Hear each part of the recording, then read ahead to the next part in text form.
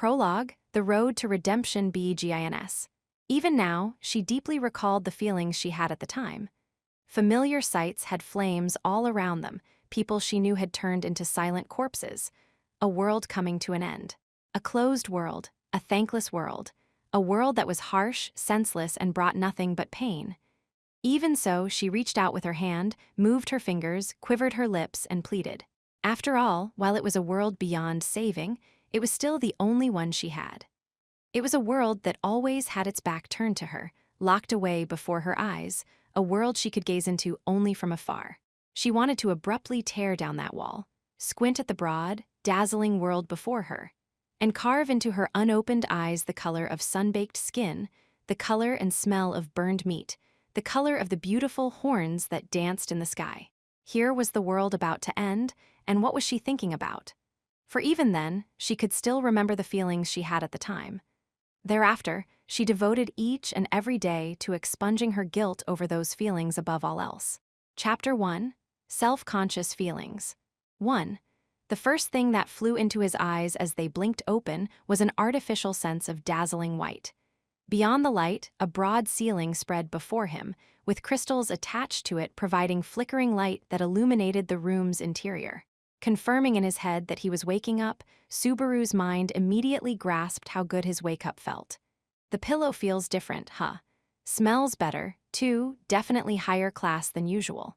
Subaru savored the feel of the blanket and the other fine scents as he sat up in bed. At a glance, he knew it was a room for the upper class. Subaru had slept in a king-size bed that could fit 5 people to spare. The room was about 90 square feet, oddly spacious with only a bed in it. The quality of the painting on the wall is so high it makes the room feel lonelier, huh? A guest room then. Subaru, now completely awake, gently swung his legs over the side of the bed and checked his physical condition. He made sure he could rotate his legs and shoulders, finally pulling up his clothes and gingerly touching his belly. Abdominal wound totally gone. No bruises, of course no scar. Either, this world's medical tech is pretty awesome to not leave sewing marks. Assuming my big scene wasn't all just in my imagination anyway. He recalled the string of events leading up to his abdomen being deeply slashed. Subaru, a completely ordinary Japanese schoolboy, was abruptly summoned to another world in a painfully cliché manner, coming face to face with death, literally, on multiple occasions. That he was still alive was thanks to a string of coincidences that one could only call miraculous. But how much time's passed since then? No way to tell the time, huh? He glanced all around the room, unable to find any sign of calendars, clocks, or anything similar. The gold-glowing crystal above the door stood out. The darkness outside the window told him it was night, which was news to him. Subaru slumped his shoulders and took a deep breath. Then, he voiced the inescapable conclusion on his lips and finally resigned himself to face reality. Any way you slice it, this time I managed to avoid return by death, huh? 2. First time, it was a pathetic death. Second time, it was a bold death. Third time, I died like a dog. Fourth time, I got involved in mortal combat and died from a stray blow, is what I would be saying if I hadn't overcome that development. Man, if I died then, I'd be on a one-way ticket to Mobville. Flopping back into the bed, Subaru counted the causes of his deaths on his fingers. Looking back on it, armed robbery included, he'd been slashed to death every time. He didn't want to see a blade again anytime soon. At any rate, he'd somehow managed to avoid return by death and had finally been able to move time forward. The fact that he was all right after sustaining a plainly lethal wound meant, considering the situation, it was that girl's Emilia's healing magic, huh? An image arose in the back of his mind of a beautiful lilac-eyed girl with silver hair, Emilia. He thought it was safe to assume she'd healed his abdominal wound. Having had a wound healed by Emilia once before, it was a natural assumption for Subaru to make. Subaru reasoned that, as a result, the guest room he was resting in was part of a mansion owned by Emilia. Then again, it's entirely possible this mansion's connected to Reinhard's family, but well. Glancing toward the door, Subaru let out a dissatisfied sigh at the lack of information on his current situation. Normally, there'd be a pretty girl at your bedside when you open your eyes, saying, "Are you awake?" And there weren't any pretty girls when I was summoned, either. For a summons, this one sure has some glaring inadequacies. This summons was definitely third-rate. He couldn't slice through armies, and he'd barely had any meaningful encounters. Besides, nothing's happening so far, so it's up to me to do recon and make myself comfortable. Subaru practically leapt to his feet and put his hand on the door. The refreshingly cool air blew in through the open doorway, and the floor transferred the cold directly to his bare feet. When he left the room, the walls and floor of a corridor, all in warm colors, unfolded before him. The passageway continued on and on to both the left and right. Frighteningly, he couldn't see either end of the corridor. It's so much like a palace that all I can say is whoa. It's insanely huge, can't even tell if anyone's here. Delicately walking down the corridor on bare feet, Subaru scowled at the silence. It was as if he couldn't hear any signs of life that should normally be there. It's too quiet, even for the night, makes me not want to raise my voice. Personality-wise, Subaru was geared toward asking, "Is anybody here?" in a loud voice, but the present circumstances made that too dangerous. After all, Subaru had not yet determined whether this was a safe place for him or not. Subaru had accepted as a matter of course that the host was friendly. But in the worst case, it was possible the assassin with a love of slitting bellies might have returned and abducted him. All the same, he wouldn't be able to lift a finger if he assumed everything was doomed. Kenichi once said, "Life must be lived." That's what I think, too. Incidentally, Kenichi was Subaru's father. It was very fitting that a person like him was his father. Subaru's steps forward did not falter, but after walking a while, Subaru twisted his neck a bit. "I've walked this much, but I haven't hit a bend. Is that even possible?" Unsurprisingly, he could not contain his misgivings. Subaru turned around, thinking about going back the other way. Then he raised an eyebrow and remarked, "Huss, that painting, I think it was right in front of me when I came out of the room." Subaru crossed his arms as he stood in front of the oil painting decorating the corridor. The painting was of a forest scene at night. He felt like it was the same as the one he'd seen when he stepped out of the room. Unless Subaru had moved at the literal pace of a snail, he jumped at the only possibility he could think of. Maybe the floor has some trick that makes it move around on its own, or could it be that the corridor loops around? He'd probably turned in the opposite map direction after going a certain way. It was a field trap like you'd see in an RPG. If the corridor's looping, maybe it's got something to do with return by death. Subaru, hoping someone out there agreed with him, grasped the doorknob of the closest room and opened it. When he did, a no-frills room that had nothing within greeted him. Of course, no one was in it either. A looping corridor with any number of rooms, so if I don't find the right one, I can't get out. Though he hadn't yet truly accepted he'd been summoned to another world, here he was facing a new fantasy element right after waking. So if this goes according to cliché, it could take me hours to find the right one. I'll go hungry, my mind'll give out, then my body will too.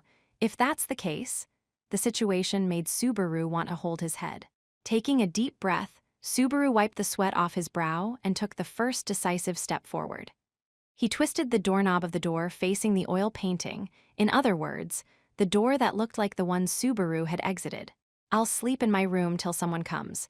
Maybe that first room was the goal anyway. Speaking his characteristically flippant thoughts, Subaru entered the room. How do you look like such a deeply irritating person, I wonder? Within the book-filled archive that Subaru had no recollection of seeing earlier, a girl with curly hair glared right at him. 3. It was a room that truly screamed book archive at you. The breadth of the room was about twice that of the first one, chock full of bookshelves that rose to the ceiling. Each shelf was lined with books. It hurt to even try to guesstimate. Man, here in a place full of books, and I can't read a single one, what a bummer. His breath caught when he looked all around the bookshelves, unable to find a single one with the title on its spine in Japanese. It wasn't some sort of alphabet, either. Rather, these were characters like those he saw in the royal capital, the characters in common use in that world. Subaru let out a sigh as he looked over the characters he couldn't read no matter how hard he tried. Looking all over someone else's bookshelves and sighing on top of that, "Are you trying to offend, I wonder? Perhaps I should respond in kind. Your pretty face'll go all to waste if you're that prickly. Come on, smile, smile. I am simply pretty by nature. I suppose my contemptuous sneer should be enough for the likes of you." Putting the tips of her fingers to her cheeks, the girl formed a cruel smile. Betty was a sweet, lovely girl, a sight he'd seen several times in this world already. She looked younger than Felt in the slums, no more than 11 or 12 years old. Her frilly hairstyle matched her ornate dress, both framing her lovely face. Her pale, cream-colored hair was worn long, distinctive for its swirling rolls. If she'd only smile properly, there was no one's heart she'd fail to melt. She held a large book in her hands as she sat on a wooden footstool from which she looked up at Subaru. You know big words like contemptuous sneer, huh, and you're in a bad mood because I got it right in one go? My bad. I've been doing stuff like this since way back. Subaru Natsuki had a knack for picking the right answer to difficult questions with many options, without hints, on the first try. In the past, Subaru had unwittingly ruined many a scheme like that. The corridor from before made one more on the list. All my hard work constructing the domain, all for naught, just like that, it is quite horrid. I suppose GMS would want me to trigger all their events instead of skipping to the end, so I get it. My bad, my bad. Subaru made a light wave of his hand in apology while the girl glared at him with half-lidded eyes. Apparently, it was this girl's scheme that Subaru's thoughtless act had foiled. Well, let's make that water under the bridge. Could you tell me where this is? HMPH. It is my archive, my sleeping quarters, my private chambers, perhaps. Shouldn't that make me feel kind of sad for you? I mean, you don't have your own bedroom to sleep in? That's horrible. Or about you using a library as your private chambers. Maybe I should just laugh. Are those remarks intended with a touch of teasing, I wonder? The annoyed girl replying with blunt sarcasm, who called herself Betty, puffed out her cheeks and advanced upon Subaru. I am finally reaching the limit of my patience. You should be put in your place a little, I suppose. Hey, whatever you're planning, let's not. I'm just an ordinary guy, no combat ability at all here. His eyes became smaller and damper as his body made tiny quivers in a showy pose, but the speed of the girl's soft footsteps increased. Stay right there. Suddenly, Subaru was assailed by a feeling like a chill up his spine. The girl, already before his eyes, stretched out her hand all the way to Subaru. Subaru froze as the girl, her height not reaching near his upper chest, stared at him with pale blue eyes. His skin broke out in goosebumps as a quiet, high-pitched ringing echoed inside his skull. Is there something you wish to say? As the girl posed her question, he unfroze for a moment. Subaru searched for the best thing to say during the instant he had been permitted. Subaru's gaze wandered as his lips quivered. It's not gonna hurt, is it? Should I applaud your devotion to your flippant tongue, I wonder? Speaking with a tone of genuine admiration, the girl reached her hand to Subaru's chest. Her palm pushed against his breast, her fingertips pressing softly against the surface. It felt ticklish. And biwa.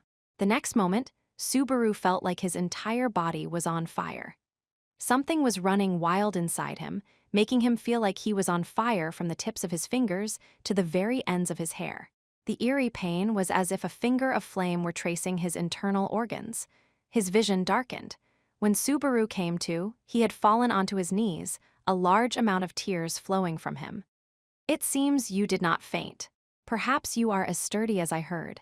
WH, what did you do, Drill lowly? I simply interfered with the mana inside your body. Does the circulation feel slightly off, I wonder? The girl calmly murmured as she knelt down and jabbed a finger into Subaru's body. Well, it would be good to confirm whether you had hostile intent or not. And, for your rudeness toward my hard work, your mana should be confiscated before letting you go, I suppose. Subaru, having reached his limit, was unable to remain upright from the jab, his head falling to the floor. Despite this, he was able to slowly use his neck, looking up as the girl glared down at him with a sadistic smile. You're not human, are you? And I don't mean your personality. You are quite slow to grasp that for someone who has met Pucky already. The girl looked down with amusement as Subaru crawled. She looked younger than her choice of words hinted at, feeling like the sort of little girl who'd rip the wings off an insect in a cruel game. Correction, your personality's inhuman too. Surely a sublime being far beyond your ability to measure, human? It was an overly glacial statement coming from the lips of a little girl. Subaru felt the inside of his chest smolder, but he had no strength left to describe the heat with words. Subaru's consciousness sank into darkness against his will. Geez, I just woke up and I'm getting knocked out again. If you died here, your husk would be troublesome to remove. I shall speak to the others. Don't say husk, it makes me sound like an insect, you little brat. Subaru returned to sleep once more, unable to move even his frivolous tongue. It seems he has awakened, sister. Yes, Rem, he is awake. When he next awoke, two girls spoke, their voices sharing the same timbre. He was in the same soft, comfortable bed as before. The slight opening of the curtains let in the dazzling rays of the sun, burning sleepy Subaru's eyelids. He instinctively assumed it was morning. I'm not so much nocturnal as I am a denizen of the night. Waking up in the morning makes my chest burn. Wide awake, Subaru sat up as he remembered that his day and night cycles were inverted while school was out. He looked around, rotated his shoulders, and shifted his hips toward the window as he looked in that direction. Dear guest, it is now 7 solar time. Dear guest, it is about 7 solar time. Their friendly voices conveyed the time of day. 7 solar time, he didn't know what that meant, but he guessed it meant something similar to 7 a.m. That being the case, if you don't count the wake up earlier, I've slept for about a whole day, huh? Well, my record is 2.5 days, so this is no big deal, really. Sister, did you hear? Quite a lazy thing to say. Yes, Rem, I heard.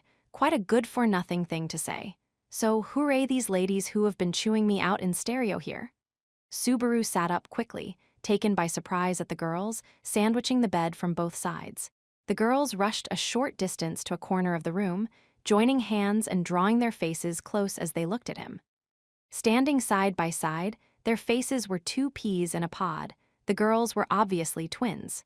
Both stood about 150 centimeters tall.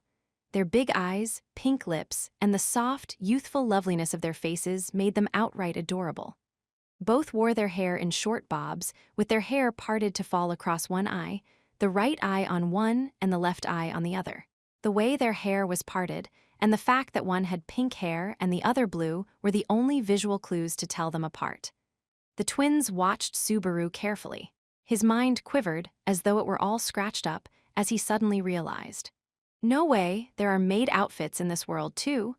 They wore black apron dresses with white accents and white lace headpieces on their heads. These outfits were specially modified to expose their narrow shoulders, which, combined with the short skirts, flaunted their body lines in scandalous ways. Subaru didn't know a whole lot about maid outfits, but he was certain the level of skin exposure represented the designer's personal taste, though the twins who wore them were beautiful regardless. I thought maids were supposed to dress modestly, but I think I'm a fan. This is terrible, sister. Right now, in dear guest's head, you are the subject of obscene, degrading thoughts.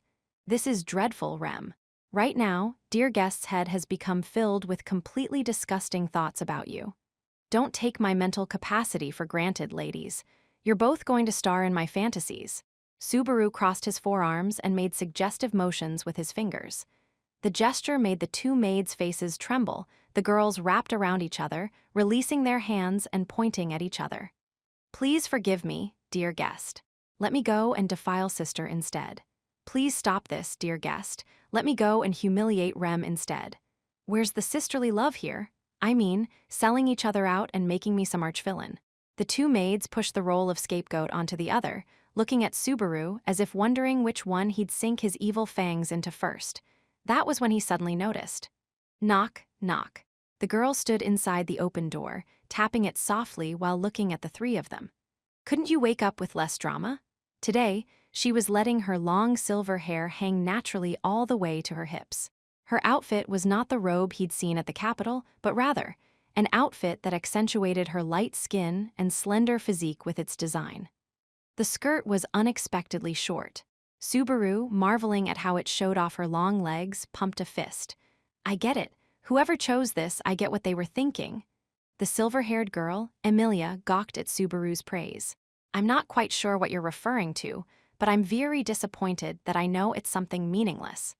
In one move, Emilia's sudden visit had greatly improved Subaru's mental state. In a place full of unknowns, his incident with the first little girl he had met was especially poignant. Seeing Emilia, a friendly face he'd known since just after his summoning to another world, made it all the more special in his mind. To think I was worried a bit when I heard Beatrice was rough on you when you were low on blood, I really shouldn't have bothered.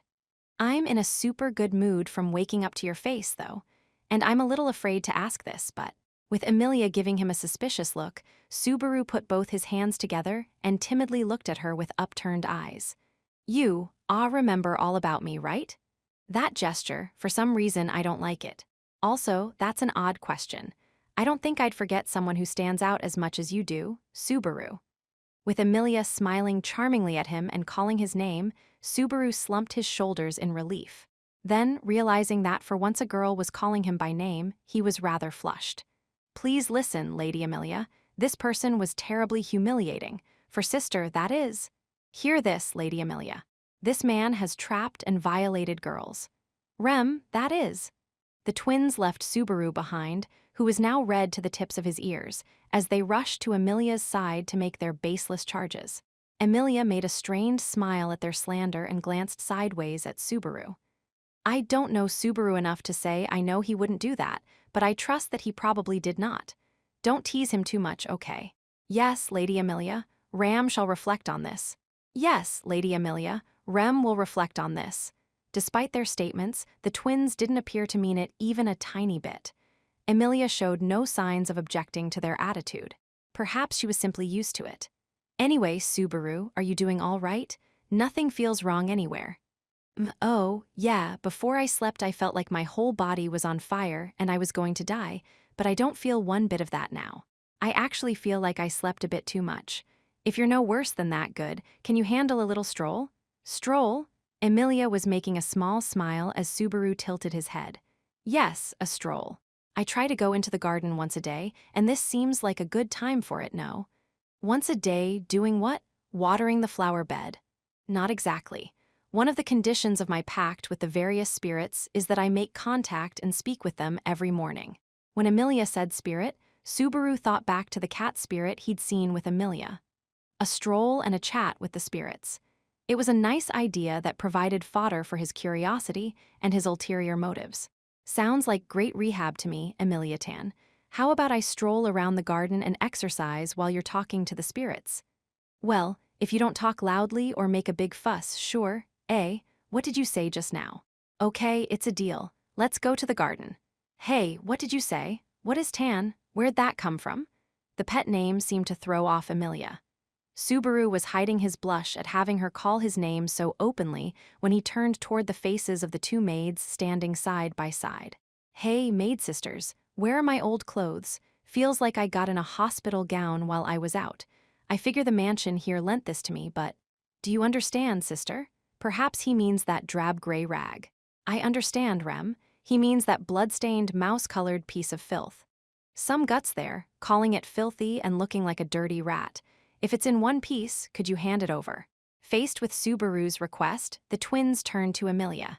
Their look said they wanted permission. When Amelia responded with a nod, the twins politely bowed and left the room. You don't need to hear this from me, but you mustn't strain yourself. You were terribly injured. You closed the wound perfectly, though. Oh, yeah. As if remembering something, Subaru straightened his posture and slowly bowed his head to Amelia.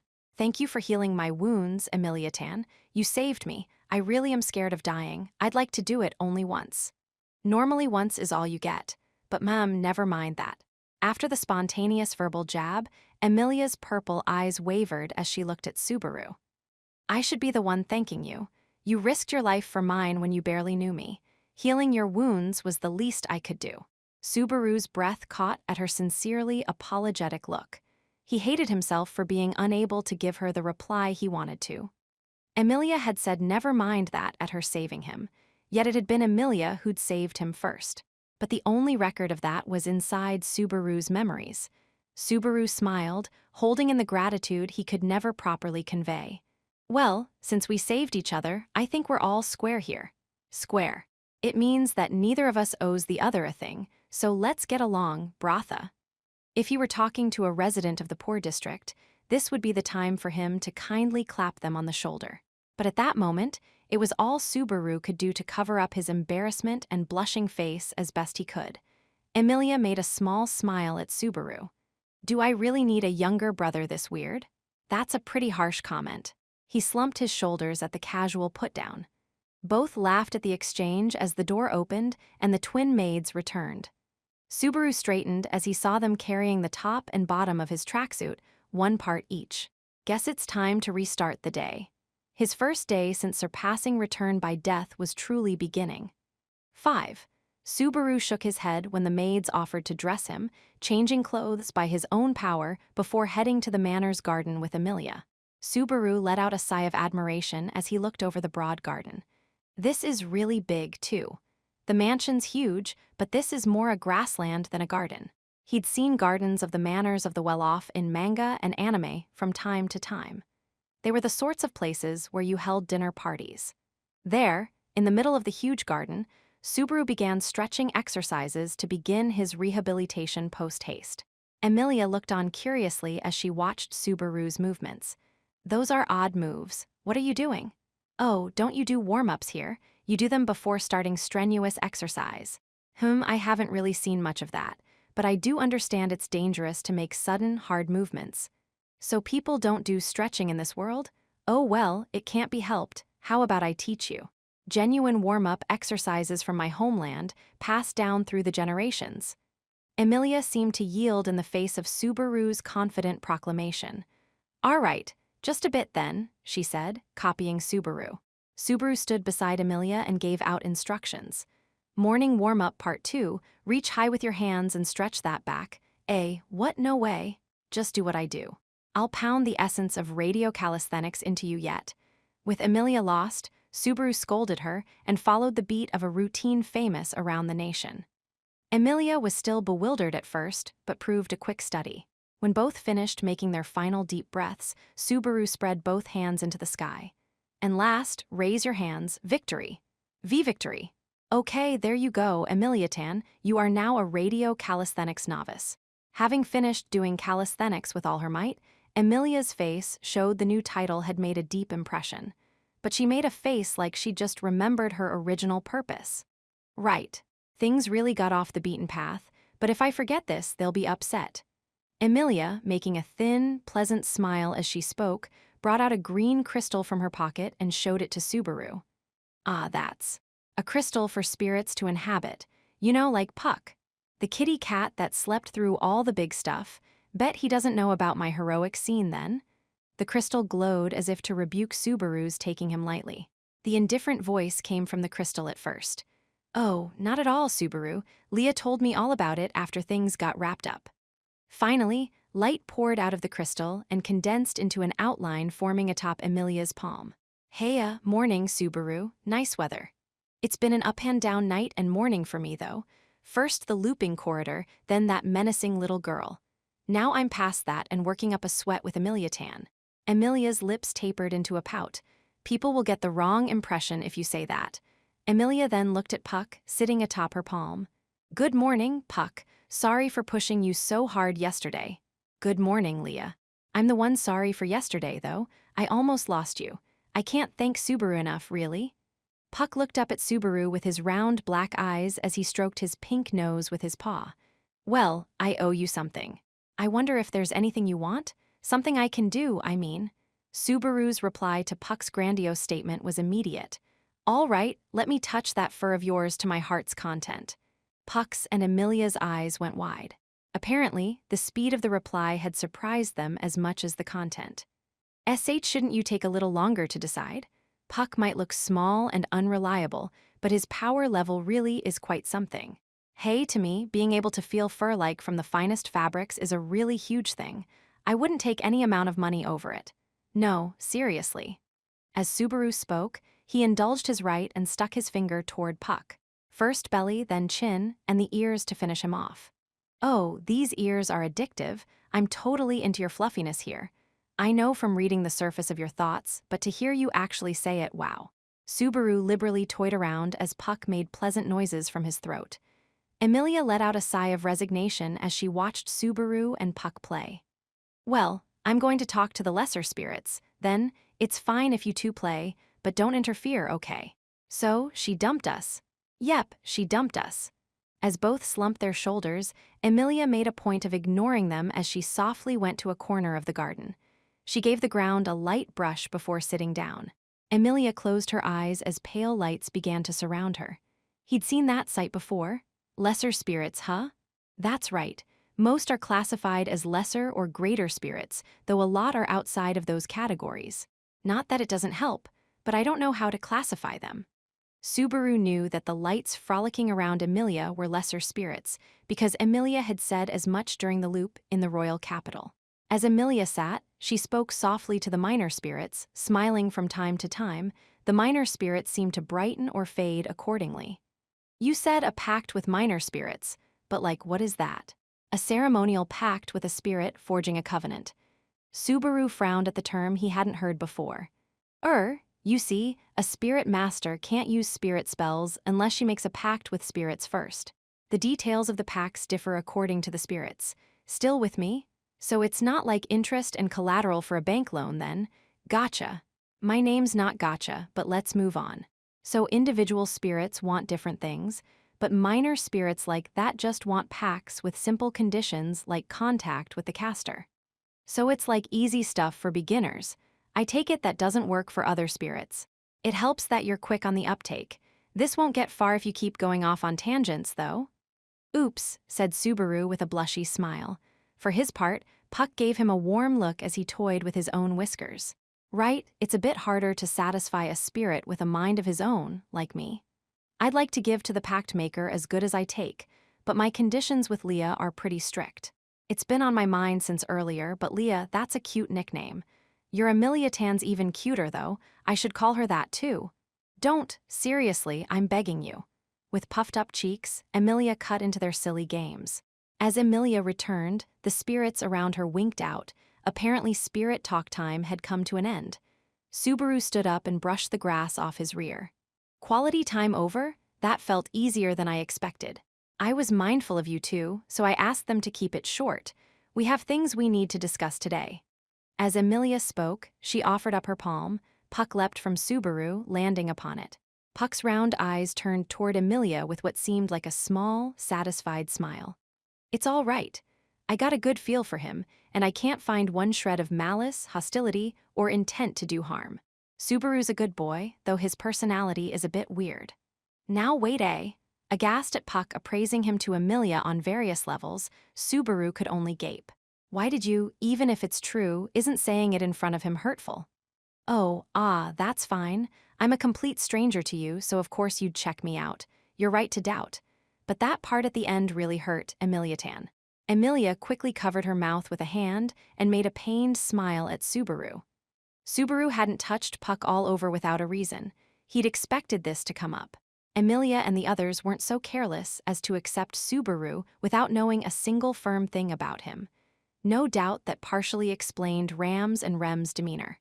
That said, I don't have any good way to explain. There was obviously no pre-existing record of Subaru in this world. Explaining that he'd been summoned was a tough sell. With good odds he'd be treated as a lunatic. That being the case, letting Puck get a good read on him was the best option. Words from Puck, trusted by Emilia and able to read conscious thoughts, were a lot more convincing than anything Subaru could come up with. It's all right, Leah. Oh, and I know what you were up to, Subaru. Naughty boy, using my mind reading like that. I'm honored. Let's get along famously, my friend. How Subaru addressed them put a look of shock on Puck's face. He then broke into a wide smile. It's been a while since I got this kind of treatment. I like it. I'd rather hear those words from Emilia Tan. Oh well, as they say, to take down a general, first take down his horse. Well, you're kind of a cat, so does that still make sense? I wonder.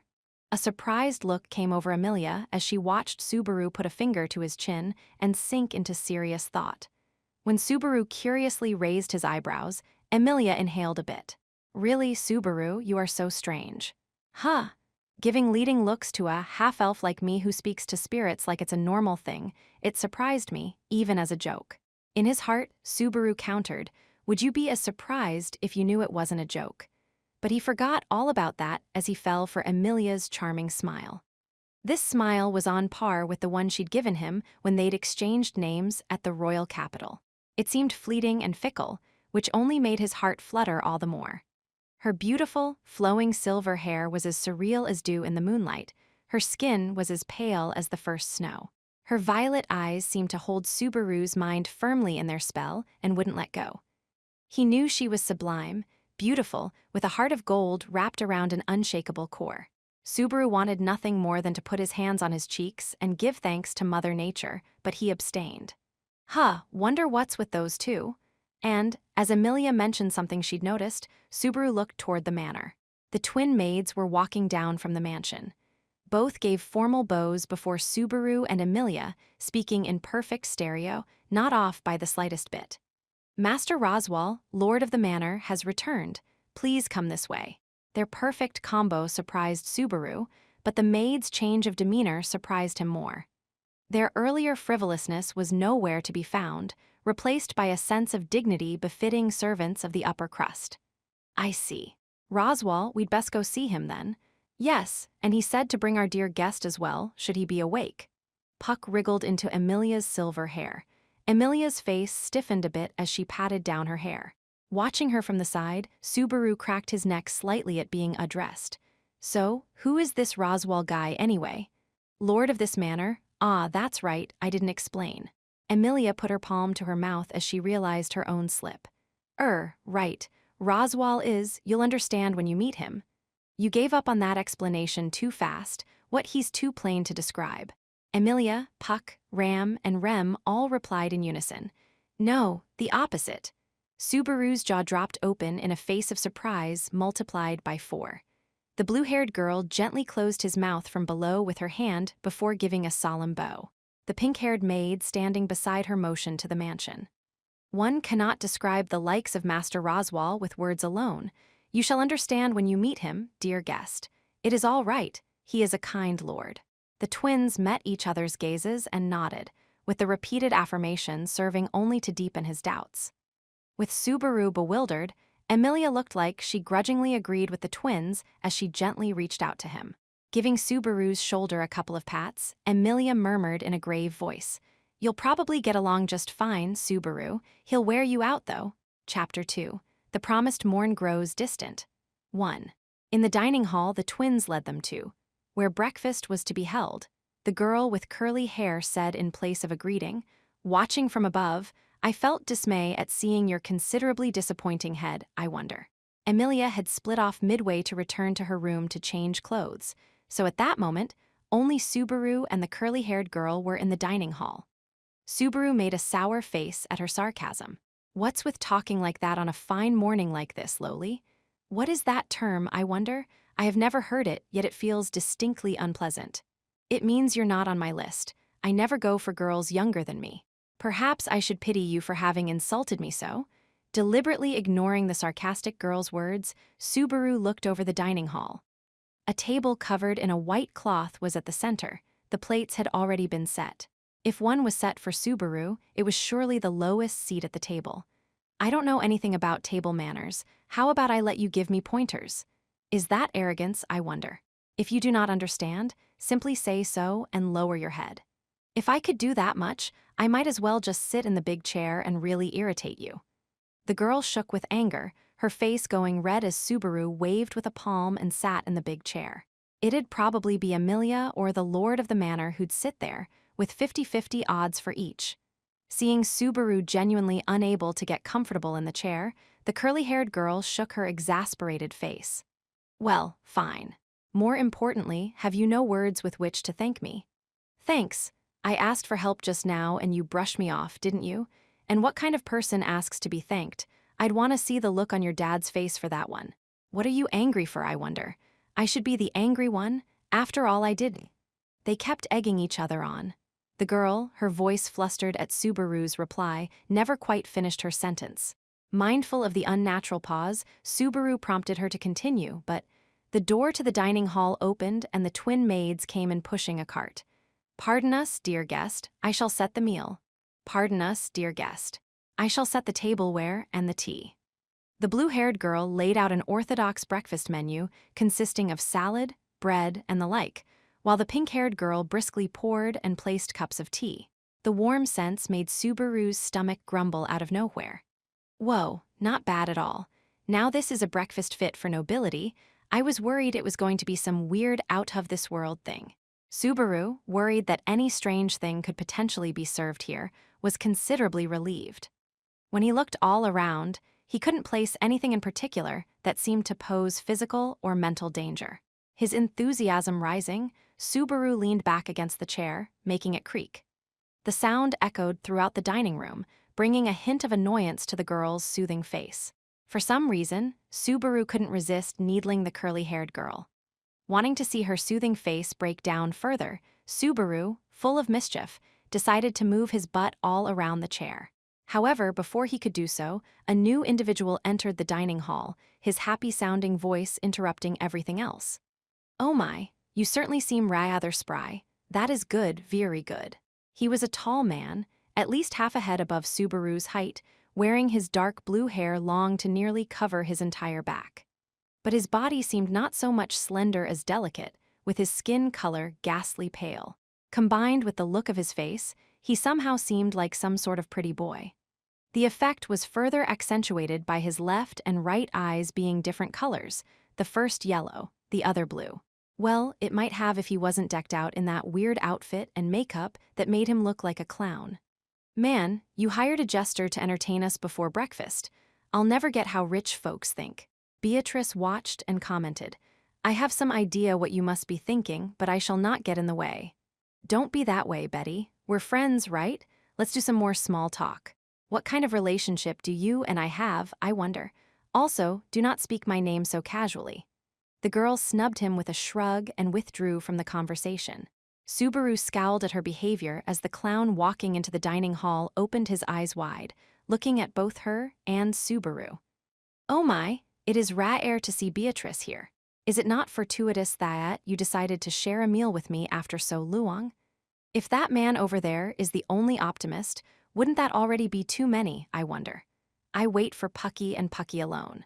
Brushing off his chummy statement, the girl Beatrice shifted to behind the clown. The silver-haired girl, having finished changing her attire, entered the dining hall a bit after the clown. "Pucky." Practically leaping from her seat, Beatrice ran over, her long skirt swaying. Seeing a smile like a flower in bloom come over her was so adorable that it made him forget how he'd pegged the girl as cheeky. Her gaze was trained on Amelia, but it was not Amelia who replied. "Heya, Betty. It's been 4 days. Have you been happy and ladylike?" Beatrice nodded at the words of the buoyant little gray kitty popping out of Amelia's hair. "I have been eagerly awaiting your return, Pucky. You would enjoy spending the day together, I wonder?" "Yeah, that'd be great. Both of us can take it easy for one day." "That is wonderful." Puck leapt off Amelia's shoulder to land upon Beatrice's outstretched palms. As she caught Puck, Beatrice lovingly embraced him and ran around in circles then and there. Subaru was struck senseless by the happy, carefree scene as Amelia walked over with a teasing smile. "Tee-hee, aren't they merry? Puck and Beatrice are very close, you see. Nobody uses merry anymore." When Subaru gave Amelia his stock reply for when she used outdated words, Amelia went, and pointed Subaru's way. Subaru, that chair?" "Oh, right? It's not what you think. I mean, a cold chair really throws you off, so I figured I'd warm it up a little. It wasn't that I just wanted to sit where you usually sit, like an indirect sit-down, really." "Sorry, I'm not really sure what you mean, but that's Roswell's seat." With Subaru's big scheme foiled, he slid off the chair in front of the wide-eyed Amelia. "Oh, there's no need for concern. I see your warmth may not reach Lady Amelia, but I shall treasure it greatly." The clown reached out and patted Subaru's shoulder, smiling at him in consolation. The touch to his shoulder and the gently smiling, made-up face drew a sour frown from Subaru. "This clown's acting real chummy. It's not polite to touch the dancing girls, you know. Since when did you become a no, Subaru, this man is."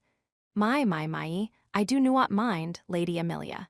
Considering how he went from being at death's door to being in such high spirits, should we not be quite grateful?" The clown's tone of voice excelled at getting on one's nerves, yet his statement was extremely sensible. The others continued to watch the clown as he slowly sat down in the chair, the very chair at the head of the table that Subaru had been seated in just before. Hey now, not that I should say this, but sitting in someone else's chair is gonna tick people off. Amelia made an exasperated face at Subaru's statement as she murmured, "No need to worry about THU, Ah, really should introduce yourself to Subaru. It seemed Emilia's exasperation was also directed toward the clown. What do you mean? In other words, she means this. The clown seated in the chair replied to Subaru's query as he spread his arms out wide. T.I.'s I, lord of this manor, Roswal L. Mathers. It is good that you feel so safe and comfortable under my roof, Subaru Natsuki. And so, the deviant noble dressed as a clown introduced himself in a lively manner thoroughly devoid of shame. 2. Beginning with Roswal in the seat of honor, they sat in prearranged seats and began breakfast.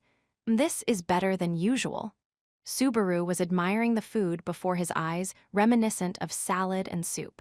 Roswal nodded back, seeming to take personal pride in Subaru's appraisal of the cooking as he looked at Rem. Indeed. She may not look it, but Rem's cooking is quite something. When Subaru looked at Rem, too, she made a fox sign with a hand. Subaru didn't know what it meant, but it might have been this world's version of making a V with your fingers.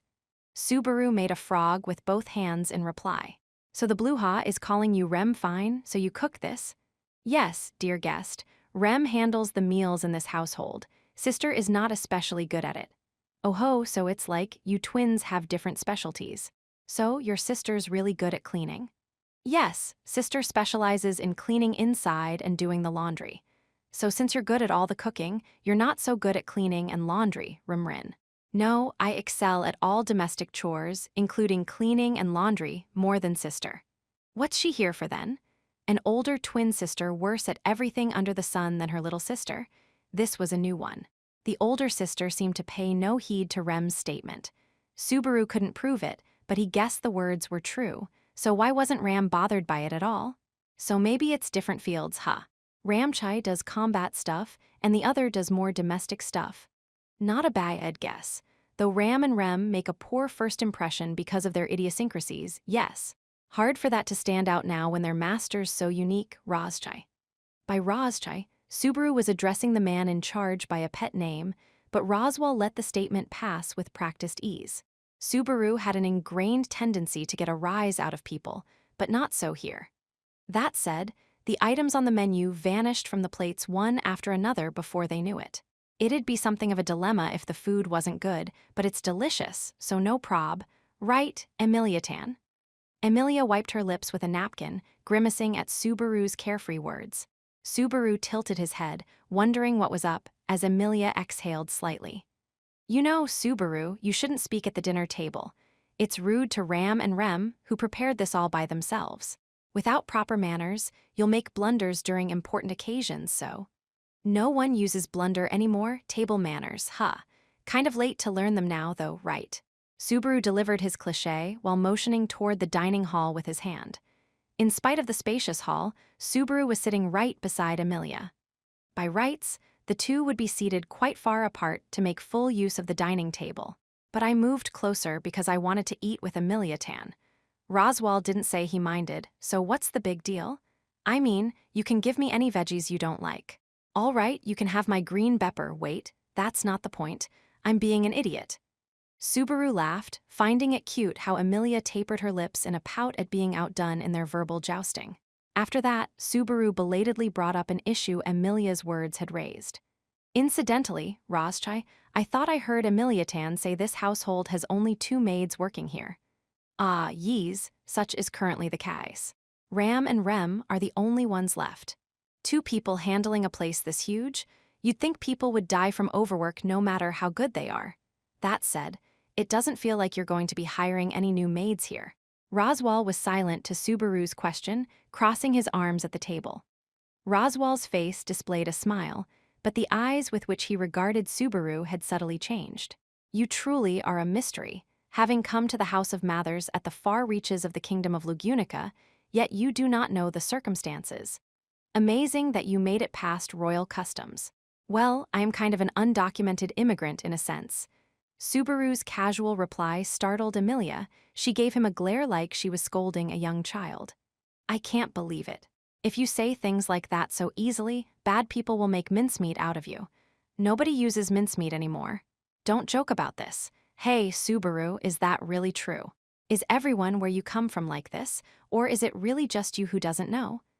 Subaru, feeling bad at how Emilia was genuinely worried, reflected upon his own behavior. More like my education's especially lacking. So if it's no bother, I really would be grateful if you filled me in. You seem an educated enough child to me from the big words you're using, but, this here's my debut with high society. There are things you don't know either, Emilia Tan. Honorifics like that and extra polite words seem to throw you off. You do have a point. Emilia seemed to shrink at Subaru's observation. Seeing Emilia like that surprised him, but it was not the wilting Emilia who followed up but Roswal, previously silent in the seat of honor. I do understand what you're saying, but Lady Emilia is currently studying such things, you see. Studying, huh? Wait, you mean we lost her when we were talking earlier? You truly do have an active mind. It is because you think so much that you can make such thoughtless-sounding statements. Subaru slouched from Roswal's apparent praise before giving his own chest a thump. Thinking while you live is just common sense.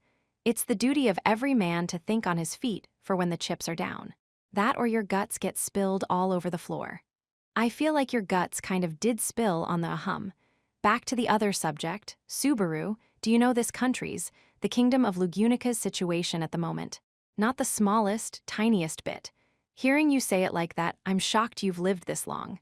That doesn't sound like praise to me, Subaru thought while looking fondly at Emilia.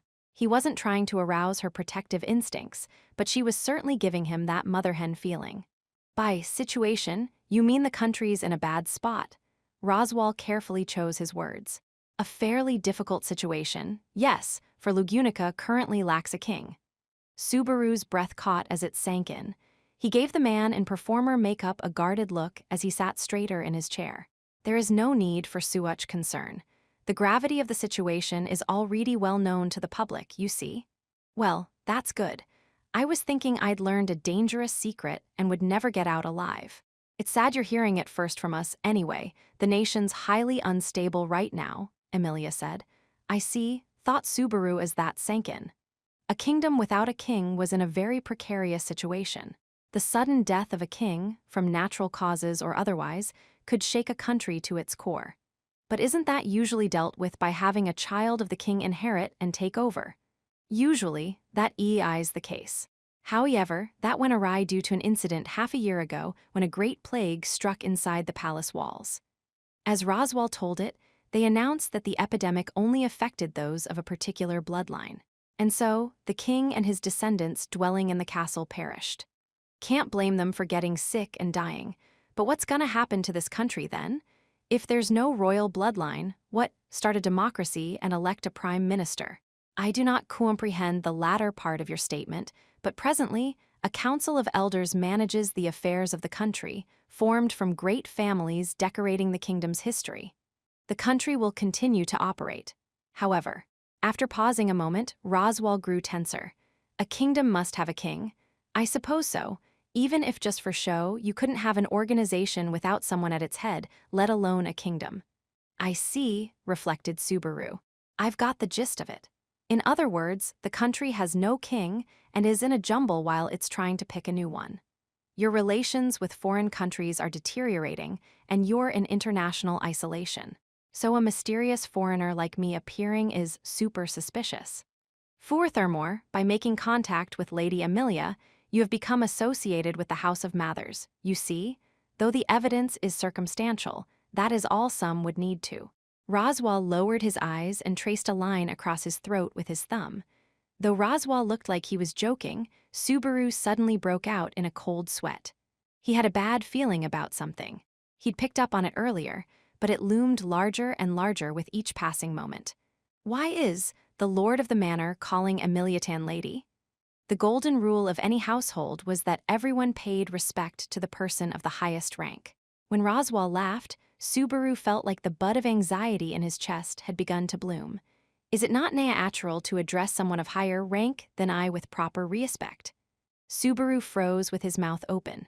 He looked at Emilia so robotically that you could hear the gears turn in his neck. The girl, a grimace on her face, sighed with resignation. I don't want you to think I was pulling the wool over your eyes, all right. In other words, Emilia Tan, you're... Subaru stubbornly stuck to the nickname as she seemed to drive in the final nail. Currently, my title is Royal Candidate, one of those seeking to become the 42nd ruler of the Kingdom of Lugunica, with the backing of Roswal's house, that is. Her words made Subaru feel like he'd insulted heaven itself. 3. So the pretty girl he'd stumbled upon in the other world was a queen. That word alone firmly established that this was a true blue fantasy world. Technically, she was a candidate to be queen, when he remembered his time in contact with her now. Man, 3 lives aren't enough to pay for this, are they? Sorry to surprise you this much. I really hadn't meant to keep quiet about it, but well. Hey, I'm not upset. You truly are as kind as an angel, Emilia Tan. Eh? Subaru's overly direct words made Emilia's face look shocked, then scarlet. Well, you're the reason everything's happened since I've been here, Emilia. You're seriously EMT, Emilia Tan's a major treasure. That's my honest opinion. Sigh. Now I think I understand how I got involved with you. You'll brush off anything from anyone. Let's just get to the point, shall we? Traces of redness still on her face, Emilia clapped her hands to reset the scene. Though still seated, the earlier sense of distance seemed to return. Subaru was forced to go along. I feel like I am interrupting, but regardless, let us indeed get to the point, shall we? Is that fine with you, Subaru? Based on my head not flying off my shoulders, I'm guessing it's nothing all that bad. Roswal whistled at Subaru's words. Emilia looked equally taken off guard, for both surely saw Subaru's words and actions as a sign that he had a firm understanding of their intentions. Of course, both were reading far too much into it, but that flew way over Subaru's head. Well, that's what I guessed about the point, based on your telling me Emilia Tan's a royal candidate, and why that's important, right? Emilia made a belated remark. Subaru, are you actually smart, or are you simply wrong in the head?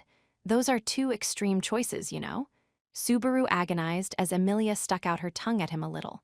She was cute, so all was forgiven. Notwithstanding Subaru's internal simplicity, Roswal followed up after Emilia's apology. Your guess is quite on target. This matter is deeply related to what shall become of you. Lady Emilia, I understand.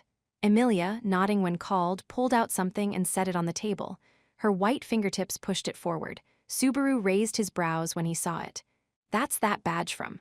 Glittering atop a white cloth, it was a badge with a dragon motif, a jewel embedded in the center of its maw. It was also the key item stolen by the light-fingered felt, which Subaru had returned to Emilia, its proper owner, coming back from 3 deaths to do it. The deep, serene twinkle of the jewel struck Subaru's eyes, filling him with newfound awe. The dragon is the symbol of Lugunica, you see, enough that it is known by the rather grand name, the Dragonfriend Kingdom of Lugunica. Castle walls and weapons are often adorned with this symbol, but this badge is particularly important. When Roswal took a pregnant pause, Subaru looked at him to urge him to continue.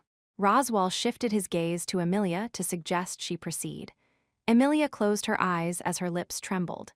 It is one's qualification as a royal candidate, a test to determine if the person is worthy of sitting on the throne of the Kingdom of Lugunica.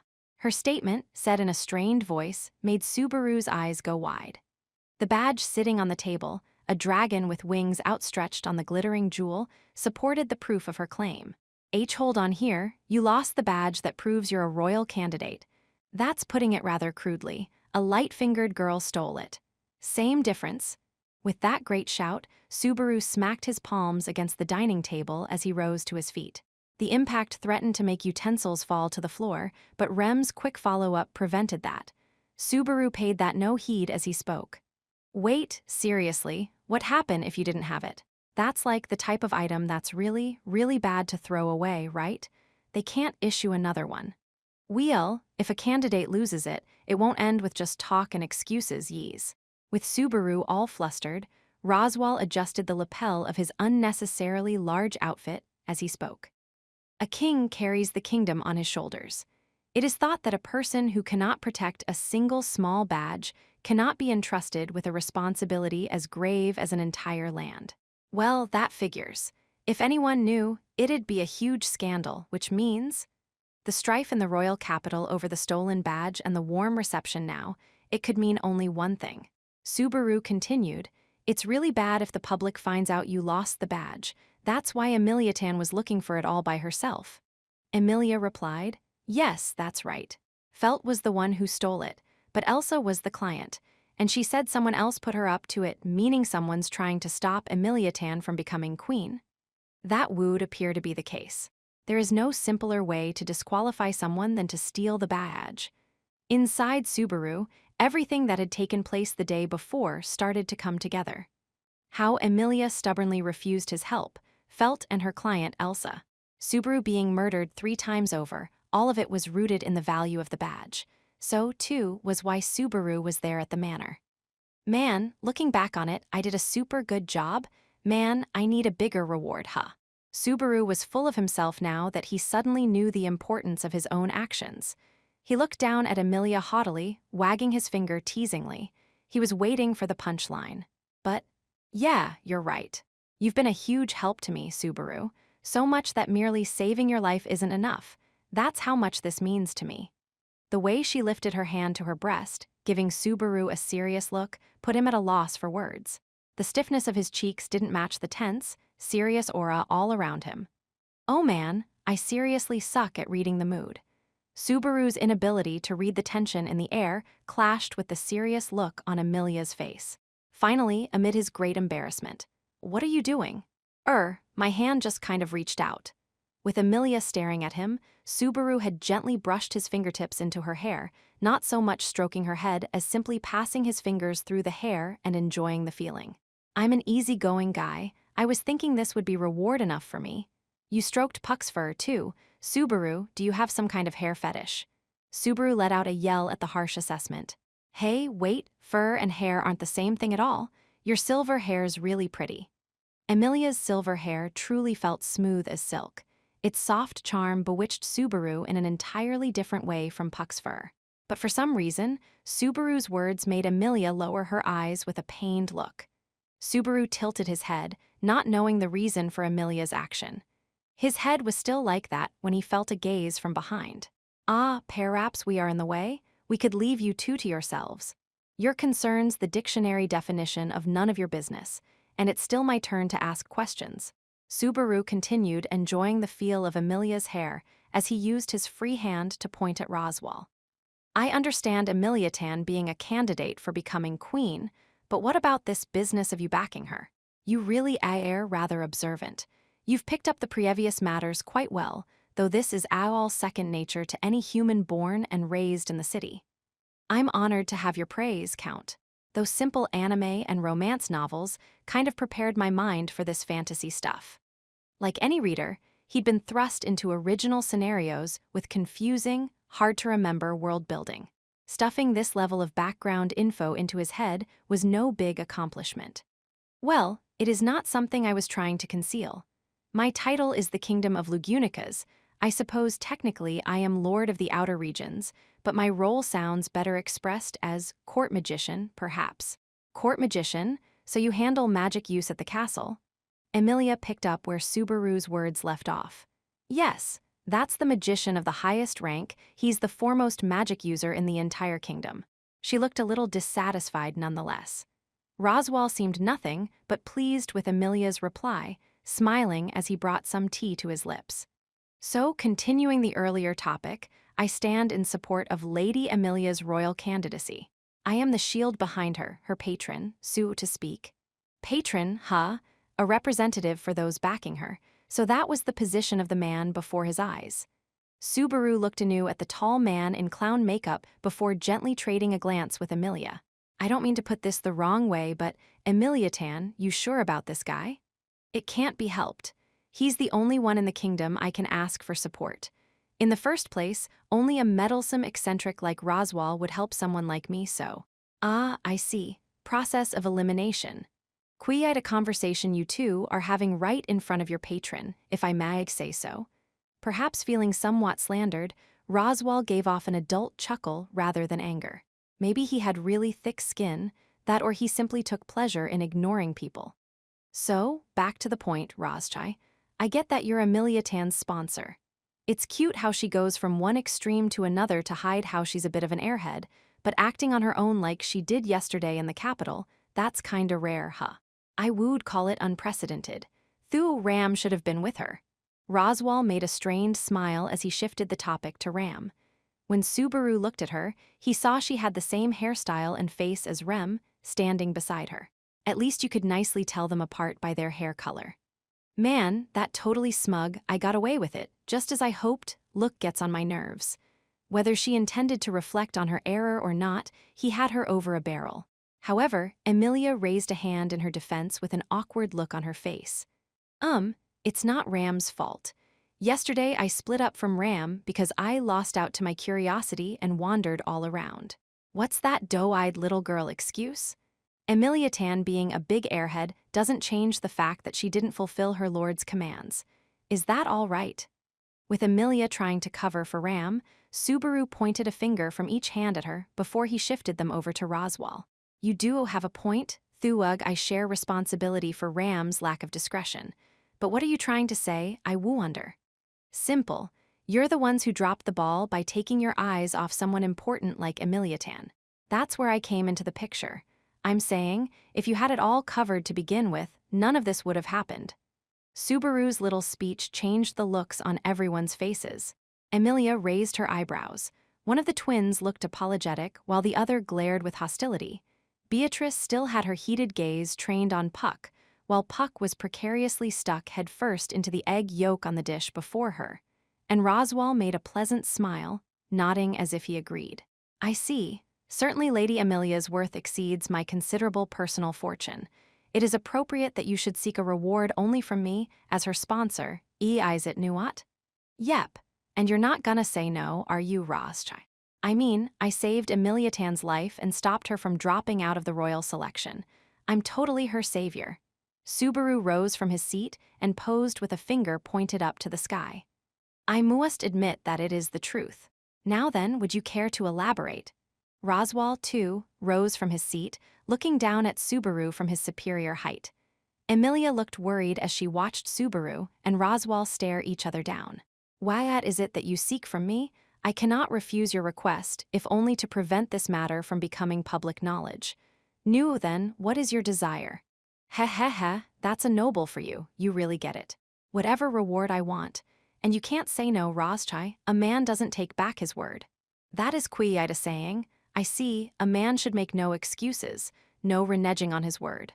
Subaru's petty villain behavior made him hear his popularity meter drop in his mind, but the entire effort was devoted to dragging that one statement out of him. Roswal's consent made Subaru's inner self smile. I want one thing and one thing only. I want you to hire me. Compared to the extended foreplay, Subaru's declaration was plain and simple.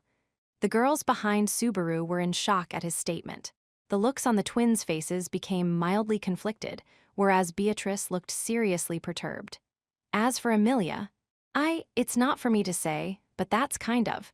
Her eyes were so wide that even the sublime beauty she was born with lost half its power.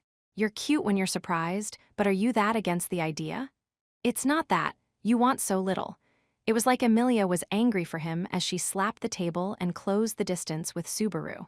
It's not just the thing with Puck, okay? It's like when you asked me my name back in the royal capital. Emilia listed the rewards Subaru had claimed to the best of her knowledge. Emilia knew what he'd done to get those rewards. She shook her head like she really didn't understand. You don't understand how grateful I feel. I can't repay you at all for saving my life and more if you ask for so little.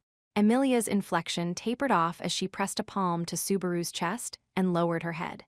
Hearing Emilia's lament, Subaru painfully understood his own thoughtlessness. Emilia had always felt indebted to him. She wanted to pay him back in some suitable way. But the same went for Subaru. Subaru had always been indebted to Emilia, and twice he had become indebted to her in a way he could never repay. He could not repay kindness that had never happened. Before him, Emilia raised up her wavering violet eyes. Seeing the serious look with her plea, Subaru abandoned all thought of kidding around or papering it over. Subaru decided to convey to Emilia how he really felt with all the seriousness he could muster. You don't understand, Emilia Tan. At the time, that was what I truly wanted from the bottom of my heart, you see. At the time, I wanted to know your name.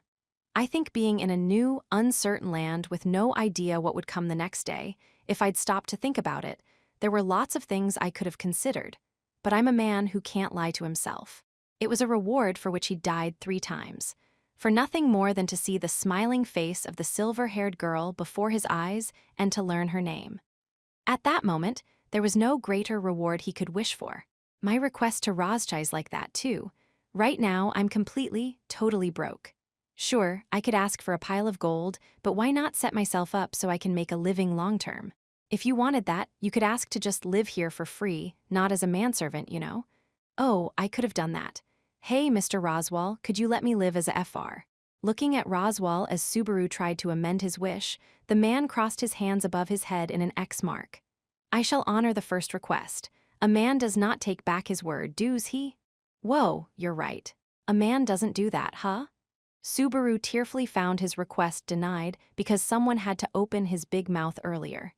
And I thought for a moment there you seemed actually serious. I must have just imagined it. And then Emiliatan lowers my rating?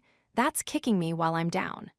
Subaru realized he'd passed up the chance to establish the perfect, easy life in a fantasy world environment. He didn't need to lower the beautiful girl's opinion of him on top of that. Anyway, that's how it is, so? I mean, Ramchai and Rimrin must be straining to take care of this place all by themselves, so please let me work under them. It is true that is an actual concern, though I believe it is, as Lady Amelia said, it is indeed asking rather little.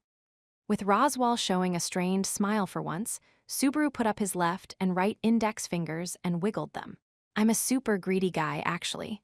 I mean, living under the same roof as a super cute, beautiful girl who's totally my type, what guy wouldn't want that? Close in body is close to the heart, and opportunities abound. I see, certainly it is as you say. It is rare one gets to work by the side of girls one is interested in, is it not? Quite pleasant for you. Well, besides. Subaru stopped wiggling his fingers and used them to scratch his unkempt hair. Besides, you're not gonna let a guy you know nothing about like me just pack up and leave. And to me, the pros and cons say I should stay with Emiliatan. Subaru knew a few too many inconvenient things. He was declaring his belief that nothing good would happen to him if he left the manor without any means of protecting himself. If Roswell had never considered any such thing, no doubt he would have taken extreme offense. But in contrast to Subaru's awkward feelings about it, then it shall be as you ask. I hope we gee it along very nicely. Roswell's instant reply came with one eye closed, looking at Subaru with his yellow eye alone. Subaru couldn't read what he was thinking behind that suspicious twinkle. Incidentally, Subaru was very embarrassed inside from having made such a strong public confession. But when Subaru timidly looked at Amelia's expression, "Goodness, you really are a hopeless child, did something happen?" Her perfectly calm reply left Subaru at a loss for words. Maybe he was overthinking it. This was just the result of his lack of experience with being around a beautiful girl. Man, dealing with a girl I like this much is get me all worked up. Emilia, watching Subaru get fired up on a tangent instead of dealing with more pressing matters, murmured in a little voice, "Which one's more your type, I wonder, Ram or Rem?" Emilia put a finger to her lips in a huff, taking what he'd said earlier completely the wrong way. 4. With the long breakfast taken care of, the matter of what to do with Subaru was largely settled. Seeing this, the first to stand was the girl with curly hair, Beatrice. "I see the discussion is settled, so may I take my leave with Pucky, I wonder?" Beatrice was quick to finish her own meal so that she could leave as soon as possible. Grimacing even then, she seemed about to leave without bothering to put her plates in order when Subaru wagged a finger at her. "Wait, there's no need to be in that much of a hey, at least introduce yourself. I don't know what your place is here at all. You Rothschild's little sister. Treating me as that thing's relative, you are quite accomplished at angering me." Beatrice let out a sigh full of disgust as Roswell, thoroughly bad-mouthed, smiled in amusement. Subaru slumped his shoulders as Beatrice shot him a nasty glare when Puck spoke up. "Betty's the librarian of the archive of forbidden books here in Roswell's manor? Pucky." Just when it seemed like an argument was about to break out, the gray cat's statement tore it to shreds. Puck was busy nibbling on the heel of a loaf of bread glazed with sugar for a luxurious dessert. "Sweet, tasty, meow. Hate to bug you when you're on a sugar high, but could you tell me more? With Puck lost in a sweet daze, Subaru touched Puck's heavily sprinkled ear, urging him on. Subaru was toying with it quite a bit when Puck raised his face from the plate. It's because Roswell's a pretty accomplished magician, plus he comes from a pretty old family. There are lots of books here that aren't for other people to see. So he made a pact with Betty for her to protect them. Yes, that's true. How is Pucky always so right, I wonder? Beatrice seemed to agree without thinking, speaking as her hand sprang out to Puck's other ear. A lovely look came over her as her fingers felt the fur of his ears. It was the first time Subaru had seen Beatrice with an expression that suited her loveliness. Subaru's breath caught. The odd girl out, Emilia tilted her head a bit as she watched. You two look like you're really getting along nicely while playing with the cute kitty there. Getting along nicely with this person is a little. How could I ever get along with this person, I wonder? Subaru and Beatrice both shot down Emilia's idea. For his part, Subaru was hiding a blush. For her part, Beatrice looked quite serious. Hee. I'm so scary, making two people at odds with each other into my slaves. Meow, meow, meow. Puck was busy being the literal center of attention when Emilia's outstretched fingers grasped him. Puck was in Emilia's fingers, unable to move, as she sighed. All that said, being the guardian of an archive of forbidden books, the sound of it really tickles a guy's mind. Beatrice was giving Subaru a sullen look as he tickled Puck, but Subaru's suggestions softened her expression. She toyed with her own long rolls as she gave what was, for Beatrice, a frank reply. Perhaps you did not hear Pucky's explanation. It is the room you entered earlier. Oh, the one with all the books. Remembering the great volume of books chewing up all the floor space, Subaru could accept it being that kind of archive. On the other hand, the idea that all those volumes were somehow forbidden made him feel like it was a crime on a completely different scale. Don't tell me this Loli's your unwitting partner in crimes. That word annoys me every time I hear it. And to answer your question, the very thought that I am an innocent victim annoys me enough. Couldn't I just die, I wonder?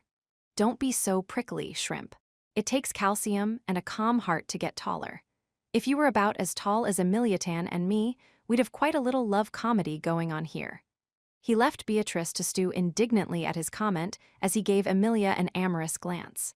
But Emilia let that comment slide and pressed a different issue with Beatrice. Wait a minute, Beatrice, don't tell me you let him into the archive. I shouldn't have to tell you. Why would I ever need to let in a stranger such as him on purpose, I wonder? No, he solved the riddle of the passage all on his very own. A vein bulged on Beatrice's forehead as she roughly stood up and pushed open the dining hall door. Subaru, faced with the incomprehensible scene before him, asked like a complete idiot, "Ah, the hallway just." Before his eyes, the open door that should have led to the manor's hall beyond had opened to a huge room lined with bookshelves. He almost swooned when he remembered that he'd seen it once before. This is the passage. You are trembling as its sublime beauty burns itself into your eyes, perhaps? Come on, Pucky. Beatrice stepped into the archive of forbidden books, looking triumphantly at Subaru as she stretched out her hand. Puck leapt from Emilia to land upon her outstretched palm. Upon this, Beatrice closed the door behind both her and the cat. Ram didn't say a word as she opened the shut door. Subaru's eyes widened in total surprise. Whoa, that's incredible. Beyond the door, closed so roughly a moment before, Subaru walked with his own feet into the hallway beyond. The scene before him a moment before was like a mirage. I see. In other words, magic makes it so any door here can connect to any room. Pretty neat for recluses who need to find the John in a pinch. Emilia seemed a bit thrown off. You actually look less surprised than I expected. What's a recluse? A guardian who sacrifices himself holding down the fort at home, waiting for weary family members to return. That sounds noble. Are you a recluse, Subaru? Emilia was full of concern when a puff of smoke interrupted her and Subaru, tickling his nose. Achoo! Yes, shall we continue the introductions? Rem, pleased to make your acquaintance. I am Rem, employed as chief maid by this household. Nice to meet you. I am Ram, working as an ordinary maid in Master Roswell's mansion. Subaru crossed his arms. Wow, you sisters suddenly got nice and formal. Well, not that I'm one to talk, but... The twins joined hands and looked at Subaru. But dear guest, or rather Subaru, you are our coworker now. But dear guest, or rather Barusu, you work under us here now. Hey, big sis, you're throwing my name back in my face here. That was the one thing you absolutely did not do at your first formal introduction. Of course, there was no way for Ram or Rem to know of that rule of Japanese society. Subaru endured the mockery as he turned toward Roswell. So that's my standing, huh? Not so much a butler as an apprentice maid? In this situation, you're doing odd jobs at their discretion seems best. Dissatisfied. If I was gonna be dissatisfied, I'd have only myself to blame. Well, had to be done, so no regrets. Take good care of me, my seniors. I'm gonna work super hard and break a leg. Break a leg, so it would seem. The three seemed to instantly agree on the never-before-raised term. With a yeah, Subaru raised his hands and they high-fived each other. They were already getting along. Harmonious relations are a beautiful thing. As your employer, I think it is just fine, so long as there are no ill feelings yees. For some reason, we kinda get along. A lot better than that, Loli. Way better than with her. You really don't want to be seen as Beatrice's friend, do you? Emilia's pitying murmur signaled the end of the gathering. 5. Well then, shall we be off, Barusu? So spoke Ram, commanded by Roswell to be Subaru's personal tutor. Her little sister, Rem, was off to the side meticulously cleaning up the dining hall. Ram made no effort to help as she reached for the dining hall door. So you intend to call me that full-time, huh? Yes, I do, Barusu. Master Roswell commands it, so I shall show you around the mansion. Can you at least make sure not to wander off? I'm not Emilia-tan, so I won't let curiosity get the best of me. Emilia's cheeks puffed up at being teased about getting lost in the capital. Subaru. Emilia was about to split off to continue studying various ceremonial roles, mandatory for a royal candidate. Subaru was making a point of burning Emilia's beauty into his eyes before she left. Well, with minor regrets, let's be off. Lead the way. Yes, let us, Barusu, until later, Lady Emilia. Ram held the hem of her skirt, bowing courteously as she left. Subaru started to follow behind her. Subaru. I will too, but try hard, okay? Wow, I'm super happy to hear that. I'm really pumped for this. Mimicking Ram, Subaru held the collar of his track jacket as he bowed. Emilia shot him a strange look as he did so before leaving the room. Ram had a grimace on her face, waiting as he walked into the hallway. That's quite a sour face, big sis. I was just playing around a little. I'm not so ignorant of maid culture to the point that I think a maid is the same as a manservant. Oh yeah, what about clothes? He didn't think it was very likely he'd be starting life as a servant in his tracksuit. Prompted by Subaru, Ram put a hand to her mouth and nodded. Certainly, clothing is very important. Let's see, clothing in your size, yes, we should have some. Awesome, okay, let's get me changed then. I think formal actually suits me pretty well. Let's make me a refined, high-quality man. Subaru smiled with a thumbs up and a twinkle of his eyes when Ram led him upstairs to take his measurements. The servant quarters are on the second floor, so you'll change there. Your clothing size should be similar to Frederica's, who quit several months ago. Interesting timing to quit. This Frederica is a woman. Her dimensions should be right about the same as yours. But she's not the same gender, right? Ram stopped walking and gave Subaru a cold look. She looked tired as she put her hand to her forehead. Clothing that is formal, refined, and high quality. Which of these do you have a problem with? How about all the above? Emilia-tan looked like she was gonna pay me and everything, so why do I have to borrow a maid outfit? What if people think I'm some kind of weirdo? I don't want that. A trip to a fantasy world without any special talents, save cross-dressing. Subaru would almost have rather died. But since Subaru had a frightening ability, death was no consolation.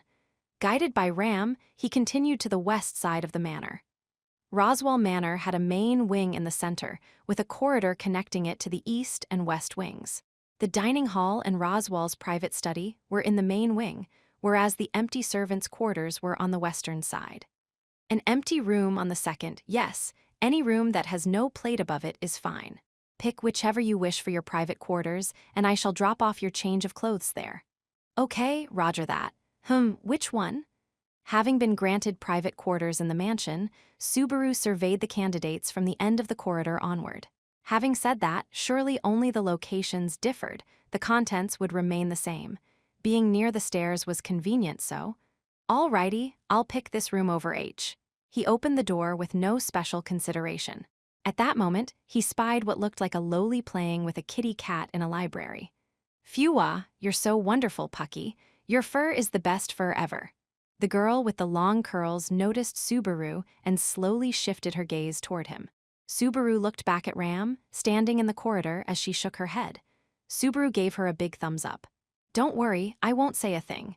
That feeling turns all of us into blithering idiots. Could you cut short the magnificently stupid statement and close the door already, I wonder?" Jayaha! Some invisible power, likely something magical, threw Subaru back, and he flew hard into the corridor wall. The impact to the back of his head made Subaru's eyes spin as he saw out of the corner of his eye the door slam shut with a ferocious sound. Shaking his head, Subaru retraced his steps to complain about the violence of a moment before. But when he opened the door, an empty room within greeted him. The passage had done its magic. Once Lady Beatrice conceals her aura, one cannot know which door it is. She will not emerge unless you go opening every door in the entire mansion. Ram spoke like he should bluntly accept defeat. From behind, she patted his shoulder. That feeling made Subaru admit he had lost this. "Oh man, she annoys me. She acted like I did something wrong there." Or not. Brushing off Ram's hand, Subaru turned and sprinted down the corridor full force. In front of wide-eyed Ram, he ran straight to the door at the other edge of the hallway. "Here, hiya," the girl yelped as the gray cat made a sound of admiration. "Impressive, Subaru."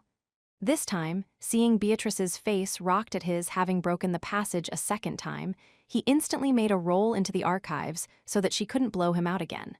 Beatrice's eyebrows rose with anger at something one simply did not do in any library, never mind these archives. "You are kicking up dust." "Well, you should have dusted it better then. And you don't bring cats into the library anyway. You get claw marks all over the covers." "It's fine, Leah trims my claws really short." The odd man out, Puck's casual murmur failed to reach Subaru and Beatrice as they argued. They looked ready to shout loud enough that the echoes would carry through the entire mansion. Ram, belatedly entering through the door leading to the archive of forbidden books, looked at the arguing parties and said in a small voice, "If not friends, you certainly are birds of a feather." Roswell Manor seemed to shake from their combined shouts. "Absolutely not." 6. And so, Subaru's life as a servant started with a bang. With the conclusion of the unexpected session with Beatrice, Subaru used a dressing room to put on the servant's attire that Ram had given him. It was a white shirt with a black jacket and matching pants, doing no violence to Subaru's preconceived image of a butler. The problem lay elsewhere. "Hey, Ramchai, I put on the outfit, but..." Ram, waiting outside the dressing room until he'd finished, entered when called. "Though I'd like to say something about how I've been addressed, is there something wrong with..." Ram, complaining as she made her way in, stopped mid-sentence as she got a good look at Subaru, putting her hand to her forehead. "Indeed there is, your shoulders and also your legs are too short." "You mean my height? The shirt's fine, but the jacket's real tight on the shoulders. I'm decently athletic, not that it gets me anywhere, but this super tight top makes me look like a macho man here." Just as Ram had indicated, the shoulders were stiff because the sleeves were a poor fit. In particular, the armpits were far too tight for his shoulders to move. Subaru wondered if this was a natural problem when dealing with hand-me-down servant uniforms. "I can roll up the sleeves, but the top's no good like this. I suppose I can handle shortening sleeves on my own, but..." "So you have unexpected talent, Barusu. We cannot have you working in such a sorry outfit. It will bring the manners and Master Roswell's standards into question. He dresses like that and he worries about standards." Though Ram had a neutral expression, the tilt of her head made plain her displeasure, so he shut up. Subaru's, zipping, his lips with his finger brought a sigh out of Ram. "We can do nothing for what is inside, but we can at least make you look presentable. At any rate, let's leave the shortening of the legs for later and just fix the top." "Easier said than done, though. I don't have any experience with that either." "Maybe I could manage anyway," voiced Subaru as he assessed the limits of his sewing skills, but Ram countered, "No need for concern." "Rem, come over here." "Come over here? She's not gonna pop right in just 'cause you called sister." "Wah?" As soon as she was casually called, Rem appeared right beside them, giving Subaru quite a fright. It was as if they were playing a joke. The twins tilted their heads in unison as they watched Subaru's shocked, frozen reaction. What are you so surprised for? What are you so scared for? I'm not as scared, just a little surprised. That twin power thing's really something. Maybe it was some kind of twin, sympathy, they talked about on those supernatural investigation shows. That thing where they could read the other even when apart. Seeing Subaru so shaken, Ram made a HMPH sound. Of course it is no such thing. I spotted her happening to walk by and called out to her. Perfect timing. That last part sounds like it's rubbing it in somehow. Ram cut in. So what is it you need? I do not have much time to waste on Subaru. That uncaring attitude really hurts, geez. I'm the new guy, be gentle. But the truth was that Rem was indispensable for maintaining the manor. Delaying her for any real length of time was surely a bad thing. Yet Ram looked at Rem, pointing to Subaru as she stated. Rem, surely you have noted Barusu's pathetic appearance. His shoulders rotate oddly and his legs are too short. Also, his face is terrifying. And you just had to poke at two things I can't do anything about. It's not like clothes. You can't change how your face looks no matter how hard you try. The sisters ignored Subaru's complaints as they continued to converse. Subaru, the odd man out despite being the subject, was left with nothing better to do than to roll up his sleeves. Barusu, hand Rem your jacket. You will have to do without it until tomorrow morning. That's a big help, but sure about this. You've got a mountain of work, right? Of course I am quite busy. However, handing it over saves time and trouble later. Ah, right, please and thank you. Swayed by the sound argument, Subaru stripped off his jacket and handed it to Rem. Upon taking the jacket, Rem pointed to the dressing room and motioned with her chin for him to get in. I need to take your measurements. You can't take them yourself, can you? I feel sorry for making you go through all this trouble. I do not mind. Someday you shall repay me for this, with interest. That doesn't sound quite right, but you seem dead serious. So scary. Subaru and Rem left the haughtier-than-thou Ram in the corridor and went into the dressing room. The dressing room held not only servant uniforms, but various changes of clothes for Roswal as well. Everything felt like it came straight from a circus dressing room. When his gaze left the area with Lord's attire of rather poor taste, several more flowery outfits drew him in. One of them was an outfit he'd seen at the royal capital, so these were no doubt outfits for Amelia. I'd love to have her model all of those, twirling around and showing them off. What are you mumbling about? Get over here, please. Summoned by the especially sharp voice, Subaru obeyed without further kidding around. The middle of the dressing room had no booth for trying on clothes, but it did have a divider for that purpose, and there awaited Rem with a slender measuring tape. The elaborate imprint on the tape marked it as a high-quality item. Stand straight over there. Stretch out your arms so I can measure your arms and shoulder height. Okay, roger that, thanks. Turning away from Rem, Subaru reached out both arms as she had instructed. Subaru stretched his short frame as much as he could while Rem wrapped the tape around his arms and back. Subaru's shoulders quivered with a sensitive sound when he suddenly became aware of her soft touch and breathing. Please do not make strange noises, Subaru. It is unpleasant. I couldn't help that. This is tough on a guy on more than one level. Faced with Rem's cold, heartless words, Subaru searched his mind for any change of subject. By the way, there's Rozchai's and Amelia Tan's clothes in here, but I don't see any dresses for you, Ram, or the lowly. They in another room? Lady Beatrice changes her clothes in her private quarters. Sister and I do not wear clothes other than these, so we do not require different outfits. We change in our own quarters. Subaru raised his eyebrows at Rem's matter-of-fact reply. Then Rem, having just finished measuring him, wrote something on a nearby memo. Subaru crossed his arms and looked at her. You don't have any other kinds of outfits, so what? It's all made outfits. What about when you go out and days off? It is no hindrance to our work here at the manor or when accompanying Master Roswal in public. I think it is a quite logical way to present our status without need of an explanation. Logical ain't the point here. I think a beautiful girl has a duty to wear pretty clothes and bring joy to others. Sister may be another matter, but no one would be pleased were I to dress up. Maybe I would. Would pleasing you do me any good, Subaru? Maybe it'll make me work harder at the servant's life. That's logical, isn't it? Rem had the slightest look of surprise at Subaru's comeback. Subaru, pleased at cracking her neutral expression, twisted the corners of his lips into a grin. I do not know why you would go so far as to say that, Subaru. Even your hairstyles and outfits are the same. Your personalities are different, so at least pick different clothes. Or something like that. I mean, the maid outfits look good on you, and it does kinda work for twins like you girls.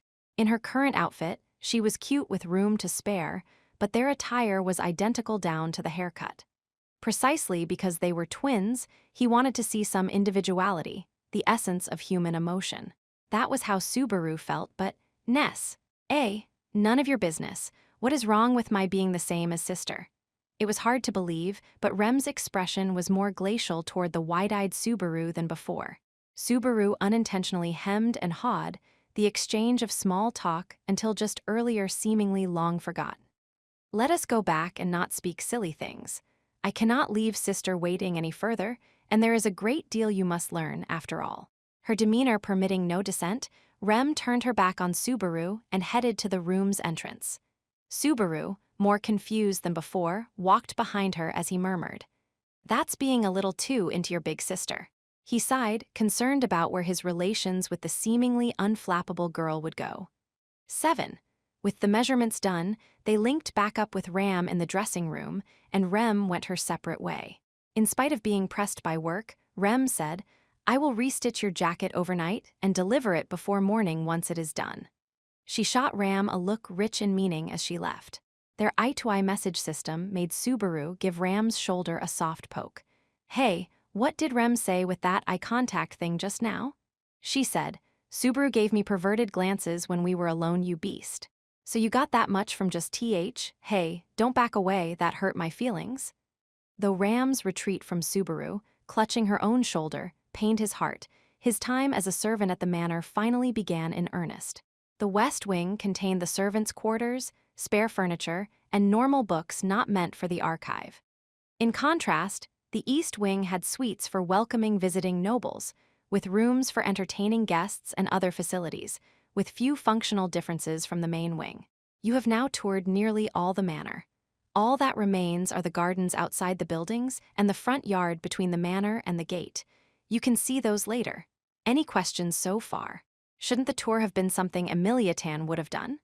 Not at all, since we will be getting to work immediately. During the guided tour, Ram's personal disposition and Subaru's penchant for stopping and going off on tangents made her easily fend off Subaru's latest line. Subaru wasn't sure if that meant the last several hours had brought them closer, or he'd simply dug himself into a deeper hole, but my chores for today are maintaining the garden and front yard and checking the surroundings. I will be assisting in preparing lunch, and at 8 solar time I must wash the silverware. You shall assist me, Barusu. Sure thing, but what's that solar time you mentioned? It was a term he'd heard when he'd awoken that morning. He'd guessed that solar time referred to time during the day, but so 8 solar time indicates the time. Do you have a clock or something? Clock. If you mean a magic time crystal, they are all over the mansion, including right over there. Subaru looked where Ram pointed and saw a crystal emitting a dim light. The crystal hung from the upper part of the mansion's wall, pretty much right where a big clock might be back in his world. Subaru squinted as he stared at the flickering green light emitted by the crystal. It's a little weird, but I guess it's just another clock. How do I read it? Solar time is wind time from 0 to 6, then fire time for the next 6. Lunar time goes from water time to earth time. To not know this, are you some kind of barbarian, Barusu? An actual barbarian wouldn't answer yes to that, you know. He hated hearing it, but Subaru's lack of common knowledge made that appraisal hard to shake. Thinking back, there was a magic time crystal in the room Subaru awoke in, too. Subaru felt that the crystal had been a lot greener then. So, what the color gets brighter as time passes. Wind time is green, fire is red, water is blue, earth is yellow. Anything else you want explained? I'm okay with the time stuff now. Solar time and lunar time are kind of like AM and PM from the sound of it.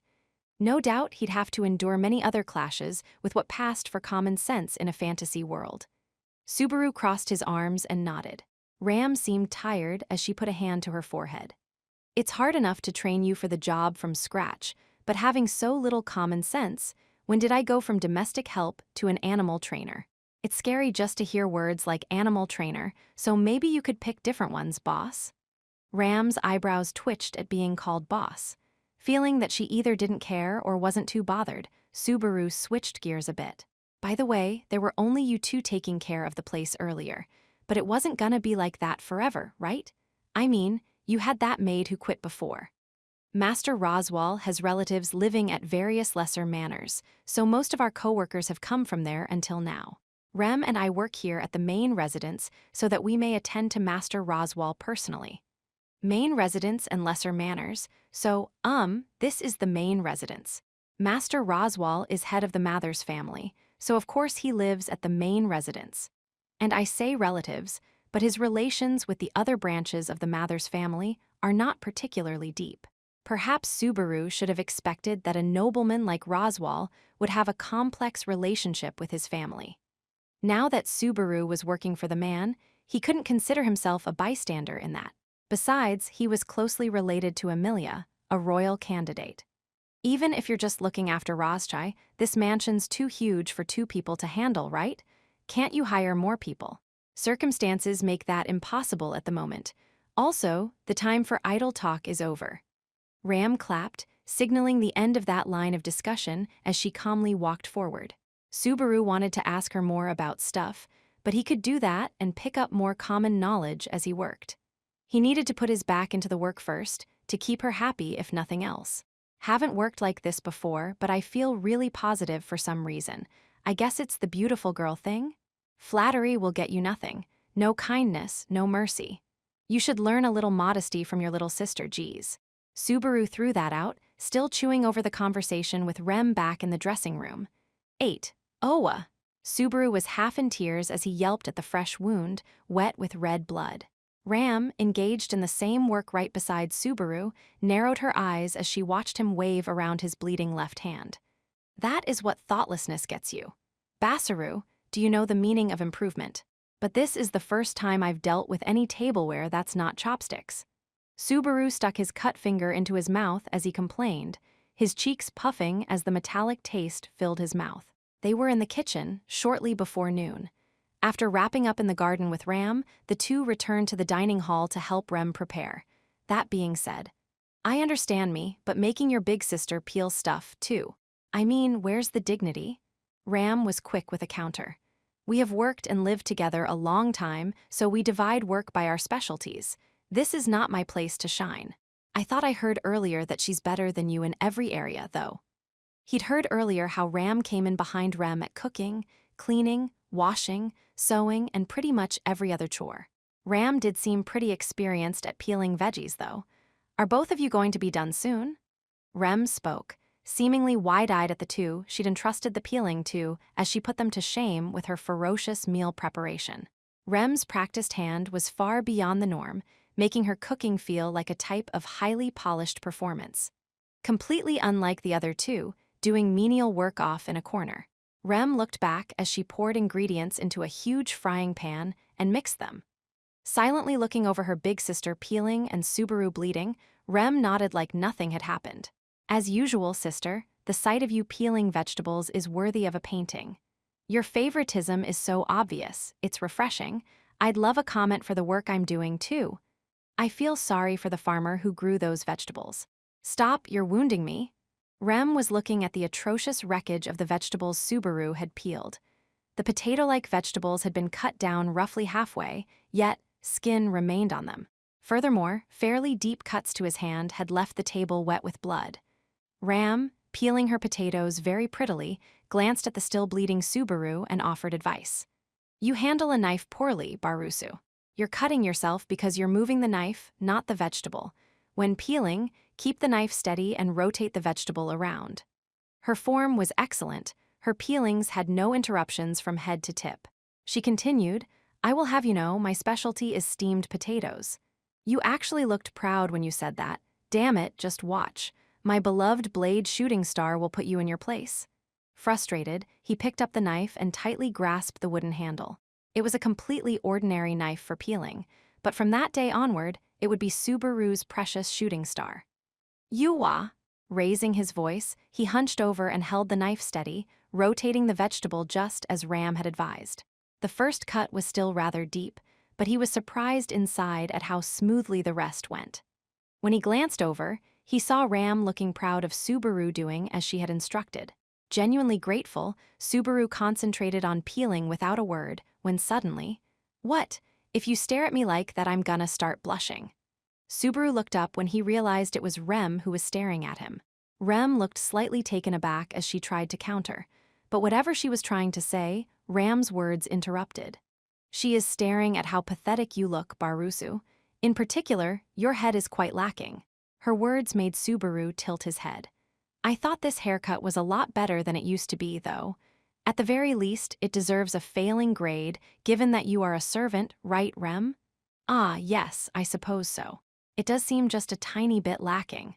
Looks like it really bothers you. Geez, sorry." Their plain-spoken low assessment of the work he'd taken some pride and put Subaru down a bit. As Ram watched Subaru, she made a HMPH noise through her nose. "Incidentally, Rem handles people's hair here at the manor. She dresses me and does my hair every morning, you see. Yeah, that's how you twins are the spitting image of, wait, that sounds wrong." The way she said it just then made it sound like Ram did all the work by herself. But faced with Subaru's retort, Ram folded her arms and boldly replied, "It is exactly as you think, Barusu. Help out your little sister a bit, geez." Ram's boldly declaring herself to be the good-for-nothing older sister made Subaru shout with a look of feigned shock. Then Ram stroked the pink hair that Rem had combed, looking at her younger sister. "Rem, would you mind giving Barusu's hair a little cut? Now hold on, having a girl playing with my hair is really gonna throw me off here. Sister." Ram's sudden suggestion threw off both Subaru and Rem. Ram trained her red eyes on her sister's questioning look, slightly lowering the tone of her voice. "You were looking at Barusu because of his hair, yes?" "Yes, that is correct. A little combing and styling would make it look much better." "You should let her do as she says, then. Rem's hands are heavenly, I assure you." That makes it sound like a kind of perverted request, you know. It seemed like the older sister was giving Rem the excuse to indulge in her unexpressed interest. Maybe it was an issue of personalities. Unlike Ram, already giving Subaru no quarter, Rem apparently hadn't decided yet how she should act toward him. Subaru agreed with the need to close the distance, but if you don't want to, then you don't have to. I kind of hope you do, though. "No, not at all. It is true that it bothers me slightly, very slightly, just a little." Knowing that it was really bothering her, Subaru lost more confidence. He thought he was just indulging in his individuality, but with such thoughts on his mind, three voices sounded as one. "Ah!" The edge of Shooting Star shifted from a potato to Subaru's thumb. Subaru yelled out as he shallowly peeled the wrong kind of skin. "Whoa, oh man," it took off a little. "It seems it is displeased to be called your beloved knife. Since your love is so one-sided, perhaps you should try calling it your favorite knife instead. Sister, the water is boiling, so let's put in the vegetables you cut. You too love hazing the new guy, don't you?" Their prioritizing of the work was admirable, but Subaru lacked the mental strength to praise it. 9. And so, half a day flew by. So tired.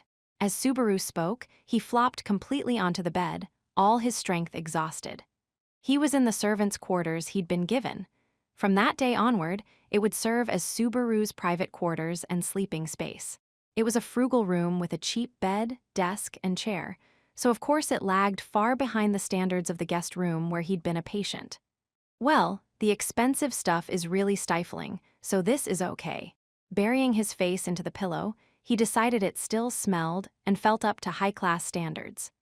Now that he was off work, Subaru quickly changed from his uniform to his tracksuit, intending to go to sleep in clothes that he was more accustomed to. "Man, they worked me to the bone. Work's hard work. I seriously get why Dad and they are so awesome in the working world. Even one day of this is nothing to sneeze at." He let out honest admiration as he loosened his creaky body, thinking back on his first day at work. Sure, there were lots of little details he didn't know, but he was still depressed at how bad a job he'd done. The saving grace was perhaps Ram's attitude as an instructor. "She's blunt and to the point, but she's gentler and more polite than I expected. Really? Ah." He lifted his face at the abrupt knock on the door. As he did so, he heard a voice from the door's direction. "It's Rem. Subaru, is now a good time?" Ah, sure, sure. I'm not doing anything weird, so come on in. That makes it sound more suspicious rather than less, but pardon me. Rem opened the door and entered the room, still dressed in her maid outfit. For a moment, Subaru raised his eyebrows at Rem's visit, but he understood the reason as soon as he saw the black jacket she had in her hands. Wait, you don't mean you're done already? This redefines the words fast job. It is nothing so grand as retailoring it altogether. I would have to take more care if it were one of Master Roswell's outfits, but this will do for you. That made it sound like you, really cut corners. Rem made no reply as he took the jacket, briskly opening it and putting his arms through the sleeves. Before, the outfit's armpits were too tight and his shoulders could barely rotate, but I hate to admit it, but you did it perfectly. My arms can go round and round. Ah, does it look good on me? When combined with the rarity of your gray-colored clothing, nobody else's strange outfits could compare. Okay, that didn't sound like a compliment. Guess even I can tell that much? Having the manservant's jacket over a t-shirt made Rem's assessment a natural one. Indeed, it must have taken considerable effort not to laugh. But what shall we do about the cuffs? Cuffs, ah, you mean for the pants. Crap, I forgot. With a needle and thread I could do it myself, though. I have brought some with me. Shall I adjust them now? It was a good faith suggestion with no apparent ill will from Rem's side. She'd slipped in some choice words with it, but that was her style, so he let it slide. Either way, Subaru wanted to repay the favor somehow. Okay, hand the needle and thread over here. My sewing skills are gonna get a whole new grade today. I should expect more from the person who had showed such dexterity while struggling to peel vegetables for dinner today. KK, underestimate me while you can, and by all means prepare to be shocked. Looking like she was giving up on Subaru, sky-high with confidence, Rem took a fantasy world sewing kit out of a pocket and handed it to him. He took it, finding that the contents matched up pretty nicely with what he could expect from home. With a practiced hand, he passed the thread through the needle and pulled the cuffs of the trousers up over his knees. Mum. As Subaru made a sing-song sound, Rem let out a sigh of admiration. I am shocked. You really do have experience. Subaru moved the needle in a brisk, lively fashion. Before he finished humming, he pulled it up. Okay, one side done. Take a good look. I sewed it right, didn't I? Subaru stretched out the pants to show off his own work. Rem drew in her chin in plain acknowledgement. His mood improved by the reaction, Subaru began working on the other cuff when Rem spoke abruptly. Asked Subaru about the conversation at noontime. Noon, what happened then? AHER, if you have forgotten, it's quite all right. Rem made a small shake of her head in front of Subaru, who still had his head down. Narrowing his eyes at her reaction, he recalled that they'd discussed fixing his hair when preparing dinner. Oh, about the hair? I half thought that was a joke. You gonna do it? No, I just thought it was very impertinent of me. You may be a coworker, but you are also Lady Amelia's savior, so our positions are different. That kind of stiff attitude will just crimp my style. Wait, that's what you think. Her statement, that she couldn't treat him as a simple coworker because they stood apart, stuck in his ears. Seeing Rem raise her eyebrows at the question, Subaru began roughly tugging on the hair on his head. To be honest, I'm not good at picking up on stuff like that. Sorry to make you worry about it. No, I am simply saying it cannot be helped. Please forget about it. I can't just let that go so easily. People are petty like that. Now then. Subaru put a hand to his forehead, lowering his eyes as he looked at Rem. She seemed not so much regretful about her slip of the tongue as she seemed chastened by Subaru's admonition. That helped him decide what to say. Subaru lifted a finger as he made a suggestion. Okay, I'll give you my one condition. If you're okay with that, I'll totally forget what you just said. Rem closed her eyes briefly before nodding with a look of resignation. Condition, you say? I understand. I will hear you out. Subaru made a strained smile, not intending to draw out that big a reaction, and then said, If you fix up my hair and give it a little brushing, I'll forgive you. Unable to take Rem's silence in the face of his counteroffer, Subaru raised his voice. The silence is kind of painful to me here, you know. Rem's pale blue eyes reflected Subaru in them as she sighed a little. Lady Amelia already pointed this out, but you desire very little, Subaru. That's weird. I thought we'd be making up instead of you getting all shocked like that. As I have heard from Sister, how you gave her perverted looks when you were alone, I was rather resigned to something less decent. Slander's a horrible thing? He was scared that Ram's gossipy statement would make sparks fly with Amelia in short order. He'd have to establish a direct lifeline with Amelia before that could happen. Subaru was still plotting countermeasures against Ram in his head when Rem grasped the hem of her skirt. I accept your condition. I shall go along with your idea.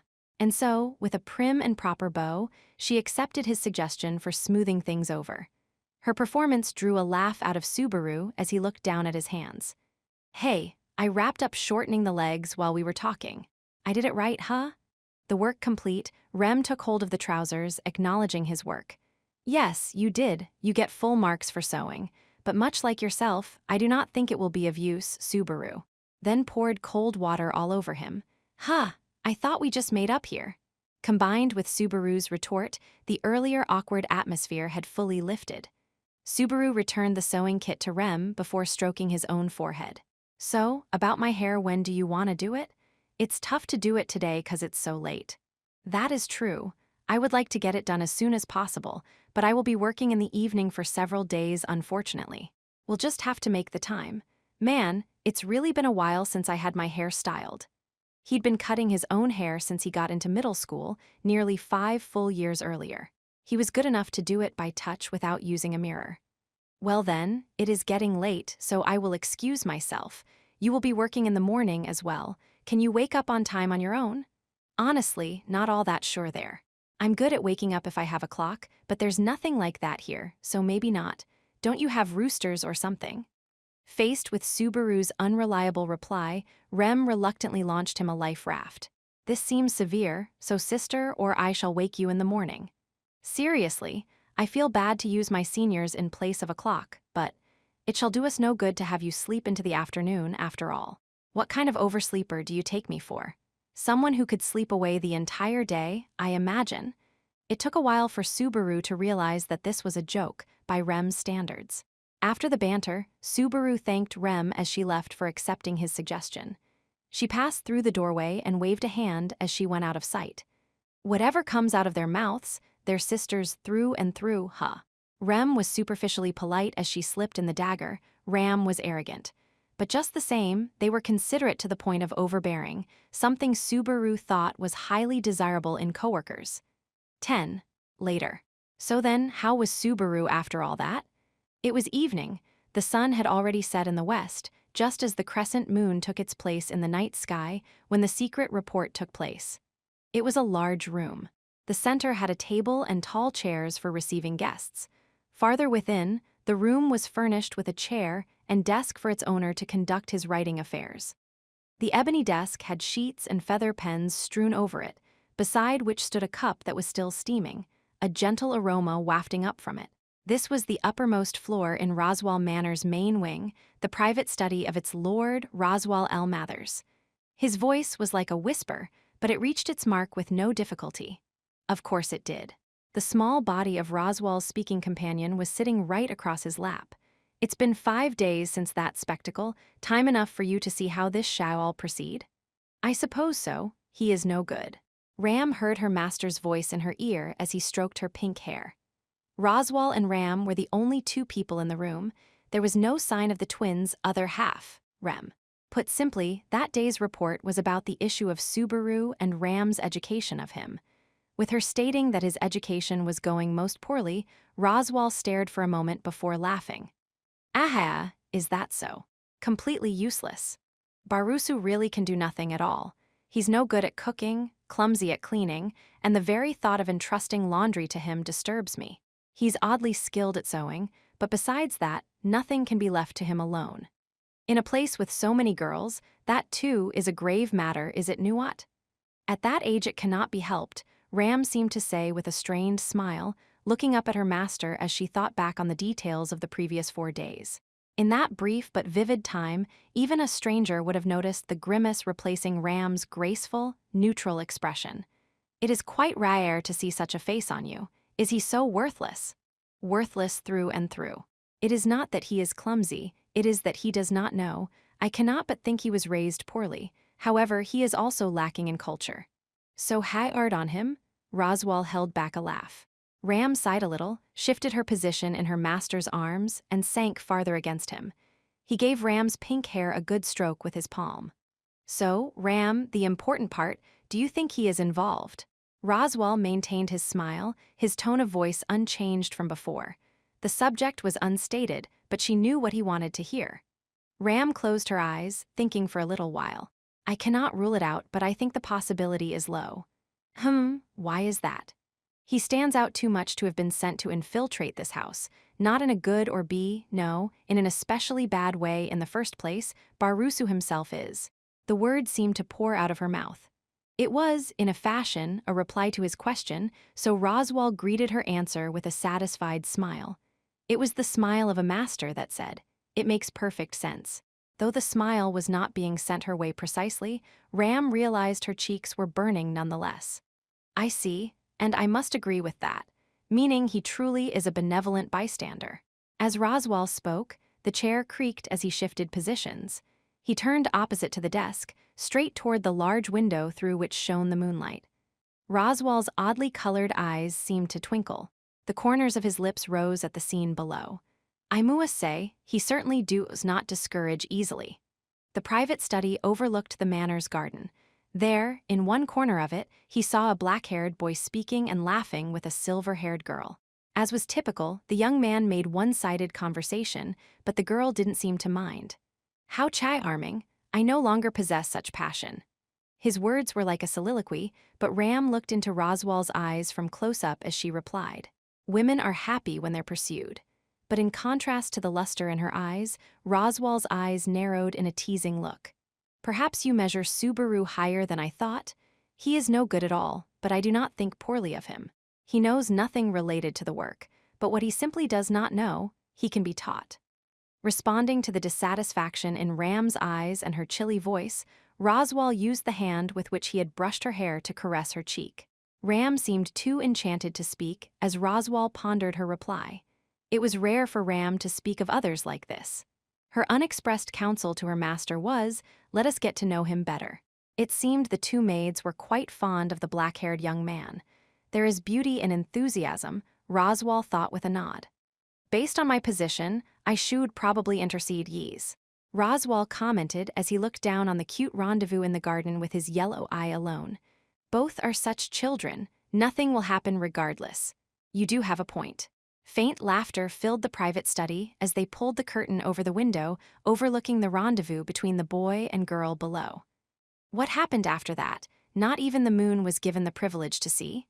11. With the moon still lingering in the center of the night sky, Subaru was full of optimism. He stretched out the wrinkles visible through his manservant outfit sleeves and checked how he looked in the window. It had already been 4 days since he was wearing these clothes, so he thought it was about time he felt used to them. Not bad at all. I can do this. Right out of the bath, I look 50% sexier in the mirror. I feel like this is gonna work. Whether it was objectively 50% was another question, but it was important to reassure himself. Trying to at least surround himself with an attractive aura, Subaru took a long, shallow breath and stepped forward. He was walking on the shortly mowed grass of the garden, heading for a green-covered corner lined by high trees, a place where the blessings of the moon were all the more remarkable. There sat a girl, her silver hair twinkling in the moonlight as a pale light surrounded her. Subaru now knew that the firefly-like pale glow actually came from spirits. That fact added to how watching the surreal scene bewitched his heart, like a demoness that wouldn't let go. He unintentionally stopped in place, his breath catching. Perhaps sensing him, the girl's closed eyes abruptly opened. The two amethyst jewels caught sight of Subaru approaching. Oh, hi, Ariel, coincidence bumping into you like this? You come like this every day, you know. As for coincidence, don't we live under the same roof? One glance from being spotted before he could speak threw Subaru off his game. For her part, Emilia sighed at the already typical line from him. Undeterred by his slip, Subaru smiled at Emilia. Hearing the words under the same roof really gives me a tingling. The word tingling really sends a shudder up my spine. For some reason, I don't like it. With Emilia staring up at him, Subaru scratched his cheek and sat next to her like it was perfectly normal. They were a mere 3 hands apart, proof that the sense of distance between them had lessened. Emilia, by now used to Subaru sitting next to her, did not bother to point out the distance. Between her daily morning ritual and mealtimes, his sitting beside her was something she now took for granted. It was unclear whether she was silently permitting it or simply giving up on forbidding it, but either way, Subaru was happy to be so close. "So, what are you doing?" "An extension of the morning routine. I can meet most of them in the morning, but I can meet some of them only at night, so." Subaru nodded in response, readily accepting Emilia's reply. He was finally accustomed to living in a world where time was measured in day and night. Incidentally, daily life over a 24-hour period was largely as one would expect. Living in accordance with the body's internal clock brought a sense of tranquility like nothing else. His 4 days of training as a manservant had also been 4 days acquiring that world's common knowledge. That said, learning servant work came ahead of academics, so his overall comprehension was still rather thin. Gives me new perspective looking back on my school days with the weekends off. Subaru had often disparaged his Spartan instructor during the last 4 days. But such one-sided comments from Subaru still furthered the friendly conversations he had with Emilia at night. Subaru silently watched the side of Emilia's face as if bewitched by the dreamlike scene. Emilia suddenly commented, perhaps finding it rare for Subaru to be lost for words. "It's no fun to watch, is it?" How Emilia somehow sounded apologetic made Subaru sit up and shake his head. "Nah, I could never be bored being with you, Emilia-tan. WH?" The straight-hitting statement made Emilia's breath catch as her cheeks reddened. Seeing Emilia's face flushed from the surprise attack made Subaru redden up to his ears. After all, the line he'd said just then had been the complete, literal truth. Subaru rapid-fired his words as if trying to explain away his blushing. I mean, we hadn't had a chance to settle down and talk for days, right?" Emilia nodded in full agreement. That's right. Seems you've had quite a time learning how to work at the manor. You've been working your heart out, huh? Hearing that makes me so happy I wanna cry." Glossing over the atmosphere, they buried that topic in a deep hole and turned it into an unintentionally bittersweet moment. Assessments of Subaru's work over those 4 days had been rather harsh, and even if he managed to somehow bribe his superiors, it would not change his score of totally useless. Subaru's first job, since he was lacking ability in the domestic fields of cleaning, laundry, and cooking, was to acquire the skills required of a servant at a manor. His current grade for all of the above was stuck at C. "Shortening the sleeves of my uniform and putting buttons on an apron got me top marks, but that's it. You really are exceptional in only one area." "Well, I tried to grow up to be a guy with an edge instead of perfectly round and flat." Subaru's skill at sewing was a product of how his parents had raised him, but he, too, wondered what in the world they'd been thinking. Emilia, not knowing of Subaru's introspection, gave honest praise for his self-confidence. "I see, is that so? I'm glad that you're confident in something, too." Subaru made a rather conflicted smile at the sight of Emilia being happy for him. "Besides, it's not like you're awful at the other jobs. Ram and Rem keep this quiet, but they have been praising you, you see." "Seriously, so I'm making ground even with my seniors here. So what, cutting myself with the knife, knocking over the bucket, and messing up the laundry, it all raised my relationship points. I think you should reflect on that just a little." Emilia made a pained smile at Subaru's stating his glaring failures. Her violet eyes gently narrowed, looking at Subaru, examining him carefully at close range. "But work's hard every day, isn't it? Super hard, totally tough. It makes me wanna borrow Emilia Tan's arms and breasts and lap for some low-stress healing." Yes. If you're making light of it, you must be all right." Emilia reached with a fingertip and gave Subaru's forehead a light push. Subaru, weak to the pressure, could not resist Emilia's fingertip, making a showy tumble backward onto the grass. He let out a pleasant sigh as he felt the soothing coolness of the grass and gazed up at the star-filled sky. A world without city lights made Subaru appreciate the beauty of the stars and the moon in the sky more than ever before. "The moon's so pretty, isn't it? There are some places you just can't reach, right? I wasn't asking for it at all, and you hit me with something like that. What, did I say something bad?" Subaru's attempt at dropping a romantic line fell flat due to cultural differences in a different world. He pressed a hand over his heart to show he was apologetic, startling Emilia. "Oh, darn it. I was trying to hide that. Subaru tried to hide his blushy smile as he moved the hand Emilia was staring at behind his back, the left hand that had borne the brunt of his repeated failures at work. Subaru stuck out his tongue to try to gloss over it, but Emilia lowered her eyes with a serious look. So, everyone else is working hard too. Emilia's murmur sounded like she was criticizing herself. Subaru silently acknowledged what Emilia was thinking as she spoke to herself like that. Subaru wasn't the only one learning something at Roswell Manor. Emilia was in the middle of absorbing a wide variety of things that she had to learn as a royal candidate. Subaru and Emilia were after much different things. To compare the pressure on the two of them was nearly outright rude. Bearing such heavy burdens must have been exhausting. Perhaps Emilia carried worries that she couldn't discuss with anyone. Belatedly, Emilia asked a question. How about I cast a healing spell? Nah, it's fine. I'd rather not heal it and leave it like this. Why's that? It's hard to put it into words. It's kinda a sign of how hard I've worked. Subaru thought that they weren't typical words coming from him as he strongly clenched his beat-up hand. I don't mind working hard as much as I thought I would. Being able to do things I couldn't do before it ain't bad. It's hard, it's really tough, but it's kind of fun. I mean, Ram and Rem are surprisingly strict. That Loli's annoying. Seen less of Rozchai than I thought I would, though. Roswell would probably get prickly if you told him that. Nobody uses prickly anymore.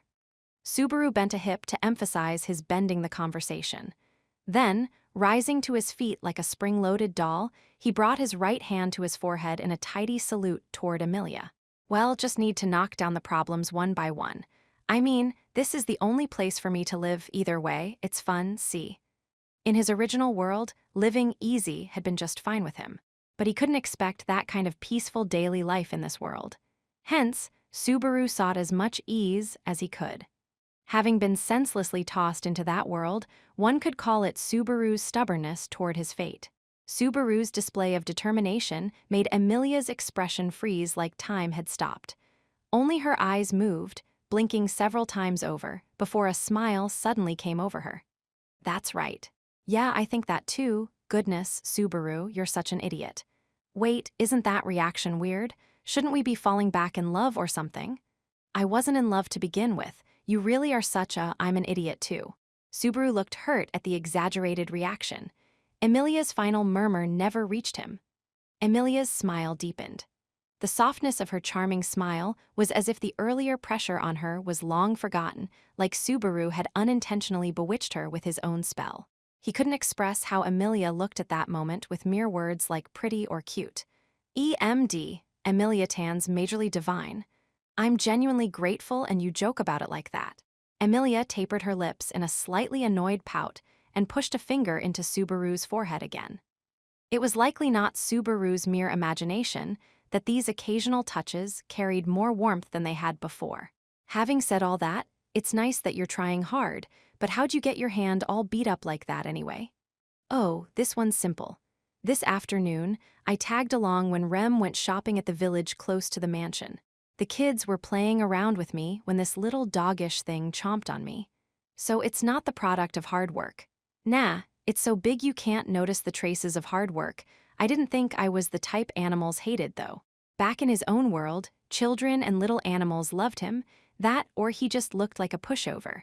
That made the former result odder still. But his effect on kids was still going strong. The village kids, they smacked me, kicked me, and blew snot on me too. That sucked, damn it. Somehow you seem good at looking after little kids, Subaru. That's taking it the wrong way, Emilia Tan. Winning them over now means I'll reap the rewards when they grow up. I'm a long-term thinker, see? Yes, I will admit you're honest about your petty stubbornness. Emilia, accustomed to Subaru's silliness, let it roll over her as she stretched and looked up at the sky. I'd best return to my room now. How about you? I can't sleep by Emilia Tan's side, so I'll head back too. You get that job only when you've polished your skills with your current work. Now you said it.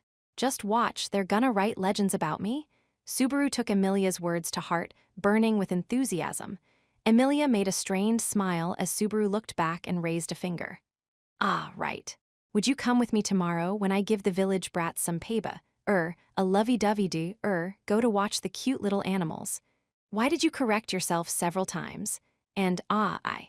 Emilia lowered her eyes, seeming hesitant as she murmured, I don't mind going with you, and I'm curious about that small animal so. Okay, let's go then. But it might be troublesome for you to have me with you like. Got it, let's go. Are you really listening? I'm listening. I could never let a single word or phrase from Emilia Tan escape. Oh, Subaru, I just hate you.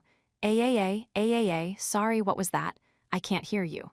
How Subaru covered his ears, spectacularly taking back what he'd said the moment before, made Emilia break out in laughter, all ills forgotten. Then, she wiped a teardrop from her eyes with a finger as she looked at Subaru.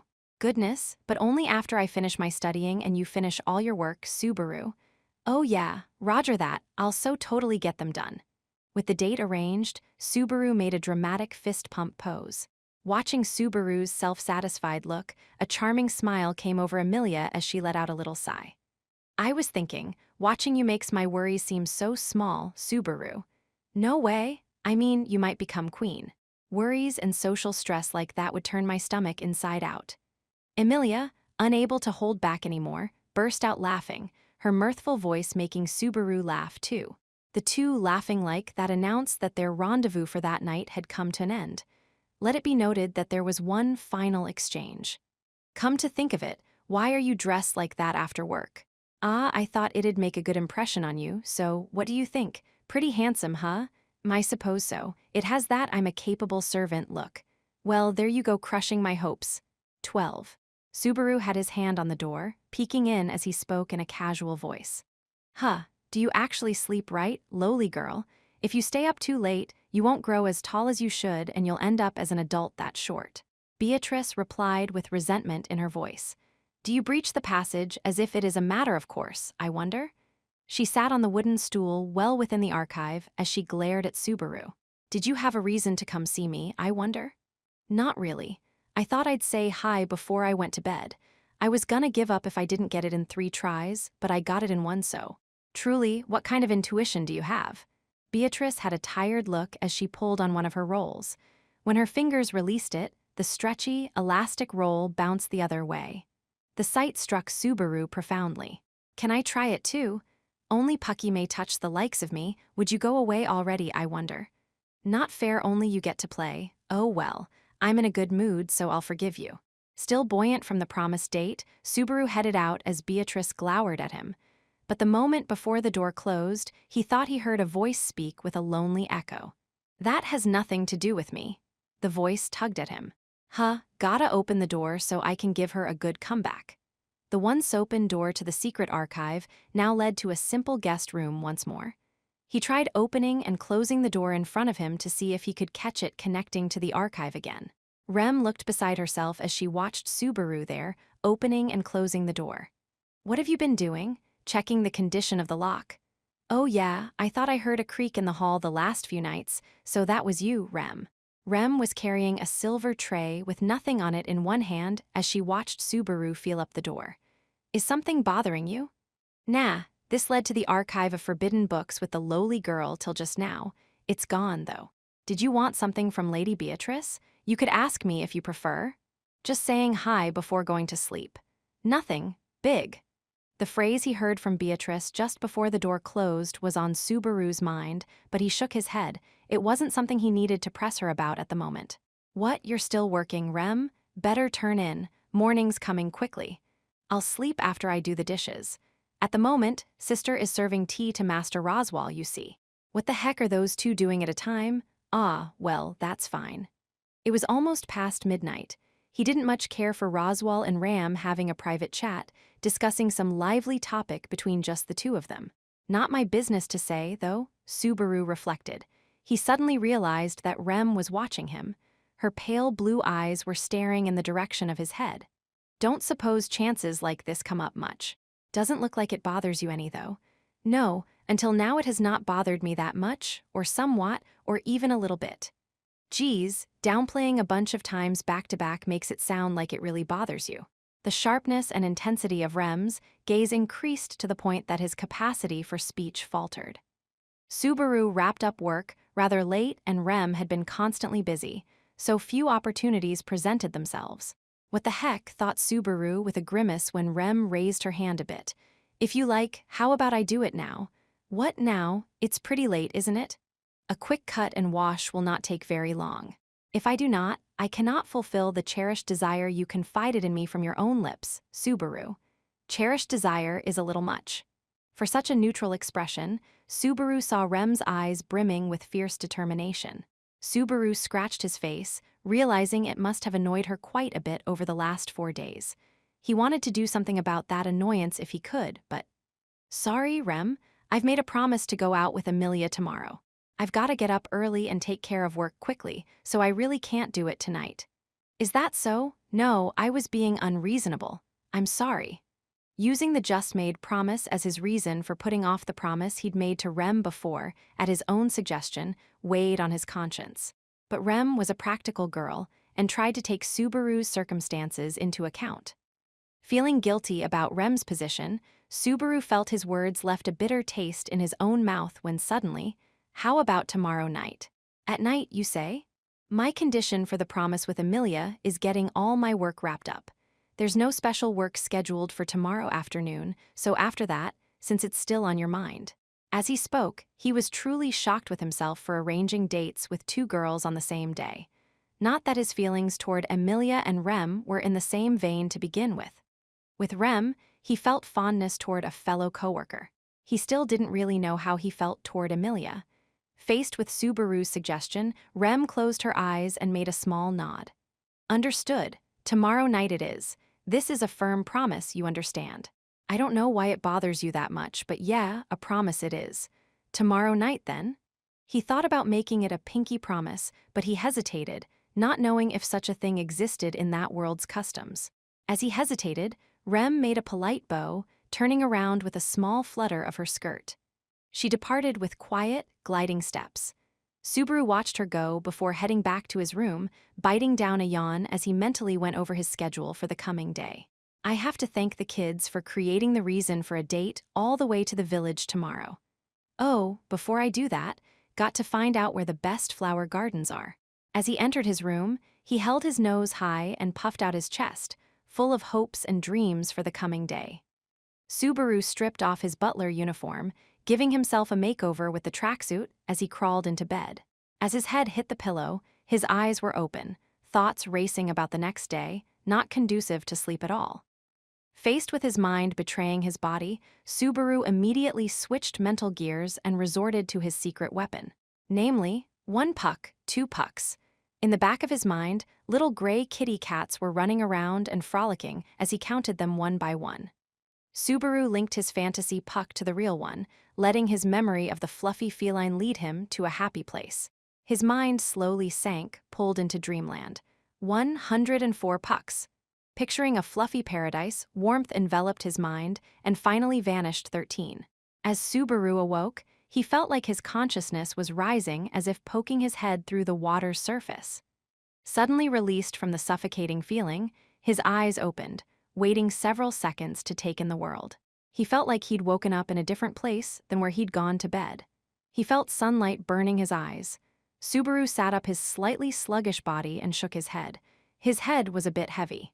Perhaps he was tired from not being entirely used to his new life yet. But this was not the day for such weak thoughts. Wide awake, Subaru went over the date promise he'd made with Amelia the night before. That's right, Subaru Natsuki, today's the time to leap into action. The day was a day with a happy future, a day he'd awakened to crisply, a day of promised victory. But pink-haired and blue-haired twin sisters looked upon Subaru's determined face in surprise. Subaru, blushing to the tips of his ears, buried his face in the pillow to hide it. What? You were there? Then you should have said something. Aw man, I'm so embarrassed. The fact that they'd stopped rousing him awake 2 days before made him careless. To think that both of them would visit on that particular morning. As usual, the twins' expressions did not change much as Subaru groaned on top of the bedding, though it did seem like they were fighting the temptation to point at him and break out laughing. Hold on, you two. I mean, that reaction kinda hurts. I'm a delicate soul here. There are other reactions, right? He was looking forward to their at least engaging in the cold verbal abuse to which he was accustomed. Subaru realized afterward that it was quite awful for him to actually be looking forward to the verbal abuse. Sister, sister, he's greeting us as if he knows us somehow. Rem, he's greeting us in a very chummy fashion. It didn't feel right. Their murmurs brushed against something in the back of Subaru's mind. Something weird. My seniors coming to wake me up is one thing, but playing pranks on me is bad taste, you know. Certainly the two were always blunt, but something felt off.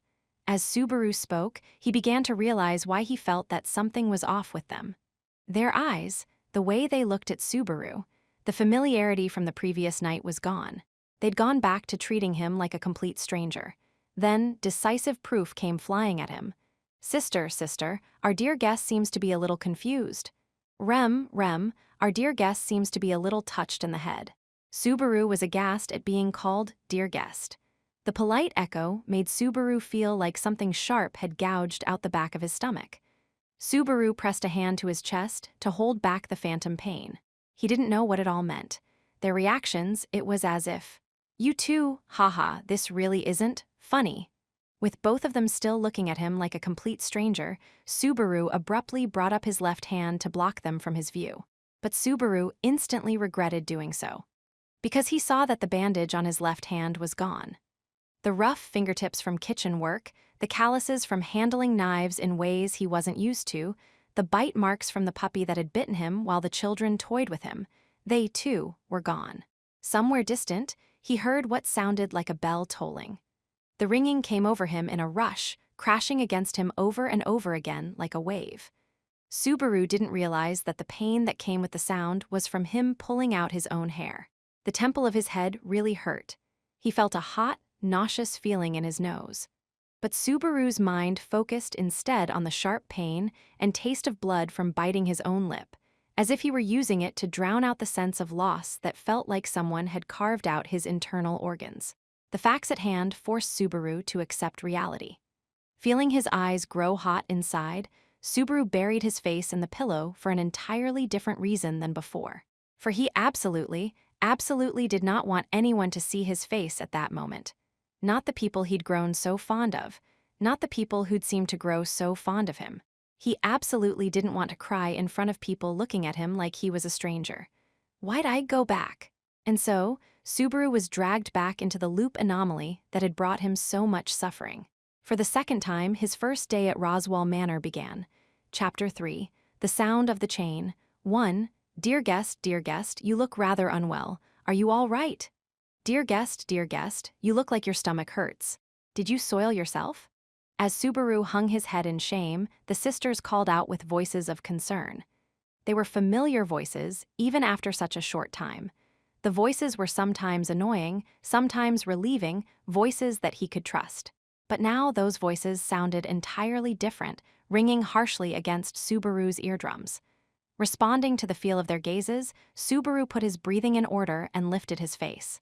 Sorry to make you worry. I'm just a bit dense when I'm waking up. Somehow, the rage surging within him had dissipated while he pressed his face into the bedding.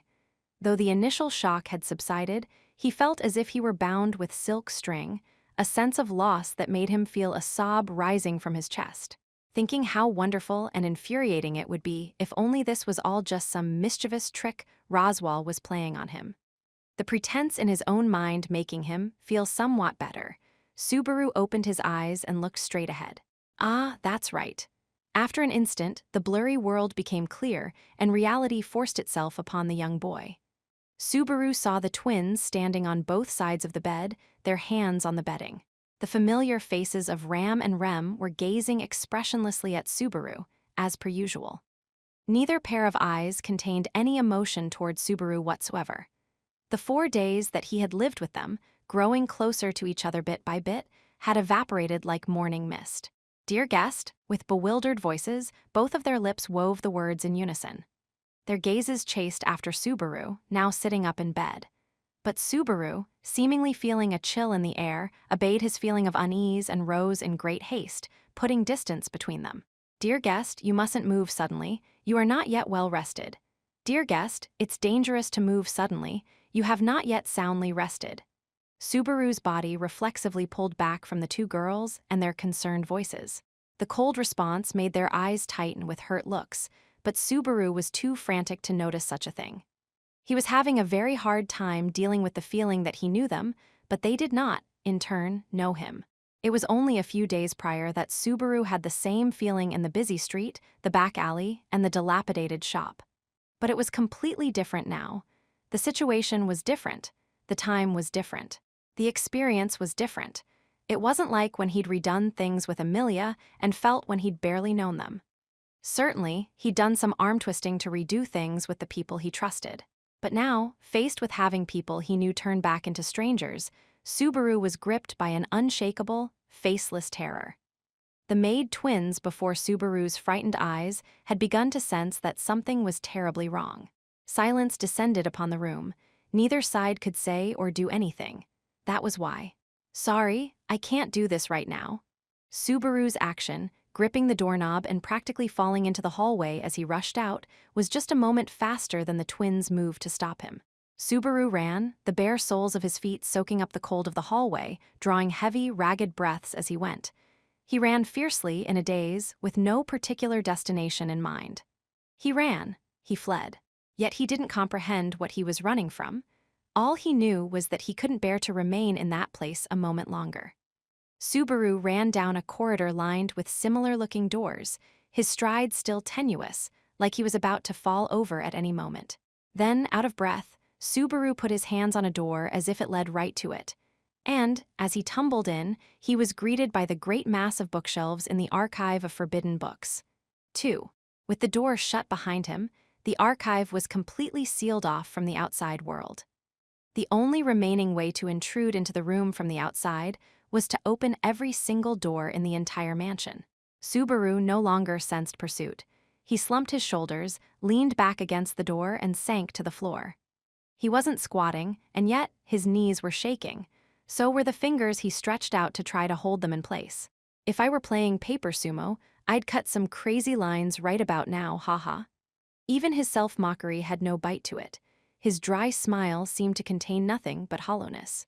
The scent of old paper in the air of the comm archive gently sprinkled a sense of ease and tranquility into Subaru's mind.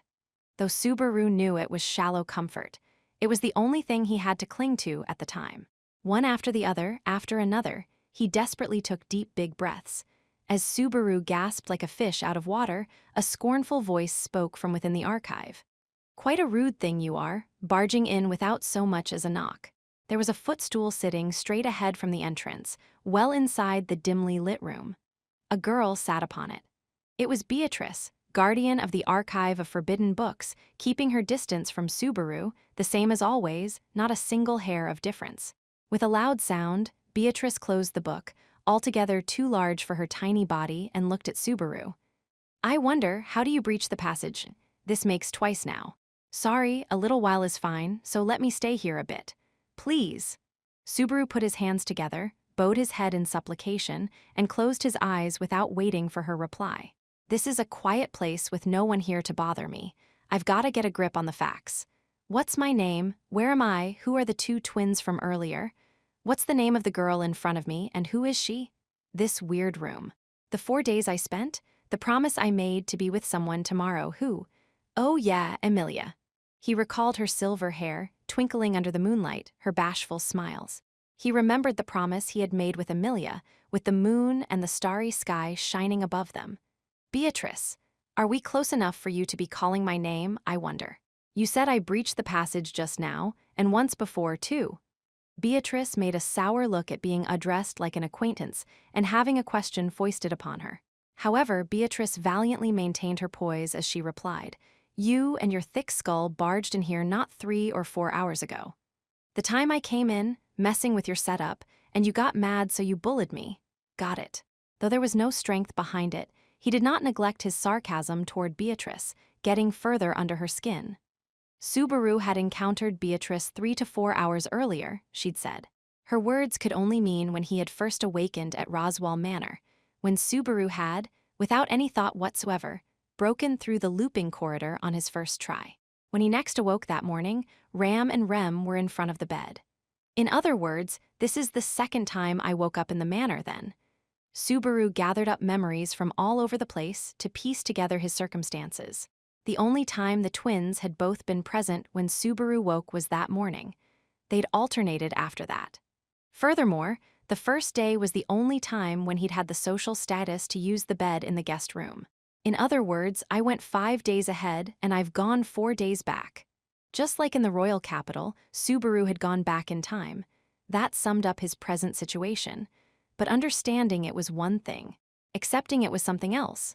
Subaru clutched his head and tried to think of what could cause him to go back in time. When Subaru had gone back in time at the royal capital, it was triggered by death, which he dubbed return by death. He'd decided that, having died 3 times over before saving Amelia, he'd left that loop behind. In point of fact, he'd spent 5 days at Roswell Manor in absolute peace and quiet, hadn't he? And then, poof, suddenly going back in time, he hadn't received any warning whatsoever. Did the conditions change from before?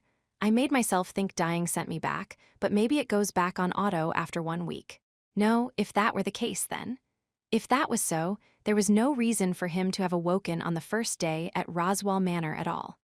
The principles underpinning going back in time remained unclear, but loops like the one at the royal capital surely followed certain rules. One rule was definitely the place where you were reborn. If Subaru hadn't been freed from that loop, he should have awoken right in front of the owner of the fruit shop with the scarred face, as he had 3 times over. But it wasn't a scarred middle-aged man, it was those angelic maids. Guess I've moved on up. That part made him feel like he'd traded hell for heaven. With several pats, Subaru felt up his own body and ensured that he was uninjured. You wouldn't think anything had happened. But if I died, how did I die? Everything was normal before I slept during the 4th night. At any rate, it didn't feel like any situation I'd die in my sleep before reaching the 5th day. He wondered if instant death without any conscious knowledge of it whatsoever was truly possible. He tried to picture dying from poison or gas in his sleep, but that meant being assassinated. There was no reason anyone would assassinate Subaru, so the preliminary conditions simply hadn't been met. So does that mean it's a forced loop unless I reach clear conditions? If you looked at it like a game, it was like a game over that happened if you didn't trigger the necessary flags. Not knowing who'd put up the flags or why was bad enough, but not knowing the triggers, that was pretty dismal game design. Besides, I'm the kind of gamer who gives up quickly and runs off to read a strategy guide. A scornful smile came over Beatrice as she watched Subaru sink into an ocean of introspection. She sounded bored when she spoke. It's become rather boring around here with all the mumbling you've been doing. Death this, life that, this is why humans are so boring, I suppose. It's all deceits and conceits to the very end. This is why I can't hold a conversation with your kind. It was a blunt, even cruel way of blowing him off. But Subaru was relieved that Beatrice's attitude hadn't changed a bit. He rose up, dusting off his rump as he turned to face the door. Leaving, I suppose? There are some things I've got to figure out. I'll leave moping around for some time later. Thanks. I have done nothing at all. Would you leave already, I wonder? I really must readjust the passage. Though there was not even a sliver of gentleness in her tone, for some reason, Subaru found that reassuring. Beatrice herself may not have had any such intention, but Subaru felt like her words were pushing him onward. He twisted the doorknob. A cool breeze blew as he took his first step outside. The wind made his short hair sway. He covered his face with an arm as he felt a faint prickling in his eyes. Then, the wind stopped, he felt grass under his bare feet, and his breath caught a bit as he spotted the silver-haired girl in the garden, making his heart leap for joy. Ah, she really is so radiant. Well, this is a nice touch, he thought, internally pouring out a string of invectives at the cheeky guardian of the archive. Subaru. Upon noticing Subaru, the girl's violet eyes opened wide as she urgently rushed to his side. Those 3 bell-like syllables pouring from her lips were in the highest pitch she could make. Subaru spontaneously shifted his feet toward the fast-approaching girl. As she gazed at him from head to toe, the corners of her eyes descended in relief. But she immediately snapped back to her senses and returned to her normal look. Don't make me worry like that. Ram and Rem were really worked up, running all around the mansion making a big fuss because you ran off right after you woke up. Rare for them to get that worked up, huh? And sorry. Beatrice held me up for a bit. Again, I heard she picked on you once already before I got up, but... As Emilia's beautiful face drew near with an expression of concern, her defenseless look made Subaru reach out his hand to her, as if his own weak heart were trying to cling to her for support. But it was far too abrupt a place for it. If he did that, calming down in the archive would lose all meaning. It wasn't his goal to make a scapegoat out of Beatrice. All Subaru could do, seeing Emilia's anxious face, was respond with a vague expression. It wasn't very Subaru-like behavior, but Emilia's formality didn't permit her to dig much deeper. Of course it didn't. Emilia hadn't spent a single hour with this Subaru since meeting him. There was no way she could know that. The 4 carefree days Subaru and Emilia had spent together had been tossed into the gutter. 4 carefree days that had really happened, that Subaru knew but Emilia did not. What is it? Is there something on my face? Yeah, there are cute eyes, nose, ears, and mouth all over your face. I'm glad that you're all right. Emilia's face, scowling as if to complain about the initial sweet talk, immediately nodded at the last part. Yes, I'm quite all right because you protected me. How about your condition, Subaru? Ah, all good, all good. Thanks to blood loss, mana drain, and the shock from when I woke up, I'm a bit weak and my mind feels like it's been beaten with a bat, but I'm feeling good. I see, that's 1A. That sounds like you've been taking a beating all over. I'm fine, see? He spread out both arms and turned all around to show Emilia that he was in good health. He did seem to be returning to top form, bit by tiny bit.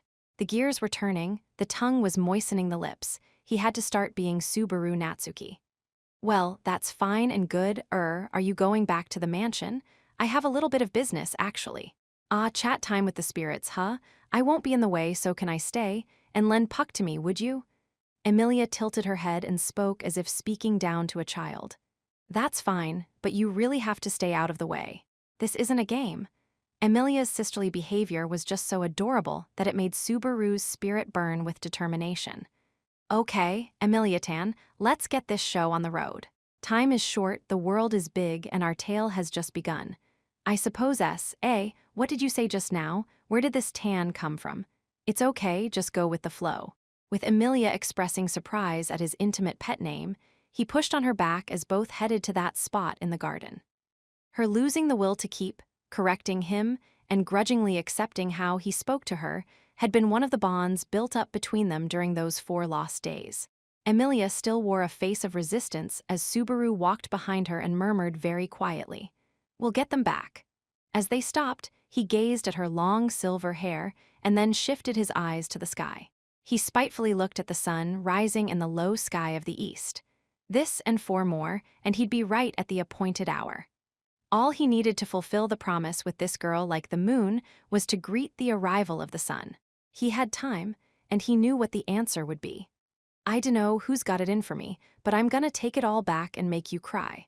Don't underestimate how tenacious I can be after I fell madly in love with the smile I saw that night. He shook a fist toward the sky and declared war to no one in particular. It was Subaru's first declaration of open defiance at the summons and loop that had brought him to that world. He had begun his battle against the second loop, also that he could move past his week at Roswell Manor and learn how those days would continue, and to protect and fulfill the promise he had made that night. 3. Subaru's caustic words to the rising sun raised the curtain for his first day at Roswell Manor. All he had to do was see the sun rise 5 times. Subaru's plan was to spend the intervening time doing the same things to the fullest extent possible. In accordance with his resolution in the garden, Subaru's final objective was to fulfill the promise he'd made to Emilia on the final day.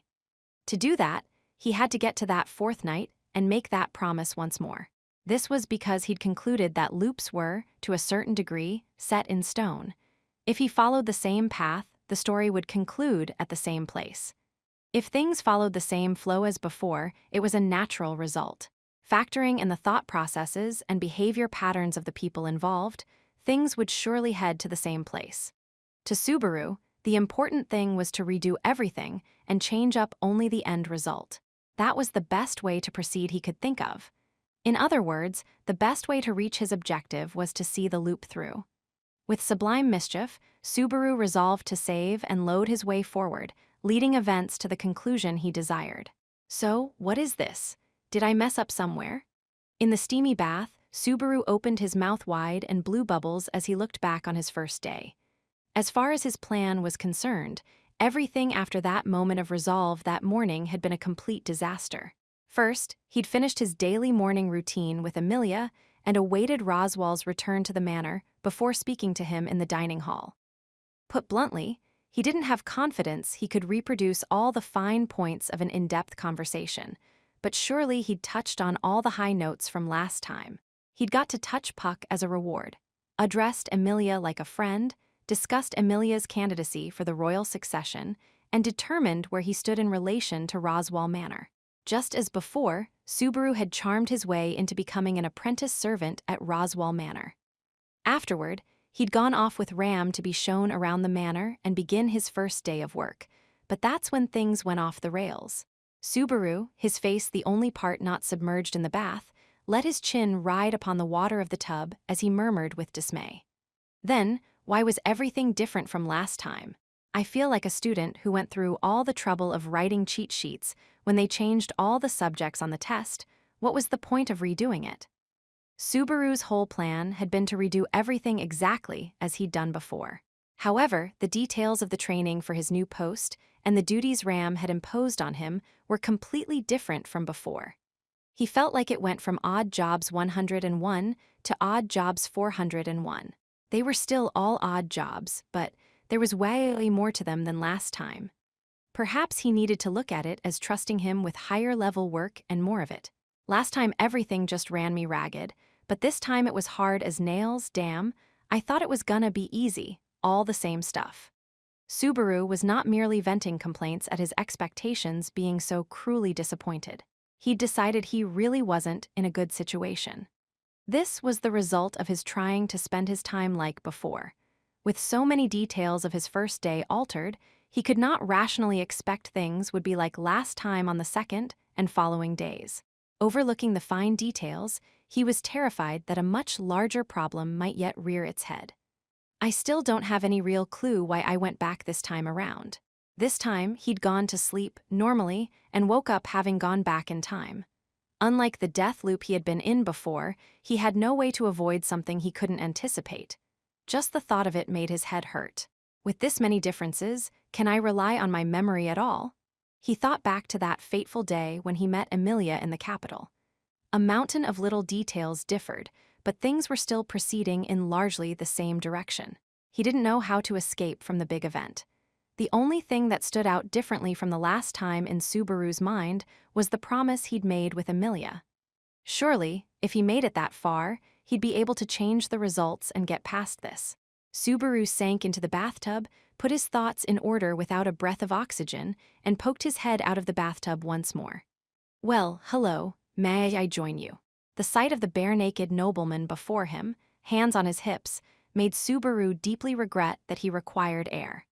They were close enough to touch as he stood in the nude, his crown jewels swaying between his legs as he looked down at Subaru. It's currently occupied. I refuse. The facilities in my own manor are my personal belongings. Are they nuot? Allow me to freely enjoy them. Then don't ask. You don't need my permission to get in the tub. Oh my, so harsh.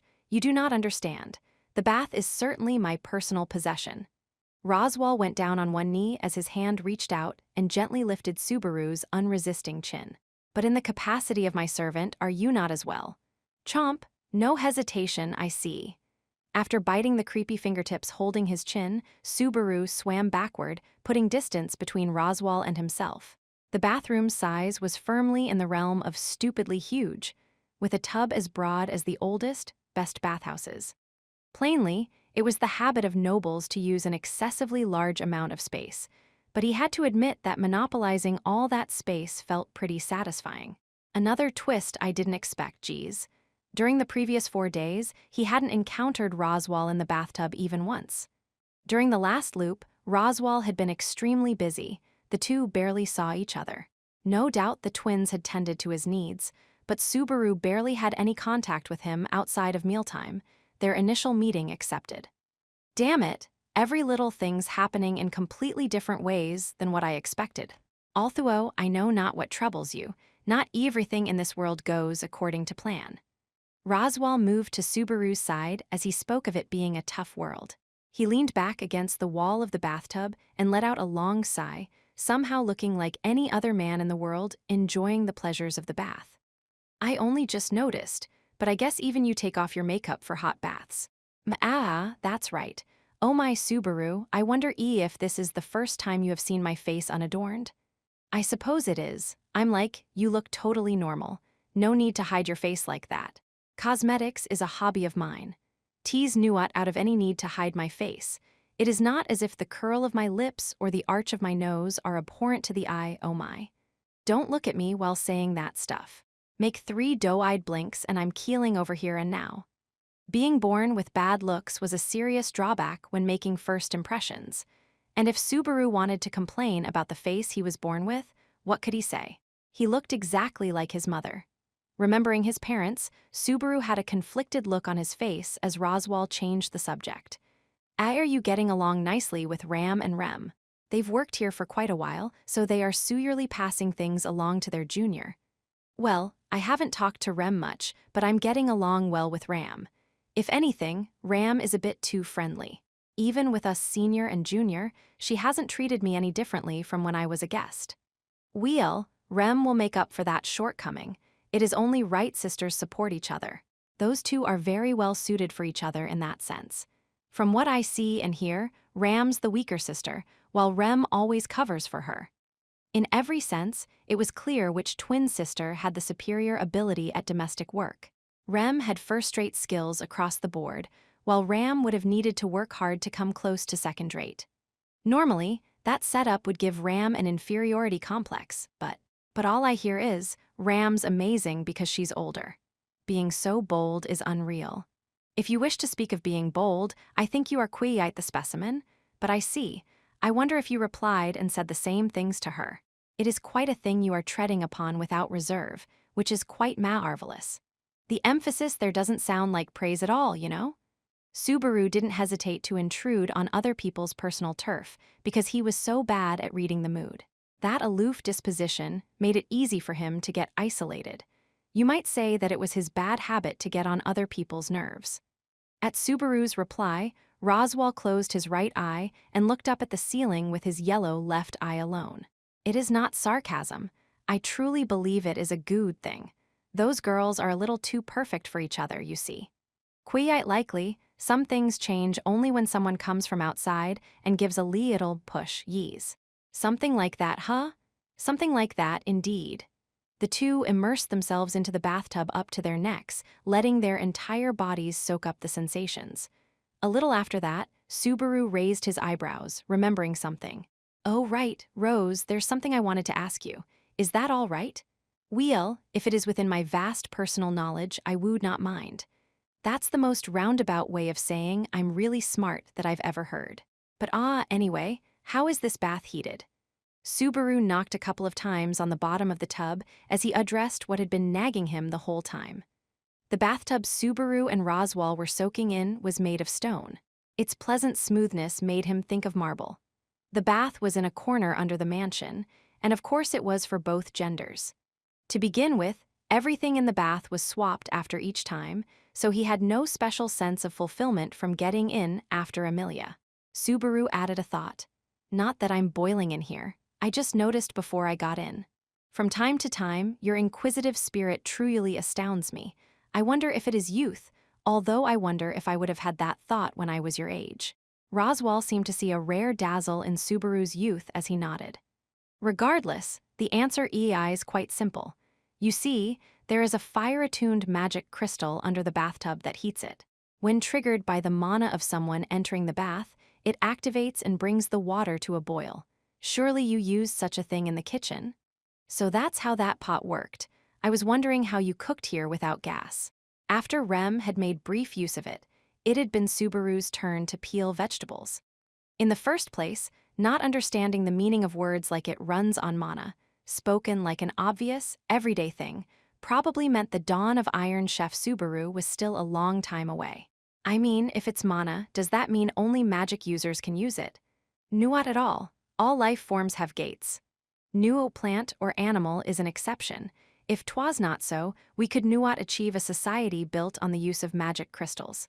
Subaru puzzled over the new piece of vocabulary. Roswal, watching Subaru like that, cleared his throat and raised a finger. Very well, shall we indulge in a lesson here? I teaching magic to you, the somewhat unenlightened? I'll ignore the way that stuff came out and accept with grace. Responding to the lecture proposal, Subaru turned to face Roswal, who was kneeling in the center of the bathtub. None of that changed the fact that both were buck naked. Very well. First, the basics. Subaru, you know what a gate is, do you not? No, you say it like it's obvious, but you don't know what you don't know. Your voice sounds very low all of a sudden, so you do not know of gates, or shall I say, totally? Did I use that correctly? Roswal checked on the proper use of the word totally. Among all the little expressions Subaru had imported that originated from his world, he'd used that one especially frequently, so Roswal was quite accustomed to it. Subaru gave Roswal full marks for good usage. After making a high five, they returned to the lecture. So, what is a gate anyway? Is that something you have or don't have? Put very simply, a gate is a doorway that leads inside your own body. Mana enters through the gate. Mana leaves through the gate, a basic rule of life. Ah, it's like a faucet connected to MP. He grasped Roswal's simple explanation. So that was a gate. His ears had heard the term several times over. So it was pretty much what he'd guessed. So if everyone has a gate, I have one too. Well, you surely would if you are confident that you are human. So are you. There's no purer human that's been thrown into another world ever. Totally normal. Totally mob grade. Situations that required combat strength to bust through them were completely new to him. His scientific know-how was fairly below average. His hand-eye coordination was pretty high, but his endurance was a sore point. His acquired skills were sewing and bed-making. One-way trip to becoming cannon fodder. But Subaru wasn't hung up on that. This was the second thing to be happy about since arriving in a different world. Enthralled by the word magic, his heart thumped, his eyes twinkling with hope. Of course, the first thing I'm happy about is meeting Amelia, but this is pretty awesome. Finally, I can fulfill my dream of being a magic user. I've waited my whole life for this. Well, I am glad speaking of magic pleases you so, but becoming a magic user is largely dependent on fortune. In the first place, the properties of gates matter a great deal. You are unlikely to be as blessed as a genius, such as I boast, only because I must. Roswal's behavior made Subaru hear a little ding as a flag rose in his mind.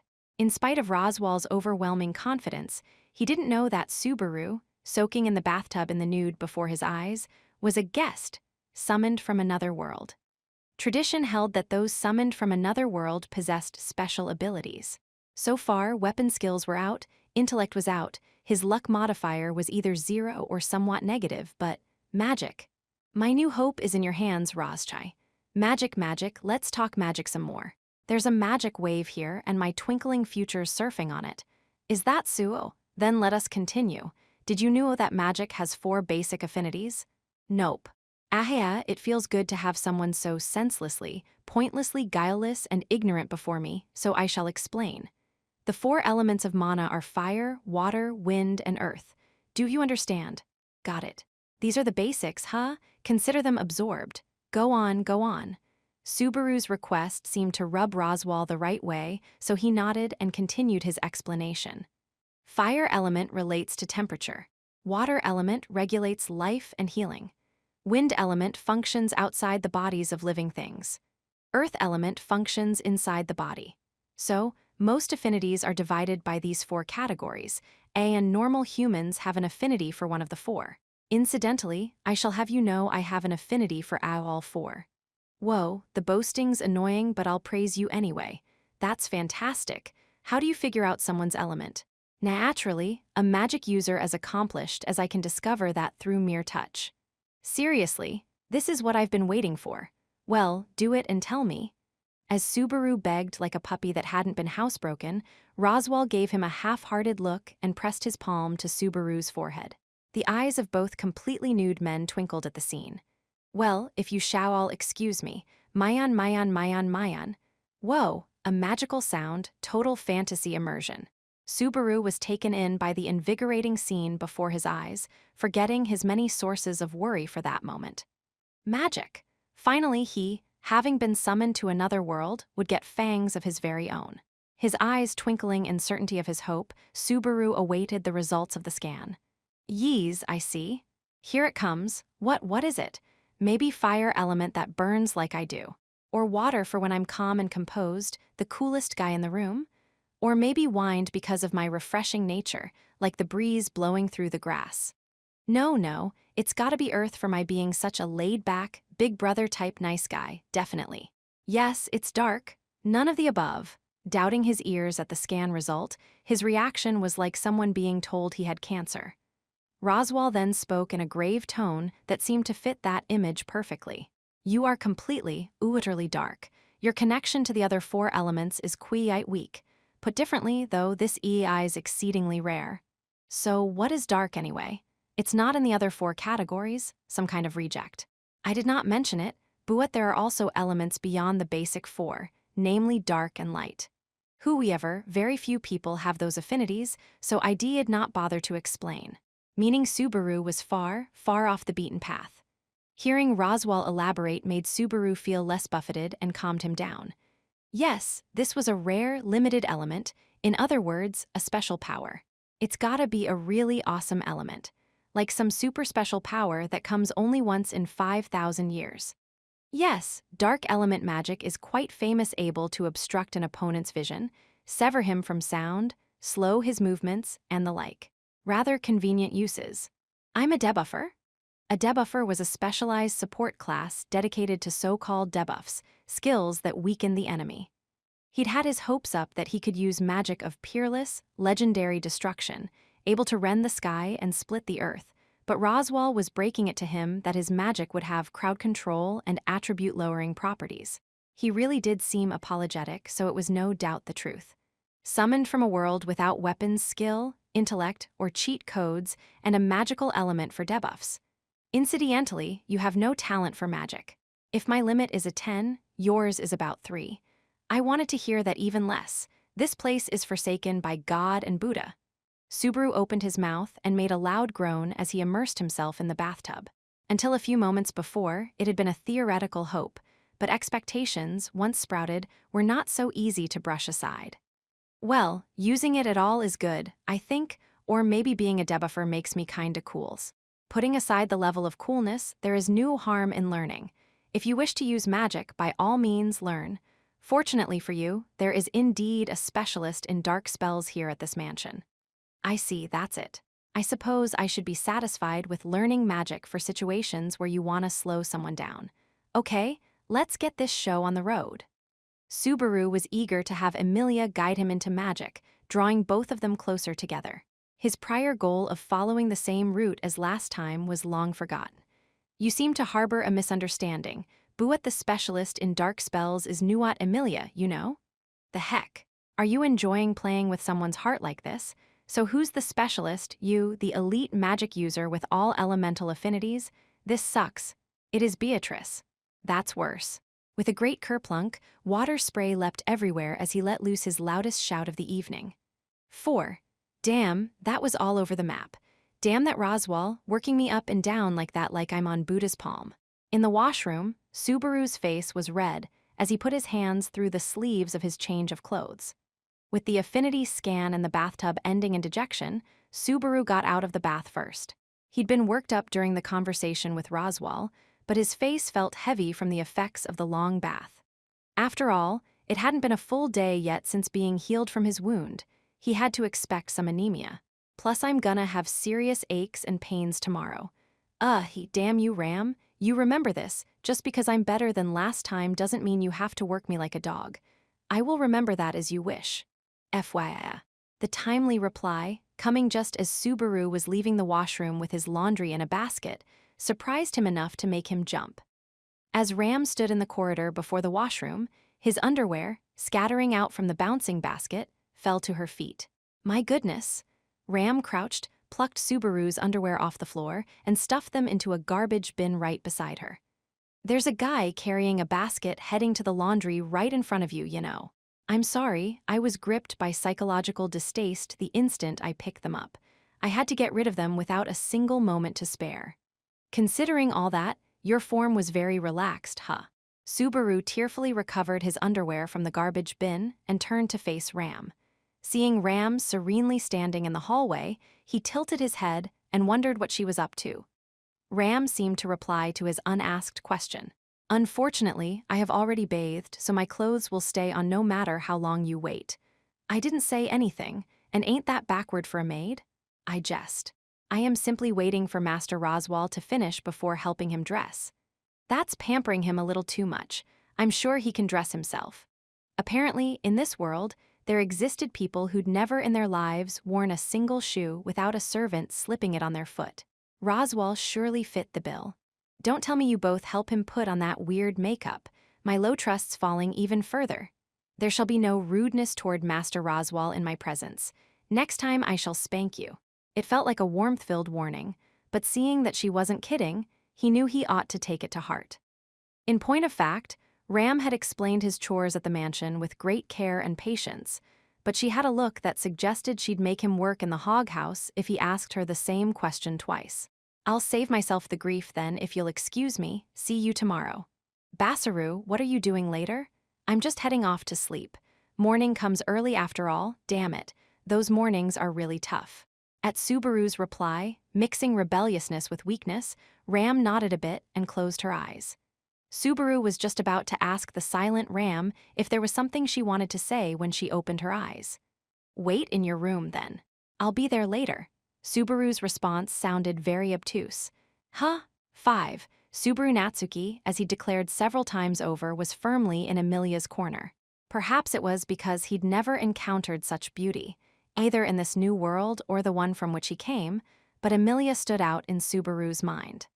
It was partly pure physical beauty, but also the beauty of each and every action. Consequently, there was simply no room for anyone else in his heart, no matter what she looked like. That's why this perfectly made bed has one purpose: for me to get a good night's sleep. Subaru forcefully thrust an accusing finger at his bed, venting to no one in particular.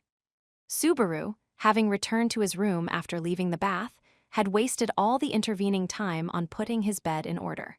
He'd abandoned his laundry, working up quite a sweat in spite of having just bathed. There's no deep meaning to it. No deep meaning to it. Mundane thoughts out, mundane thoughts out. Calm down, calm down. 1 Amelia, 2 Amelias, 3 Amelias, is this heaven? Be quiet, Barusu. It's night already, do be quiet. Yikes! He made a large leap and slammed into the wall. Ram, having opened the door without a sound, was standing at the entrance to the room. "And just after I told you to be quiet, you are hopeless. What's with rules that apply for only you? Anyone would jump from that. What do you want from me here?" Ram made a muted HMPH at Subaru as he vented. Subaru, struck by the humiliation of not being worth a proper word, had no good option left but silence. Then, cutting in front of the silent Subaru, Ram entered the room and headed straight to a writing desk in the corner. It was something every room was supplied with, but to Subaru, who couldn't read that world's books, it was a worthless piece of junk, so he had not turned in the desk's direction until then. "What are you standing there for? Come here, Barusu." Subaru made a dispirited face at being spoken to like a dog being taught manners, but he was resolute to not get wrapped up in Ram's pace. Besides, screwing around was Subaru's job. He headed toward her with a steely resolution to not be swayed, no matter what wacky statements she might dish out. Subaru felt like he was going to war as he stood before Ram, puffing out his chest. "And what impossible trial awaits me this time? What are you talking about? I told you, sit down quickly if you want me to teach you how to read. That's news to me." His steel heart was instantly shattered. Subaru could not hide his unease at having his hardened resolve so easily broken. He sucked in his breath as he beheld the pure white note page spread atop the table, joined by a feather pen and a reddish-brown bound book. Apparently, this was neither a joke nor a prank. She truly intended to teach him how to read. But why now, all of a sudden?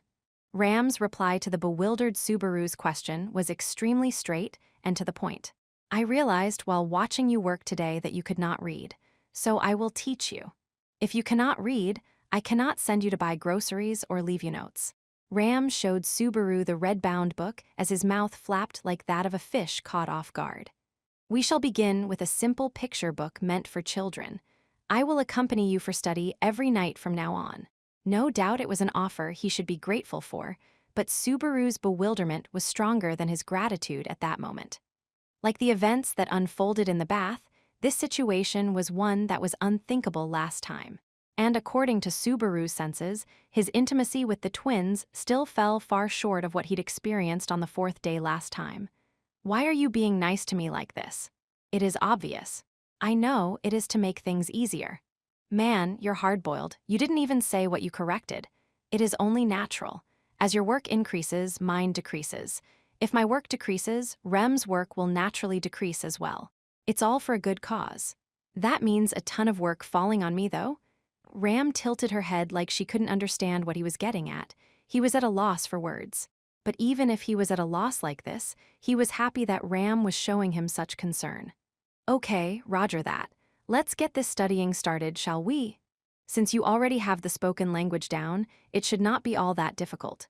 After all, now is the time to correct your vulgar word selection. Tossing in insults with your help, huh? As he spoke, he sat down at the desk and completed preparations, feather pen in hand. With light and rather smooth and speedy strokes, he wrote his first words one ought to use to commemorate a visit to another world. Subaru Natsuki enters stage left. There we go. You do not have the free time to be scribbling. Time is limited. Morning comes quickly, after all. Well, this is actually my mother tongue. Guess it wasn't obvious, huh? He'd held out hope that their being able to talk might mean she'd be able to read his writing, but nothing so convenient unfolded. Just like Subaru, she was unable to read the other side's language. First, we'll begin with basic iScript, moving on to row script and HaScript after you've perfected iScript. So there are 3 types, huh? Sucks to hear that. It was tough to have your spirits discouraged right before a lesson in a new language. He recalled how foreigners felt when trying to clear the high hurdle of the hiragana, katakana, and kanji when learning Japanese. You can read the picture book by grasping iScript. Time is limited to 1 hour. Tomorrow is another day, and Ram is sleepy too. That last bit sounded like the real story, not that I mind. I think my honesty is one of my selling points. He didn't know if her unhesitant reply was serious or a joke. It really felt like she meant it, so Subaru dove right into the script lesson. Fundamental to learning any new language was grasping the characters through repetition of the writing process. He copied the basic characters Ram wrote down, filling the page with them. It was enough drudgery to break him, but it was necessary, indispensable labor. Subaru felt fatigue and sleepiness pile up when, seized by a somewhat mushy feeling, he conveyed his honest thoughts to Ram. You know, even if you said it's to make things easier for you, I'm still glad. The feather pen made a faint sound as it ran along the paper. Subaru thought back to the 4 days from last time while writing down the same characters page after page. Now that he thought about it, he was chasing after Amelia every day whenever he had the chance, but he'd spent the most time with Ram during that period. Subaru was basically an amateur at all the chores of the mansion. Of course, teaching him was bone-breaking, all the more so because Ram was doing that on top of her regular duties. The burden naturally fell on Rem as well. In addition to that, he hadn't had much contact with Rem during those 4 days. Subaru knew that the highly competent Rem was covering for a portion of her sister's chores, so Subaru owed her for indirectly shouldering his burden, too. Honestly, I didn't think you liked me that much. It was natural that educating a useless newbie like Subaru was a pain. Certainly that was the opinion Ram voiced, but Subaru felt used to it already. I hate to weigh you down, but thanks. I want to be useful as soon as possible. Subaru was thanking her from the bottom of his heart for then and for the future. For her part, Ram quietly went, "Goo," making a cute sleeping sound atop the immaculately made bed. The feather pen made a sharp sound as it snapped. 6. Subaru, surrendering to his sudden impulse, opened his mouth wide and yawned. He brusquely wiped away the wetness from the corners of his sleepy eyes and stretched all the way up. The sinking sun of the evening sky had left an orange tint as its parting gift to the leisurely passing clouds, thanking them for another day's work. Subaru watched the clouds as he rotated his arms, legs, and neck to make sure everything was in working order. Effects remained from heavy labor, but he didn't feel the same fatigue that he had on his first night. No doubt it wasn't that his body had grown tougher. Rather, He'd become more accustomed to his chores, the greater efficiency leaving him less beat. Since his body didn't get any stronger with return by death, he had to rely on learning through experience. Sorry to make you wait, Subaru, are you all right?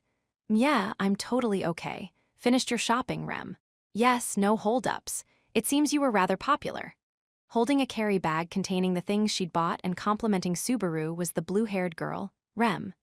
Wearing her maid uniform, Rem was holding down her wind-blown hair as she looked at Subaru, his servant's outfit stained with mud, dust, tears, and snot, with a slightly hardened expression. Kids have taken a liking to me since way back. I guess they really fell for, motherly stuff that I just can't keep bottled up.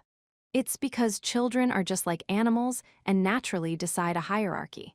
They instinctively recognize whether it's appropriate to make light of a person or not. That doesn't sound much like praise. Sharp comments like that were what made him accept that Rem and Ram were actually sisters. Ram was direct. Rem was roundabout. You had to have a thick skin to stick around them. Of course, their job was one that could not be accomplished without physical toughness as well. The village closest to the mansion, where Subaru and Rem were at, was called Oram. Though Roswald dwelled in the hinterlands, he was nonetheless a minor lord possessing several pieces of land. Everywhere within them, and Oram village was no exception, the residents welcomed Subaru, and Rem like it was the natural thing to do, speaking to them in a very friendly manner. Apparently, just the fact that the twins spent a lot of time in contact with them in the course of shopping meant word of Subaru's existence had passed around.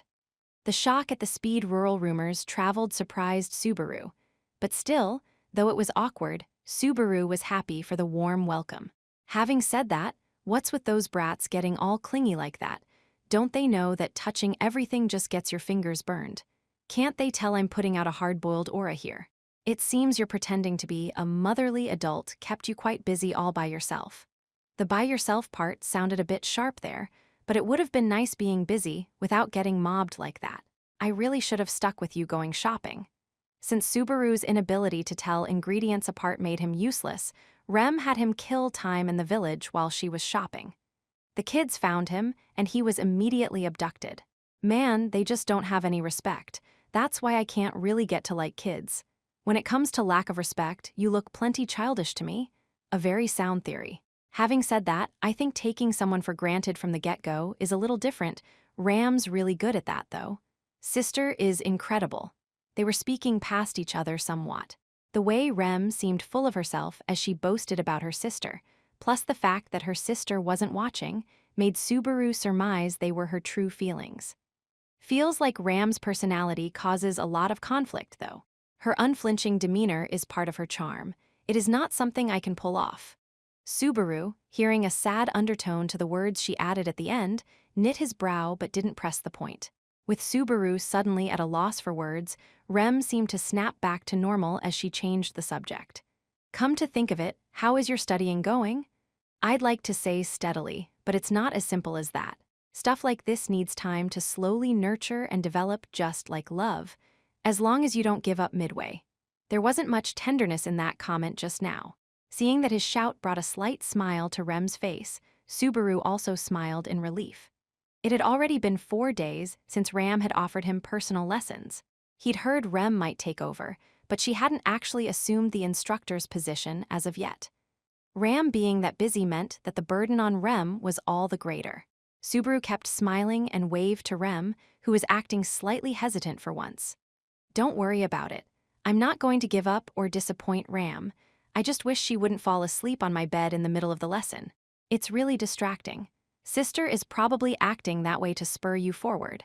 Man, your total worship of your sister is way past normal, totally demon-possessed. Demon-possessed. Rem tilted her head at the latest word trend Subaru had coined. Like possessed, except by a demon instead of a divine spirit. Demon-possessed. It works, huh? Do you like demons?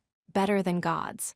I mean, gods don't give you anything, but a demon will have a good laugh with you over a chat about the future. Talking about the last year seemed especially popular with them. Subaru remembered the image of the red demon and the blue demon hugging each other as they laughed themselves silly, when he suddenly realized there was a definite smile carved upon Rem's face. Whoa. He'd seen her faintly smiling several times over, but this was the first time he'd seen a real smile on her face. Subaru didn't know what had tickled Rem's thoughts, but he snapped his fingers. That smiling face is worth a 1,000,000-volt skyline. I will tell on you to Lady Amelia. Subaru straightened himself and meekly pleaded for forgiveness. I wasn't trying to hit on you. Rem lightly raised her eyebrows toward Subaru. What happened to your hand? Oh, that mangy mutt with the kids went all chomp-chomp on me. His left hand, covered in bite marks, had already stopped bleeding, but it still looked somewhat pathetic. Incidentally, it was only after he returned to the mansion that he realized that the middle of the back of his servant outfit was stained with snot. May I heal that wound? What? You can use healing magic too, Rem. Only simple magic up to first aid level. Perhaps you prefer Lady Amelia? That is a pretty attractive suggestion, but I'll pass on both. Subaru declined her offer while gazing at the bite marks on the back of his left hand. He decided that scars, in a way, were a good thing. The fact that everything, up to and including his scars from the previous loop, had vanished when he'd begun this playthrough weighed heavily on Subaru's mind. The presence or absence of scars was a great way to tell if he'd done a return by death or not.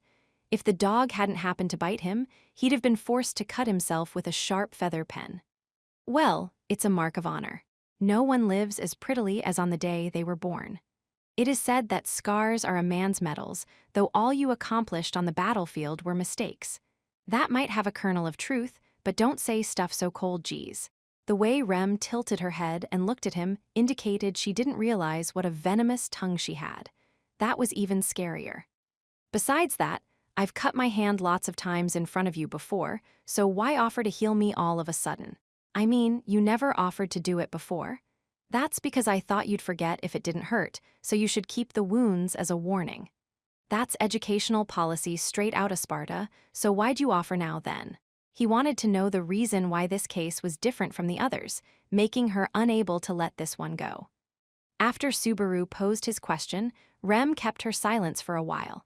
Looking at her face from the side, Subaru thought it might have to do with the little smile from earlier. The futon flew on, the kitten catnapped. Who's the one who said a pun? Did you suddenly go wrong in the head? You're jumping to conclusions. No, I thought I'd find out for sure why you were all smiles earlier. Though, considering her reaction to the demon talk earlier, he thought it could be that, too. I thought you'd really go for cheap gags. So I wondered if I tried it, maybe it would put you in a good mood and make you want to be nicer to me, or something like that. Do not expect you will get a chance to have me heal your wounds ever again. You're that angry. I have been this angry since earlier from your bad-mouthing sister behind her back. I do that a lot lately. The look Rem shot at Subaru grew sharper still thanks to that last comment. Fearful, Subaru gave up on apologizing, closing his mouth and gazing at the sky. Evening was slowly giving way to night. That was when he felt his limbs stiffen. After all, it was his second time in that world reaching the fourth day. So the challenge is to get to tomorrow morning safely, but before that came another important challenge, making sure that he actually had a promise with Amelia for a date to begin with. 7. For the second time, Subaru Natsuki was approaching his greatest crisis during his first week at Roswell Manor. With things having gone so much against his experiences during the first loop, he couldn't really call it smooth sailing, but the greatest danger was indeed that moment. And so, with a slight blush, Amelia said to him, "So, since Ram and Rem both said they weren't going to show their faces here tonight, I've come to supervise your studying in their place. Not that I can do much to help," and cutely stuck out her tongue. With Subaru sitting facing the desk, having Amelia sitting on the bed, watching him like a hawk, was ferociously whittling down his endurance. Here was a cute girl in the room of a teenage boy, just the two of them, late at night like this. Surely no one could blame Subaru for losing his concentration as he struggled against his baser instincts. You're taking studying more seriously than I expected, Subaru." Subaru was desperately chanting innocent inside his head, unable to feel innocent at all, when Amelia got up and voiced her admiration. Apparently she'd bathed just earlier. The faint hint of warmth hovering around Amelia, mixed with her own scent, were two more sharp blows to Subaru's state of mind. Subaru fumbled with his notebook as he opened it to show Amelia where he'd gotten in his studying. "All right, now I'm learning basic eye characters by writing them. My current goal is to read this picture book for kids, since it's mostly written in iScript. The goal is a picture book. Ah, what? It's got an interesting story or something? Emilia lightly shook her head at Subaru as her hand stopped midway through browsing the picture book he was using for reference. Well, nothing big, but yes, a little. When you can read this, too, yeah. Audibly closing the book, Emilia sat on the bed once more and got comfortable. Subaru was unable to conceal how Emilia's refined but unguarded nature left his mind all jumbled. Normally, I wouldn't be doing this for someone I met only a few days ago, but I'm giving you special treatment to thank you for your hard work.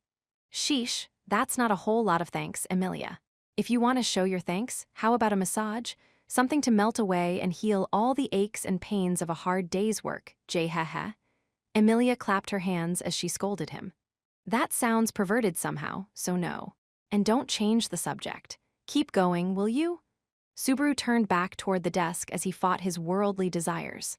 Subaru chanted innocent in his head as he wrote the characters onto the notebook, driving out idle thoughts as he focused his head on one thing at a time. Goodness, you can do it just fine if you don't let yourself get distracted. That's because I lose track of everything around me once I'm into something. That's why I'm straight like an arrow aimed at the person I like. Is that so? It'd be nice if the person you like notices that sooner rather than later. Certainly, Subaru's statement had been very frivolous, but Emilia brushed it off like it had nothing to do with her.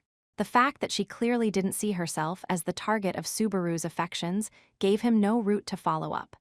Hey, Subaru, why don't you take work as seriously as you do studying?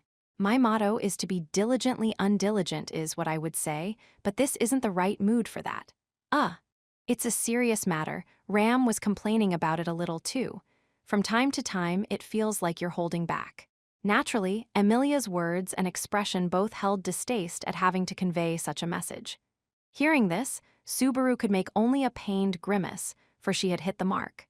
Ram was correct in her assessment that Subaru was holding back from work, for the truth was that Subaru wasn't taking the work seriously. More precisely, he was deliberately trying to produce the same outcome as the last time. Compared to last time, when he hadn't learned the first thing about being a servant, Subaru was at least a little bit better. His slight adjustments hadn't escaped the veteran maid's attention. So you do feel guilty about it. It feels like you're honest to a fault in some odd places, Subaru. You're not slacking off studying after all. Well, there's some little I guess that's not an excuse. I'll put everything into it starting tomorrow, so please forgive me, Your Highness. I have no objections. Was that a little off? Emilia cutely tilted her head, perhaps wondering if she'd been a little too haughty. Subaru, relieved at seeing Emilia's stance softening, firmly resolved to honor the pledge to Emilia he'd just given. At the very least, there'd be no need to copy the last time after that night was done. He'd work very hard to repay the debts he owed to Ram and Rem from over those 4 days. Not that he thought easing up on the brakes would turn everything around overnight. Feelings are real important here. I want my renewed hard work to completely provoke those 2 sisters. And there, another splendid moment completely wasted. Are you finished studying? I managed to get today's part done. Hey, Emilia, would you listen to a little request of mine? I'd like a reward for working hard from tomorrow on so. A reward? Just so you know, I don't have a lot of money I can spare. Wow, you sure were brought up strict. Now, just hear me out. I'll work seriously starting tomorrow, so let's go on a date. Subaru posed with a full smile and a thumbs up as he made his proposal to Emilia. Faced with the greatest smiling face in Subaru's arsenal, Emilia's big eyes blinked slowly. What's a date? Heck, a date is when a guy and a girl go out all by themselves. What happens between them, only the goddess of love knows. Then you went on a date with Rem today, Subaru? No, an unexpected counterattack. Please, that didn't count. Certainly that counted as going out with a beautiful girl, but Subaru was hoping for something a little more mutually involved than buying groceries for the household. I understand you want to go out with me, but where? Actually, there's this village close to the mansion with this super lovely mutt. It has flower gardens, too. I want to use my Mesha to record for all eternity you standing among the blooming flowers. Subaru went to a corner of his bedroom. where his shopping bag with his few precious possessions from his original world were stored. The cell phone and cup of ramen were still in there, having survived the ferocious combat at the fence's shop. If the battery holds up, I want to fill the whole memory card with pictures of Emilia. Ah, the village, huh? In front of the person who wanted to drag her out from her daily routine, Emilia put her hand to her cheek, deep in thought. Subaru recalled that she'd hesitated considerably before the last date invitation, too. Somehow he'd gotten her to say yes the last time. Subaru made his teeth shine to recreate that memory. The dog's super cute. Let's go, but it might cause you quite a bit of trouble, Subaru, the villagers. The kids there are completely innocent, totally a bunch of angels. Let's go. All right already. It can't be helped. I'll just have to go with you. The flower gardens are magical and wonderful and, wait, seriously. He was struck senseless at how Emilia seemed less resistant to the idea than last time. Subaru was still thrown off as Emilia tapered her lips and drew in her delicate shoulders. If that'll make you work hard from tomorrow on, I'll go with you. So don't go drifting off anywhere, okay? Nope, we'll do no such thing. My soul's already burning with determination to finish all my work perfectly. Your soul's burning for something like that? Emilia's shocked face at Subaru's burning drive sent them both into laughter. After laughing like that for a while, Emilia nodded a bit and got up from the bed.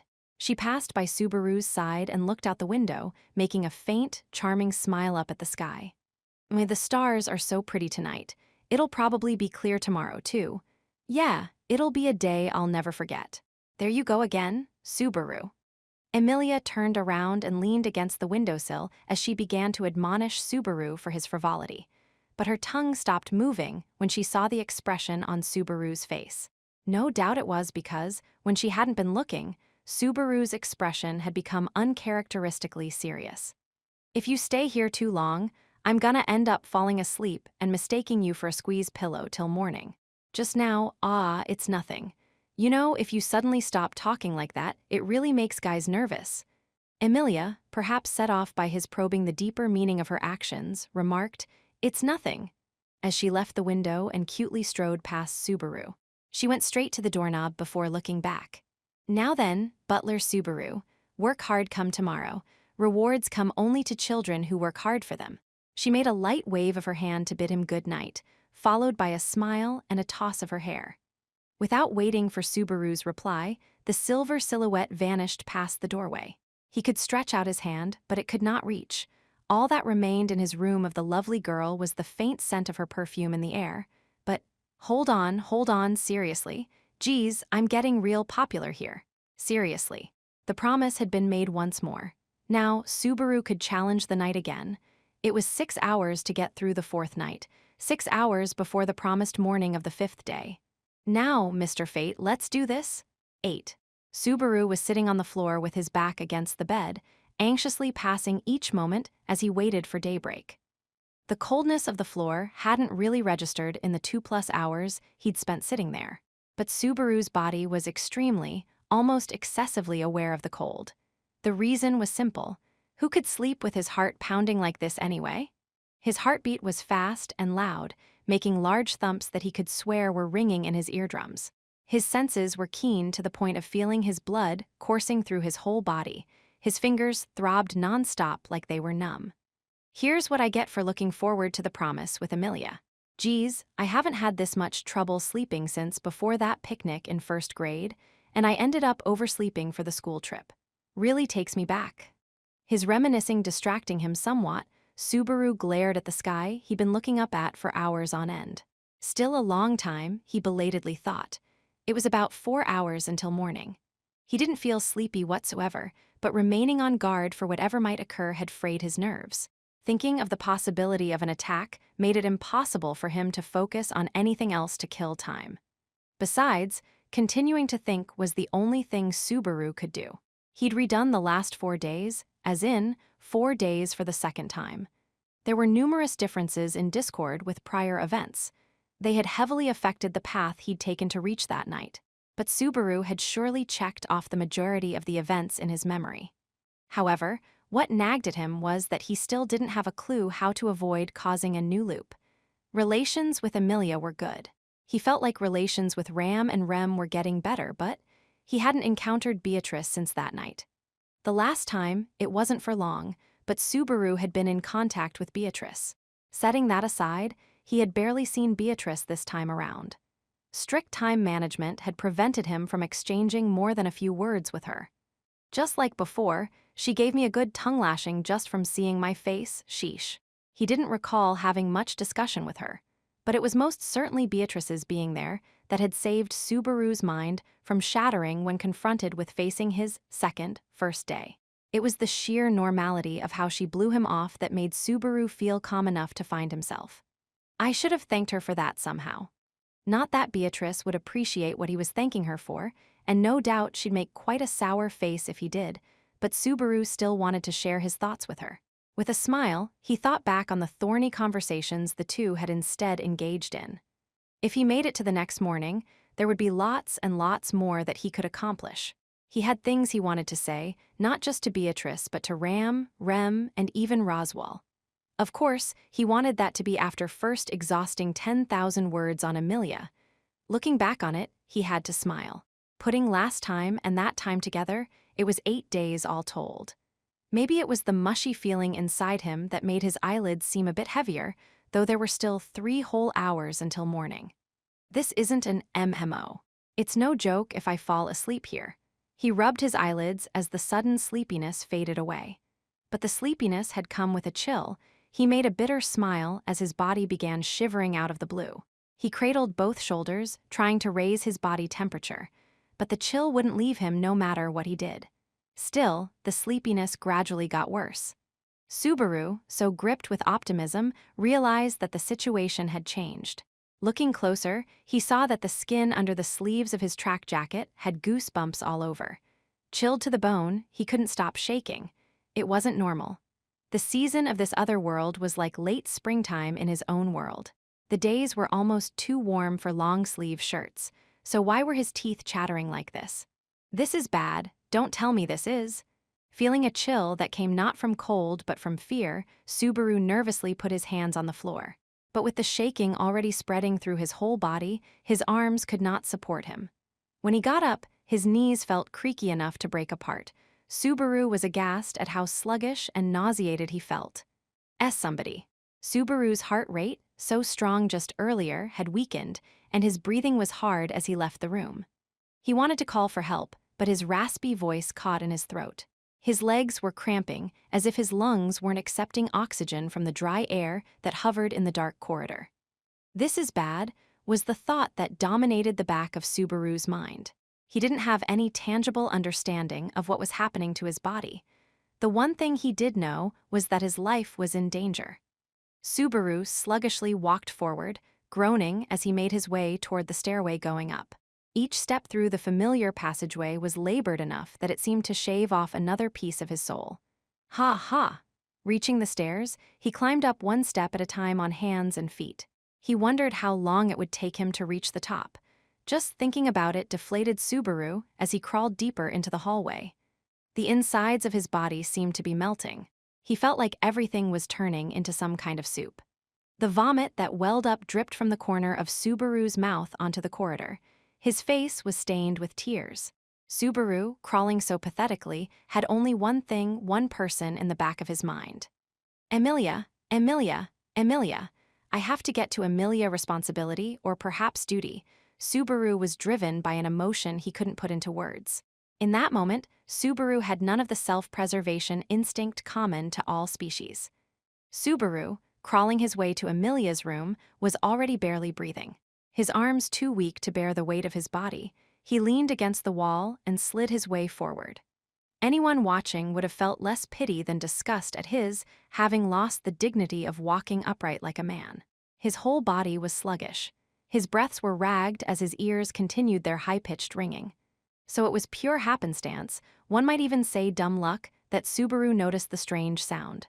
The sound he noticed was like the clank of a chain. Getting a bad feeling, he stopped moving. His shoulder slid down the wall, he pressed his head against the floor. Ah! The next moment, an impact blew Subaru back.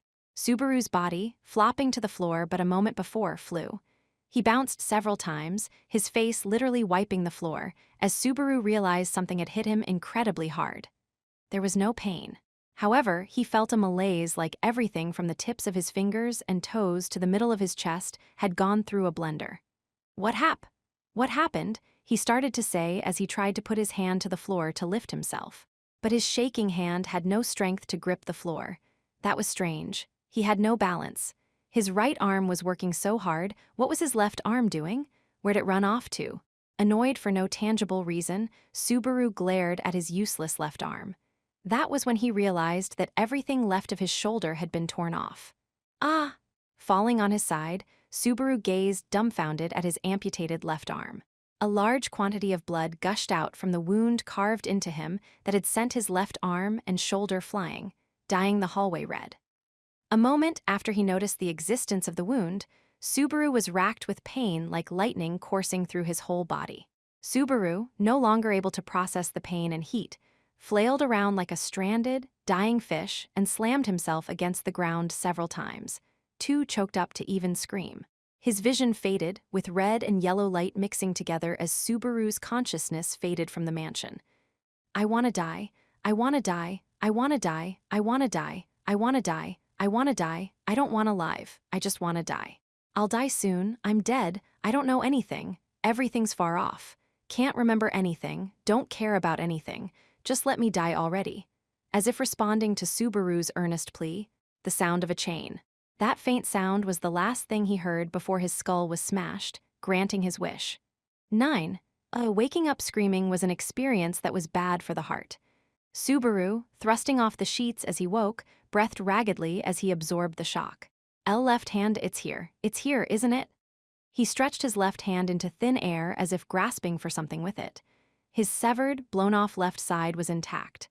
Clutching his right arm to confirm it, too, was there. The sense of loss Subaru absorbed for a while made him shake and feel sick to his stomach.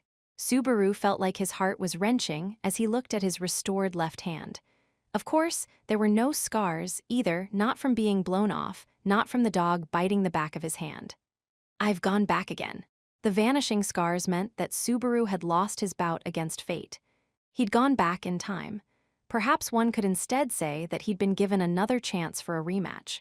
At any rate, he had to confirm the time, and as he arrived at that thought, sorry, good morning. Subaru finally realized that the twins were clutching each other in a corner of the room as they watched him. Like small animals keeping their distance, neither replied to Subaru's completely out-of-place greeting. Subaru scratched his head as he wondered what he should do. Ram and Rem had no doubt forgot about Subaru.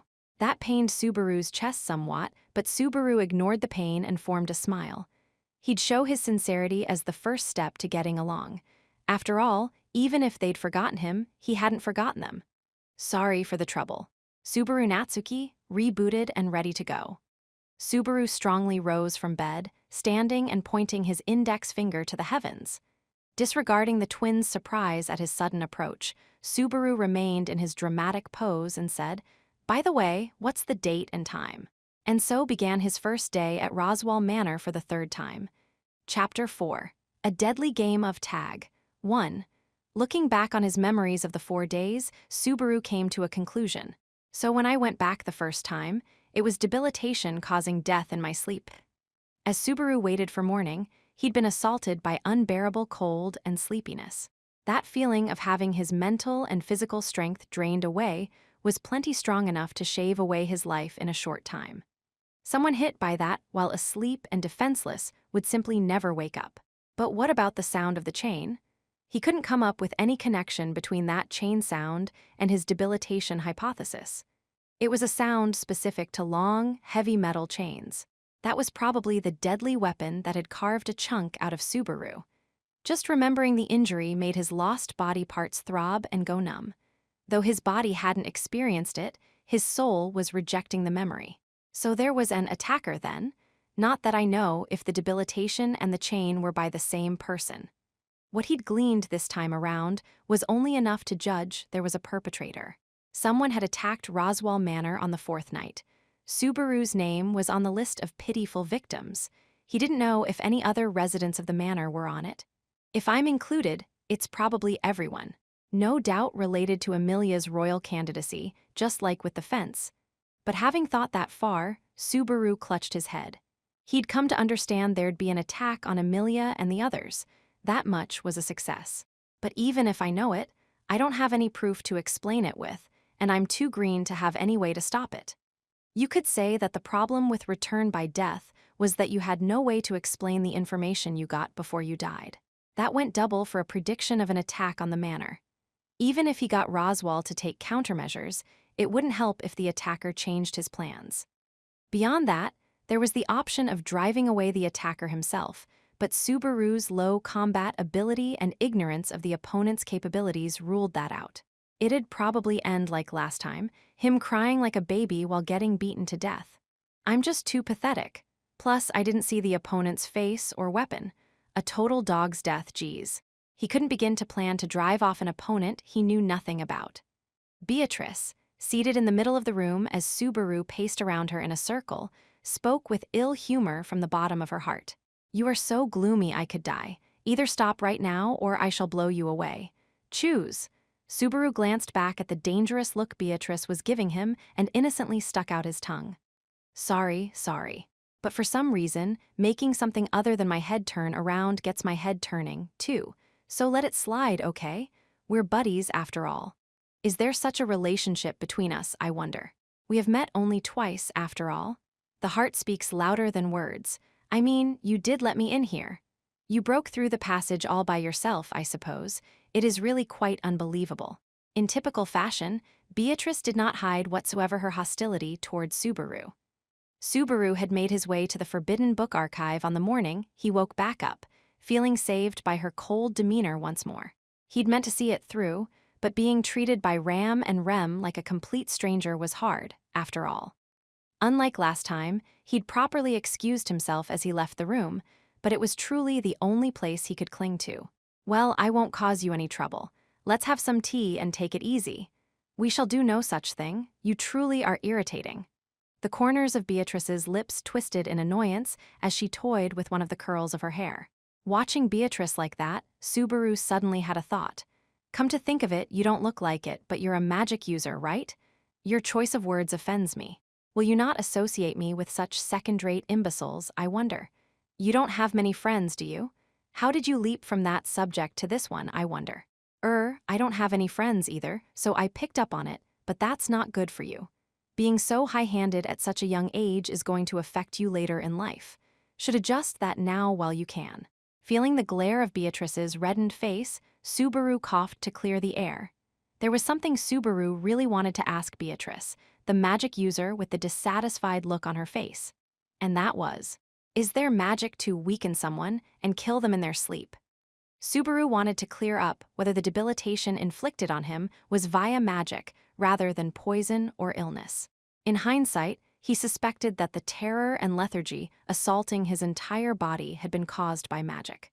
For one thing, he didn't know of any disease with an onset that debilitated and killed you within hours. Even if it was another world, it was still a little hard to believe. He'd thought about assassination via poison, but he just couldn't put good odds on it.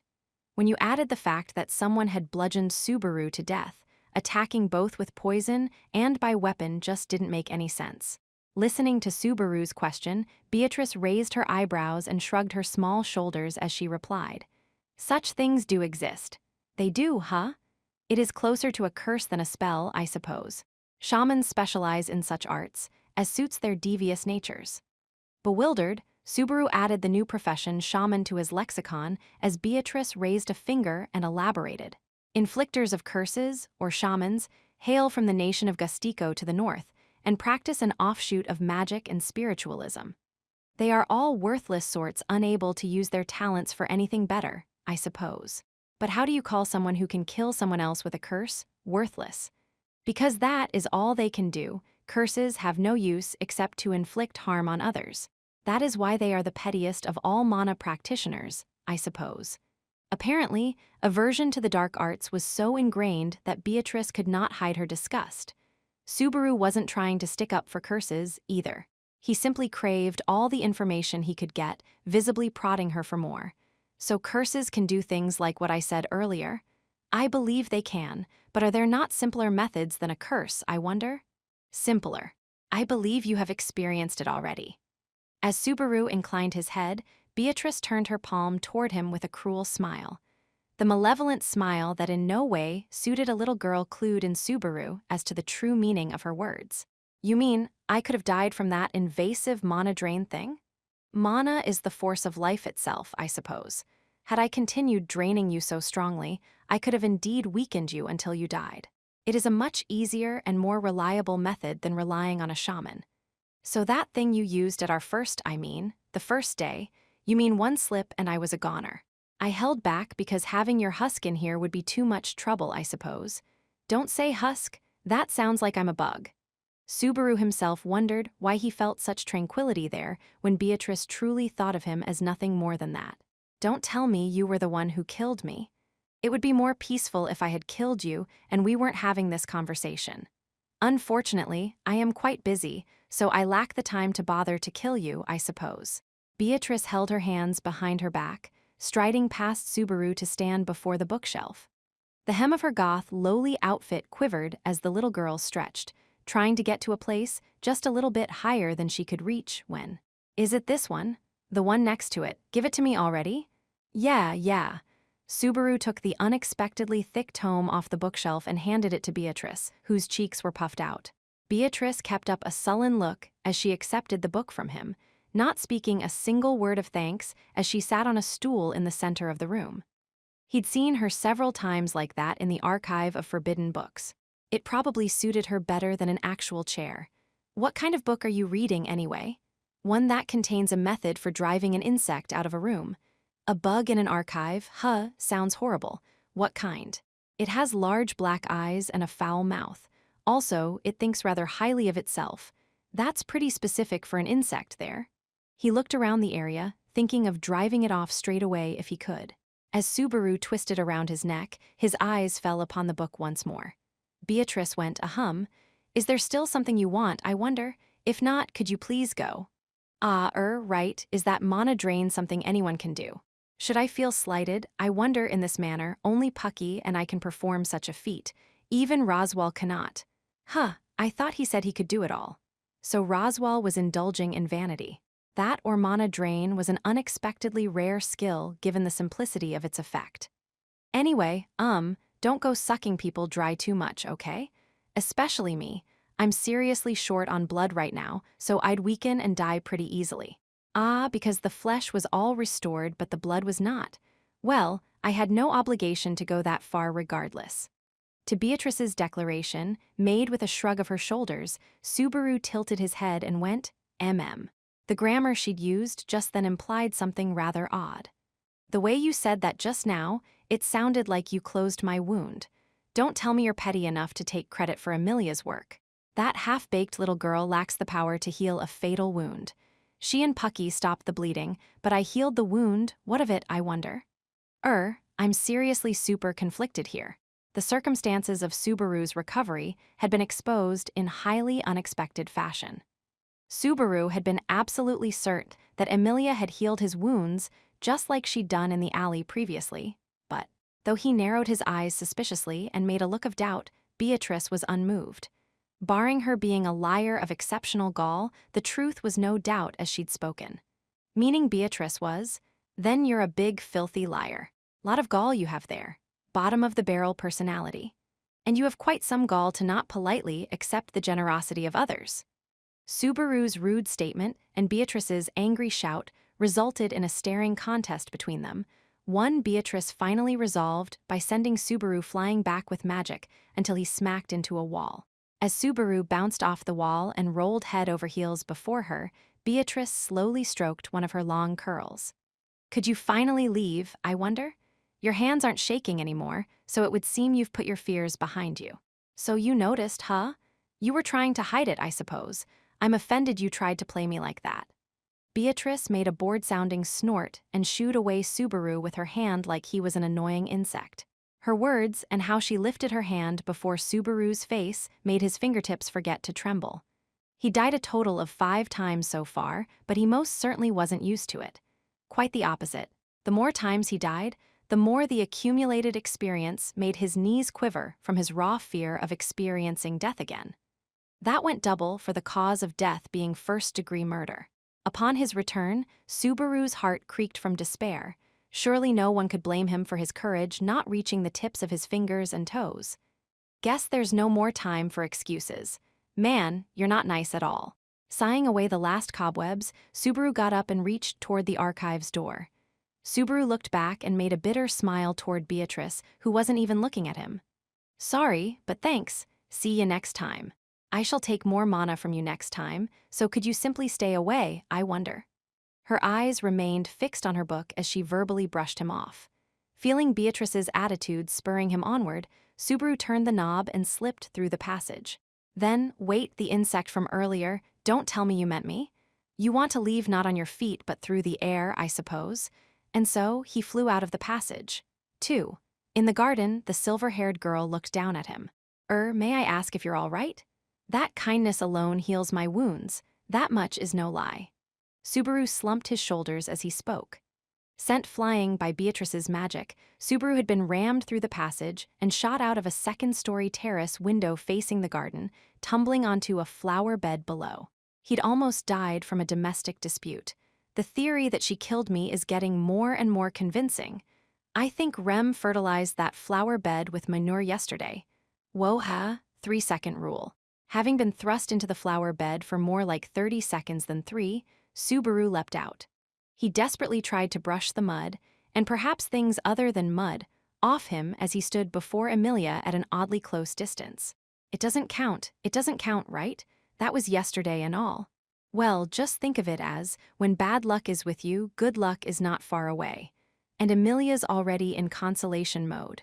As Subaru wiped away small tears with his sleeve, Emilia, a bitter smile on her noble face, must have felt pity for him as she touched the pendant between her breasts. Puck, wake up. The green crystal flared lightly, responding to Emilia's call. The light formed first the contours, then the full image of a little cat that materialized and rested on Emilia's palm. The little kitty heavily stretched its little body, looking like it was making a yawn. Good morning, Leah. Subaru's up already. Good morning, Puck. Sorry to wake you all of a sudden, but could you wash Subaru, please? Puck, watching with one eye as Emilia pled her request, suddenly oohed as he looked in Subaru's direction. Looking at Subaru's mud-covered appearance, he nodded, apparently agreeing with the girl's request. Time for a bath, then. There. Bath is putting it mildly. Whoa! As Puck thrust out both hands, the dazzling, pale light that came from them turned into a large amount of water the next moment, slamming into Subaru's upper body with incredible force, scrubbing away all the world's impurities. That's a water cannon. Whoops, I threw off his balance a little. With Subaru's body turning around from his upper body being bathed in water, Puck adjusted the water flow in the other direction with a little too much oomph. Subaru was unable to resist being turned right to left, round and round. See, you're all clean now, isn't that nice? When you play with me like that, my heart goes round and round. Subaru, sitting on a soggy patch of grass, was groggy with his eyes still spinning. He wiped his face with his soaked sleeve and somehow rose up despite his wobbly state. Man, if you're that rough, I'll start seriously thinking you're the culprits. I'm not sure what I'm being suspected of, but I'm deeply, deeply hurt, Naya. As the little kitty floated in midair, pretending to be upset, Subaru pressed a finger to his narrow forehead and turned him toward Emilia as he cried out. Somehow, this was the most frivolous, wonderful reunion he'd had so far. Putting aside that Emilia should have been tearfully rushing to greet Subaru upon his revival from mortal injury, he wondered what he should say as his first step to resolving the situation. BWA? Biwahaha, I'm sorry I can't, ahahahaha. What are you two doing? My sides hurt, I'm going to die. Suddenly, Emilia, unable to hold it in any longer, burst out laughing, driving away all his worries. As Emilia pointed at Subaru, who looked like a drowned rat, her normally neatly arranged expression was gripped by mirth. The unexpected reaction made Subaru look at Puck, who was floating right beside his face. Well, my initial bad impressions all gone. Thanks for the assist, Dad. In response to Subaru's impudent suggestion, Puck puffed out his chest haughtily. Who are you calling Dad? You won't have my daughter that easily. Upon hearing this, Emilia's loud, laughing voice filled the whole garden. 3. Having finished her laughter, Emilia was watching Subaru as she spoke. I heard Ram and Rem were heading for the garden, but they're a little late. Emilia was still wiping the vestiges of the tears from her eyes from laughing so hard. Subaru, the chief culprit, toyed with Puck in the middle of his hand. Huh. So when you say they're late, can I take it that you've been waiting here for my sake? Isn't it the other way around? It's true that I should thank you, and if I moved without thinking, we might miss each other and I don't want that, but it's just coincidence that I stayed here with you. Right, it's just coincidence, Subaru. She makes me drag out my grooming for one reason after another and speaks to the lesser spirits about the same things over and over. She says it's all just coincidence. As usual, just as Emilia was in the middle of completely self-destructing, Puck added fuel to the fire. Sheesh, Puck. She should just be honest with herself. That's a cute thing about Leah, though, don't you think, Subaru? Oh, definitely. Everything about Emilia Tan is the brightest star in my sky. Now Subaru's teasing me, and what is that, Tan? Where did that come from? She was finally voicing some doubts about the way he was speaking to her. Up until last time, it was a subject Emilia had managed to let slide. Subaru put a hand to his chin and made what sounded like some kind of diabolical chuckle. It's a sign of my affection. It's like how Puck calls you Leah, a way for two people to show how close they are to each other.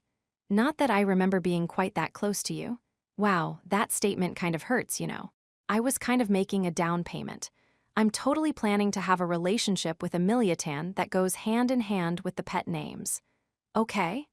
At the very least, he hoped to get close enough to her by a few nights from then that she'd forgive him for it.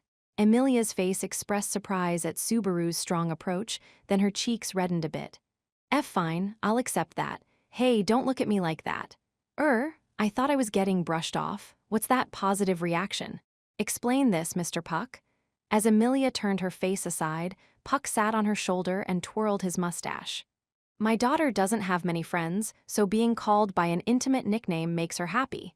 Put simply, she's easy. Subaru exclaimed in surprise, my leading lady's easy? He thought he'd merely climbed a treacherous wall, but he felt the sudden realization that it was more. He continued, but we're still a long way apart. I need to learn a little more about this whole nobility thing. Could you not mention something I really don't want to talk about? I just want to reach an agreement on EMP, Emilia Tan's Majorly Pretty. Oh. Subaru pressed silliness onto Emilia when he abruptly looked back at the mansion and narrowed his eyes. Emilia followed Subaru's gaze, tilting her head as she watched the twins come out of the mansion. Ram and Rem, it's a bit too soon to be breakfast time, though. The image of the sunlight reflecting off her silver hair seemed to burn into Subaru's eyes as he confirmed that events were proceeding. It was the time of Roswal's return. The twins simultaneously bowed their heads before them. They spoke with the same stereo effect he'd now heard many times over. Master Roswal, Lord of the Manor, has returned. Please come with us. Subaru watched Emilia nod to them as he turned toward the twins with a hand casually pressed to his rear. Sister, since last we saw him, he has become a muddy drowned rat. Rem, since last we saw him, our guest has become a stained, filthy rag. Subaru made a pained smile at their sharp comments as he looked up at the sight of the mansion. He would change clothes, tidy himself up, and head to meet Roswal for a fresh start. Because this time, he intended to take a completely different approach than before. 4. And so, his first week at Roswal Manor began in earnest for the third time. For this third loop, Subaru wanted to emphasize gathering information. My keywords are magic and chain, but that doesn't tell me anything yet. The only thing he knew for sure was that someone would attack in the dead of night on the fourth day. Under the present circumstances, if he told Roswal and the others, they'd no doubt ignore him. Subaru simply couldn't explain where he got his information. Subaru could even get himself suspected as one of the assassins arrayed against them. If he at least had a physical description of the attacker, things might be different, but that's why I've got to spend this time gathering intel. If the return by death conditions are the same as before. On the Royal Capital Loop, he died 3 times and had a breakthrough on the 4th. If things were as before, he'd be able to return one more time. So this time he'd gather the intel he needed for a breakthrough the 4th time around. To be honest, I don't like picking a plan that's giving up from the start. However, his options being very limited, he had to resign himself to some sacrifices. At any rate, he had no intention of throwing away his opportunity. It was the difference between resolving to redo everything and aiming from the start to overcome the challenge. This time, he'd focus entirely on getting out of the loop. For that, I had to tell Puck under the table to keep Emilia safe. In the middle of playing around with Puck in the garden, Subaru had whispered to Puck to pay attention to Emilia's surroundings. The little kitty could read minds. Subaru figured he'd know Subaru's earnestness was no lie. I made things pretty vague, but he seems genuinely protective of Leah. After all, he'd given Subaru's pushy suggestion a warm reception. He could now assume that Emilia would be relatively safe. It wasn't much, but it did relieve a bit of the burden on his shoulders. After that, there's Roswell and the lowly, but after that, what? Subaru scratched his head all over, plucked out a hair, pinched his feather pen under his nose, and stretched his back. His head hurt from the difficult dilemmas. That being said, he had to do whatever he could. If possible, he wanted Ram and Rem, and of course Roswell and Beatrice as well, to get through those 4 days safely. He had his reasons for not running no matter how formidable the challenge. My concentration just ain't cutting it. What to do, huh? As he leaned back against his chair, it made a creaking sound when he heard a voice from outside. "Pardon me, dear guest." Faster than Subaru could reply, the door opened and he saw a pink-haired maid, Ram. Subaru raised an eyebrow as Ram came in with a steaming cup sitting on a tray in her hands. "Oh my, dear guest, you really are studying. That's super rude, you know. I am kind of an actual guest at the moment. Dear guest, you are the manner of house guest known as a freeloader." Looking calm and composed, Ram let herself into the room and began serving tea. Watching from the side as she worked, Subaru could not conceal his bitter smile at her words. A house guest and freeloader, he thought the terms fit all too well. "Here you go, dear guest." "Oh, thanks, hot, hot, hot." When he took the cup and looked down into it, he saw steam rising from the surface of the hot amber liquid. The tea of this world was nearest to black tea in appearance and taste. The rich aroma was just as easy to enjoy. Ram's attitude was very blunt, but it was odd that she'd come in to serve tea like this. As he watched Ram's polished movements, Subaru slowly tasted the tea he'd been offered, nodding. "Really does taste awful. This manor serves tea using leaves of the highest quality, so that is quite a statement. If it tastes bad, it tastes bad. I just can't think of it as anything but black tea. Tastes like a plant." Ram coldly watched Subaru's scowling face as she served herself tea that she had brought like it was the most normal thing in the world, sitting down on the bed and stretching her legs without a care. "I don't have words for the guts you have, slacking off in front of a guest. I believe you were the one who said to take it easier, dear guest. I am doing this only to respond to your request. You should be thanking me. This is, even pushier than you were before, though." Subaru voiced his complaints as he sank back in his chair and made a loud sound. Ram listened to that sound as she wet her tongue with black tea, finally giving Subaru a sideways glance. "And, dear guest leaving in 2 days, have you made any progress?"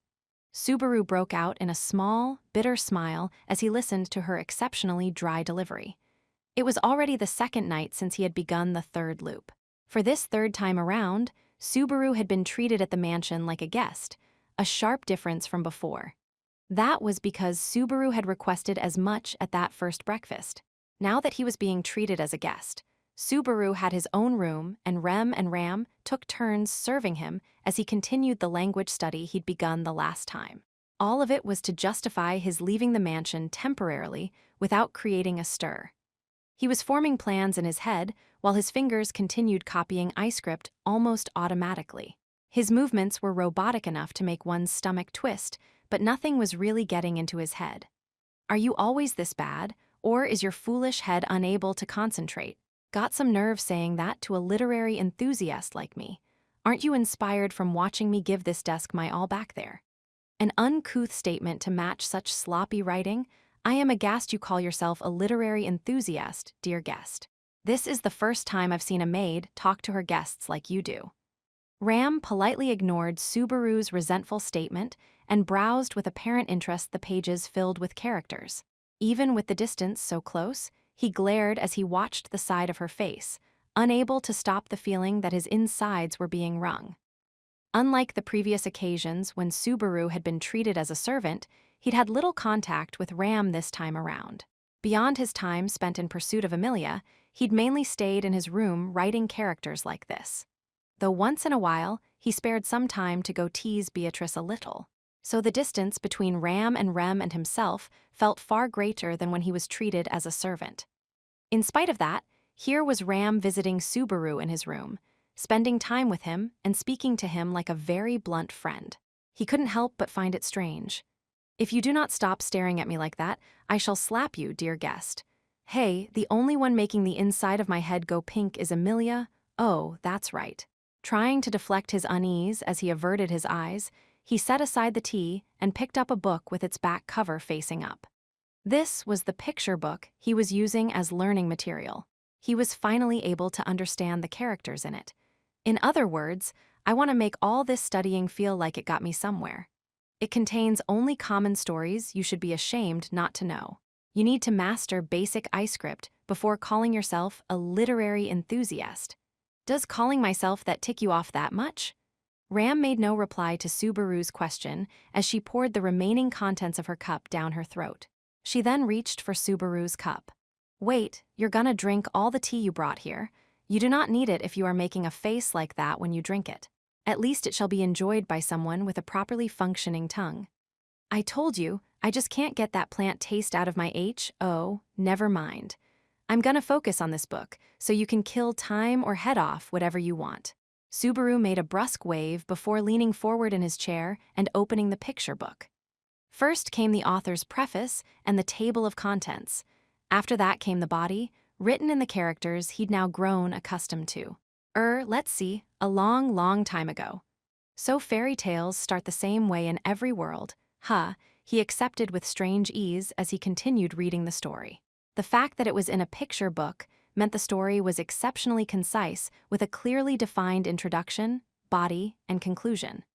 Child-level comprehension was prioritized, with pictures used precisely where there was room for imagination.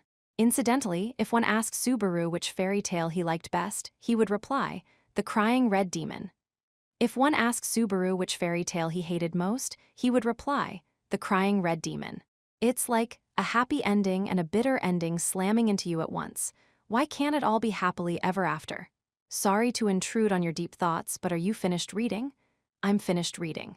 The things that went against common sense were fun, so it was more interesting than I expected. Guess that's another world's culture for you. Maybe I should bring in fairy tales from my own homeland, too, like The Crying Red Demon. The Crying Red Demon? Subaru was mumbling about the copyright issues in another world's jurisdiction when Ram's eyebrows trembled in response. Went Subaru, getting a rare rise out of Ram. "It's the title of a fairy tale from where I come from. How about I tell it to you?" Ram did not reply as Subaru made the suggestion with a thumbs up. However, the way she sat on the bed with her hands on her knees, shifting her gaze to Subaru, clearly conveyed that he should get on with it. "All right, attention, please. The Crying Red Demon. A long, long time ago in a certain land there was." The fairy tale began with a bitter argument.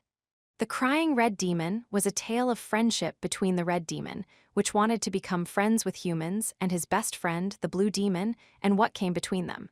It went something like this. The two demons living on the mountain tried various things to get the Red Demon in the good graces of the villagers, culminating in the Blue Demon committing wicked deeds upon the village, only to be driven off by the Red Demon, who thus befriended the human beings. The tale ended with the Blue Demon leaving. The Red Demon, dispirited at the Blue Demon's display of friendship, cried for the Blue Demon's sake. And so, the Red Demon read over and over the letter left at the Blue Demon's house and cried the end. Subaru finished conveying to Ram a somewhat abridged version of the fairy tale. It was a fairy tale Subaru himself had read many times over. He thought he was as faithful with his words as possible, keeping his own opinions out of it. Ram lowered her eyes as she listened to the tale. Subaru stayed in the same position as when he'd finished the story, waiting for her to speak. Finally, Ram let out a small sigh. "A rather sad tale. I suppose so. But I think it's a happy story, too. I think the cast of characters was full of idiots, the red demon, the blue demon, and the villagers, too. Well, that's being a tough critic, not that you'll get any argument from me. He agreed that none of the three sides had enough introspection. The villagers were pure suckers, and if the two demons had spoken more to each other, they might have found proper common ground. At the very least, surely they could have avoided the need for one to put distance between him and the other for the rest of their lives. That's why I love this story and hate this story. The blue demon's self-sacrifice was super cool, but he was an idiot beyond saving, too. I like to think I can save myself through putting in the effort. So you think that about the blue demon? I think it is the red demon who is beyond saving. Ram's reply made Subaru lift his head. Ram was looking at Subaru as she bit her tongue. He wrapped the blue demon in his own desires, losing nothing when the blue demon lost everything. I think that is a rather horrible result. What do you think the two demons should have done then? If the red demon truly wanted to be friends with the humans, he should have gone to live in the village, even if it meant cutting off his horn. He should have done that long before the blue demon left. Man, that's a pretty extreme position there. Subaru raised his voice at the radical view she'd provided, but Ram simply stroked her own short hair like she was saying, "Is it now?" She proceeded to toy with the ribbon holding her hair in place. Making the blue demon pay for something he wants is unforgivable. If the red demon wants it, the red demon should pay the price. The blue demon robbing him of that chance is a problem too. That's a really strict view of it. Do you have something against demons? Dear guest, which of the two demons would you rather befriend? Subaru blinked at Ram's question. He hadn't really thought about it. Which of the two? Ram nodded and stretched out both hands towards Subaru, raising one finger from each. On the one hand, the red demon who asks and leaves others to pay the consequences, or the blue demon, the idiot drowning in his own martyrdom. Which, geez, you make both of those choices feel bad. So what? I'm a villager who just arrived here. It was rather rare for the point of view of the villagers to come up in a discussion about the crying red demon. Either way, Subaru was a little lost as he stared at the two hands Ram presented before him when she said, "What an uninteresting reply. Don't say that. Since I've read The Crying Red Demon, I sympathize with the two of them, so I want to help out both, okay?" Subaru gently pressed both his hands onto both of Ram's hands. Subaru's reply drew a long sigh out of Ram. She glared at Subaru, who of course was close enough to touch. "So you're the type who understands neither his position nor that of others. When distance grows, your type gets left behind by both. Distance, huh? Why not just tell people how you feel while they're still close? The red demon's not a bad guy for wanting to get along, and the blue demon's not a bad guy for wanting to help him, either. I'm the type who likes demons, not the type to just drive 'em off the island at the drop of a hat." Ram sighed at the grinning Subaru and looked at her own two hands as he grasped her raised fingers. As she brushed him off, Subaru shrugged and sat back in his seat, readjusting himself to face Ram again. "You know, Ram, you seem to like The Crying Red Demon quite a bit. Dear guest, you will someday regret fickle, indecisive thoughts, such as wanting to be friends with both." "I don't remember that being what we were talking about here. I thought we were talking about demons." As Subaru shouted and shook his head, Ram made a small clap of her hands to indicate the subject was closed. Her quick-tempered behavior tugged at him, but Ram pointed to the book on the desk before he could say a word. "Setting aside the tales from our dear guest's homeland, what did you think of the stories of this land?" "Let's see. I suppose the one that stood out was the dragon one in the middle of the book and the witch one at the end. No matter how I slice it, those two are different somehow." Subaru gave a wandering reply as he browsed the book. Those were the two tales that had left the deepest impression upon him. The former definitely got special treatment. As for the latter, the witch story was like, they felt they had to put it in but they went halfway. It completely ignored story structure, like a bunch of highlights. That cannot be helped. We are in Lugunica, of course the dragon story gets special treatment. Subaru nodded as he flipped the pages of the picture book on the desk. "Right, Dragon Friend Kingdom of Lugunica, right? Now I get why it's called that. Apparently the large kingdom Subaru was staying in was called the Dragon Friend Kingdom of Lugunica. On world maps, it looked like the easternmost nation in the world, but apparently it had good reason to be called the Dragon Friend Kingdom. It was a simple tale, really. Long ago, the kingdom had come under the protection of a dragon, forming a pact. The dragon is said to have lent its power to Lugunica, protecting it in times of famine, plague, war with other nations, and other various predicaments. So that's why they call it Dragon Friend, huh? It did say in the picture book that the royal family made a pact with the dragon. This is less of a fairy tale than ancient history, right? I suppose so. It's a true story after all. Even now, the dragon protects the peace of this land from under a great waterfall far away until the day its promise to the royal family comes to an end. Subaru cleared his throat as he listened to the oh-so-strict Ram speak such words. A promise made with a dragon in ancient times. The picture book had not drawn the details, but it was a big enough deal that the kingdom had been saved from crisis many times over. Thinking of that, Subaru suddenly realized something about the royal family that made the pact with the dragon. Hey, the family that made the promise with the dragon, didn't it just die out? It did, and suddenly at that. Isn't that like bad? Not that I'd know what bad means here. No doubt the dragon had been promised something considerable in return for protecting its promise all that time. Yet with the royal family that would be granting it dying off on him like that, who would honor that obligation? Ram began. No one knows what the dragon seeks, so it was not put in the picture book. Only gods know what the dragon will do in this situation. At that point, Ram paused for a moment. Rather, dear guest, only the dragon knows. Subaru's breath caught. He wasn't warm, but he felt sweat on his brow regardless. He chewed over Ram's words, swallowed them, and breathed in and out hard enough to make his stomach churn. Negotiating with the mighty dragon was the responsibility of the ruler of the kingdom. In other words, that has to be a mountain of pressure on Emilia then. Yes, the dragon can protect the kingdom or destroy it on a whim. Thus, the kingdom and its destiny rest upon Emilia's shoulders. Just thinking about it makes it seem like a story from that picture book. There'd been a conflicted look on Emilia's face when she saw the picture book on the last night of the previous loop. Now Subaru understood why Emilia's hand had stopped when she was flipping the pages. The size and weight of Emilia's burden had far surpassed Subaru's expectations. His mind wanted to cry out just from thinking about the heavy responsibility borne by those delicate shoulders. It cannot be helped. Everyone was born with a role to play and the responsibility to live up to it. This is what Lady Emilia was born to do. It is a path she must walk, no matter how treacherous it may be. Subaru's voice was shaking with anger from a source he couldn't place. One girl's supposed to shoulder the whole burden like that? For her part, Ram's voice was cold and logical. I believe it is best if others can carry it with her. However, sooner or later, Lady Emilia must be seen to climb that summit herself. Subaru slumped his shoulders when he realized Ram was holding back to not fuel his anger further. He could vent at Ram all he wanted, but he'd be mistaken. Ram wasn't responsible for the weight of Emilia's burden. At any rate, Subaru had no right to be angry. That part really burned him. Oh, right, Ram, about that other story. Wanting to do something other than apologize, Subaru changed the subject and pointed at the picture book. Contrary to how the story of the dragon in the center of the book had received special treatment, the story of the witch had only a few pages drawn for it at the very back of the book. The story was titled, The Witch of Jealousy. So this witch story?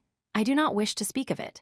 Just like that, she seemed to verbally cut things off after the story of the dragon. Subaru opened his eyes wide without thinking as Ram briskly got up, tray and cups in hand. I have been here too long. I do not wish to cause Rem too much trouble. Dear guest, I shall call you again for dinner time. All right. Ram, turning her back like she would brook no argument, immediately headed out of the room. But just before her hand reached the door, Ram stopped and looked back at Subaru, left in her dust. About the demon story from earlier? Right, the crying red demon. What of it? Don't tell Rem that story. She would probably find it distasteful. Surely no one would have that kind of reaction over a simple fairy tale. Regardless, Subaru, feeling overwhelming pressure from Ram's words, could only nod meekly in response. Seeing this, Ram finally left. Subaru, feeling drained, flopped onto the bed. It felt like there was something more to Ram's last action than just banning him from telling Rem a fairy tale. What the heck's up with all that? Venting at the ceiling, Subaru picked up the picture book and flipped through the pages. The final chapter, The Witch of Jealousy, was a short tale only 4 pages long. A scary witch, a frightening witch, it is terrifying to just speak her name. That was why everyone called her the Jealous Witch. There was no story structure, just contents conveying the raw terror of the witch. It was straight up eerie, doubly so when written in characters meant for small children. And after all the trouble of studying to read this thing, his feelings of success, satisfaction, and the glow of having just read a book seemed to fall by the wayside. Subaru turned in bed and switched his head to a different subject, thinking of what he could do for the remaining 2 days of that loop. He'd put his preparations for the last day in order and shifted to what he'd do 2 mornings hence. Subaru squished his countless worries one by one until he finally fell asleep. 5. My time here's been brief, but thanks for taking care of me. In the mansion's entry hall, all the human beings in the mansion, meaning only 4 people, with Beatrice not included, were seeing Subaru off as he made his goodbyes. Subaru had asked that he be allowed to stay for 3 days. That time had passed. That morning, he would journey onward. Subaru wore his tracksuit and carried the convenient store bag containing his starting equipment, but he also carried a knapsack over his back that Roswal had generously provided. The knapsack was fairly heavy from a decent sum of coinage, Roswal explained simply. My thanks for taking care of Lady Amelia. Among those seeing Subaru off, Amelia called out to him, a look of deep concern on her face even then. Subaru, grateful for Amelia's feelings, vividly thumped his chest. I'll be fine, I'm just gonna take it easy. When I become a strong, wise, and rich man suitable for you, I'll come riding back on a white horse. You have your handkerchief, and drinking water, lagmite ore, and she's totally acting like she's my mom? Amelia fussed about this and that. The way she asked last, can you sleep all by yourself? Made Subaru wonder just how much she longed for the company of others. Or perhaps she was acting on instinct, voicing the unease Subaru was desperately shoving down inside him. Roswal came to shake his hand. We'll then be in good health, Subaru. It has been a short time, but it was quite enjoyable. Do not be concerned about my parting gift. Consider it a small reward for the memories you created these last 3 days. Roswal added a wink to the last part. Subaru could guess what he meant. The knapsack over his back was jingling just from their shaking hands. I get it, you're paying me to keep my mouth shut. I won't say anything. I swear on the dragon. It will keep others from approaching you as part of some wicked scheme. Besides, in this nation, to swear upon the dragon is to make the highest of oaths. It is not that I doubt you, but strive not to forget that. Subaru raised a hand in response to Roswal's reminder. He then turned to the twins, standing behind the clown-faced nobleman. The two stood silently as Subaru reached and patted them both on the shoulder. You two were a huge help, especially Rem with those really delicious meals. Well, she cleans toilets really well. Sister, the dear guest's flattery is despairingly awkward. Rem, the dear guest's flattery is a complete disaster. Well, excuse me, I really couldn't think of anything else, but thanks. Having said his goodbyes to everyone, he pushed open the front doors before he got cold feet. From the entrance of the manor, he cut through the garden, passed through the metal gate, and continued on to the forest path that was a straight shot to Orem village. Subaru's stated plan was to head from there to the nearest highway, hire a passing carriage, and head to the capital. But that plan was a feint. Subaru, thanks for everything. If anything happens, come back anytime, okay? With Amelia's statement of farewell, her words gentle until the bitter end, Subaru departed, walking the path toward Orem village. The silver-haired girl waved until she could no longer see Subaru from the mansion. Her oh-so-adorable behavior dulled his worries and made his sense of duty burn once more.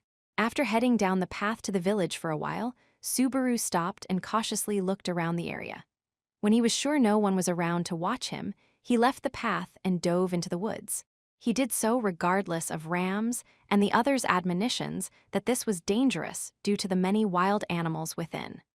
Ignoring their warnings, Subaru pushed his way through the foliage as he headed deeper into the forest.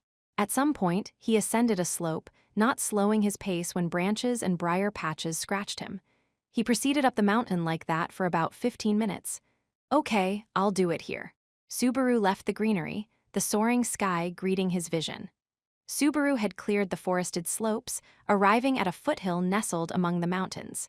He could watch the mansion below from the cliff right in front of him.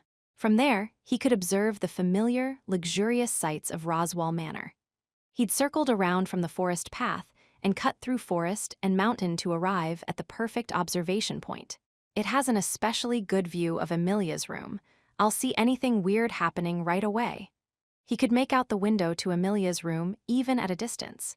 He couldn't see inside, but it was a good spot for watching for any signs of trouble. And on the night of the fourth day, trouble would surely come. In other words, tonight, all that's left is to wait for something to happen. From that morning, Subaru had about 16 hours to kill. Surely he could hold his concentration that long. This way, he could figure out what would happen at Roswell Manor beforehand and rush back to the manor immediately. This time, Subaru would have the element of surprise on his side. If he'd remained at the mansion, Subaru would be one more victim of the attacker's curse. With limited means of counterattack and low overall combat ability, Subaru couldn't take on the attacker straight up. He desperately needed any shred of information he could get on the assassin. So, what to do? Subaru had come up with a simple answer. This time, my goal is to identify the attacker and nail down the details of the attack even if it kills me. Having died twice so far, Subaru had determined that the attack was an assassination having to do with the royal succession. He didn't know if he'd been collateral damage with Amelia as the main target or if he'd been killed as some kind of message to her. But having been murdered twice already, Subaru considered it highly likely everyone close to her was being slaughtered. Putting aside if countermeasures will work, seems like Roswell has his guard up anyway. Subaru based that on the premise that Roswell, the nobleman with a scheming mind behind his clown face, was not such a fool as to leave his king piece, bearing the name of Amelia, defenseless on the chessboard. The existence of Ram and Rem, the two servants he'd left behind at the mansion, was further evidence. To be honest, at first I thought it was nuts to have just two maids taking care of a huge mansion like that, but they were lord and vassal, their mutual trust rock solid, bonds of loyalty formed through long service. Seeing Ram's slavish devotion and Rem's adoration of her had told him that much. Roswell had surely surrounded Amelia with people who would never betray him. The fact that one maid had retired several months before, yet, according to Ram, no replacement would be hired, assured him Amelia would be protected. The problem is, I don't know if they're on guard enough, given that I died from the attack already. If I'm the only one who died, well, good, wait, that's not good. If Roswell's defense plans simply didn't account for Subaru, a wild card, then all was well and good. If it wasn't so, that meant Amelia would come to harm as well. And Subaru, having died 3 times at the capital and 2 at the manor, was accustomed by now to reality foiling the best of plans. You needed to expect the worst case, and then expect worse than that.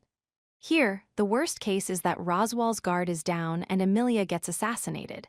Of course, that'd mean Roswell, Ram, Rem, and then Beatrice gets slaughtered, too, damn it.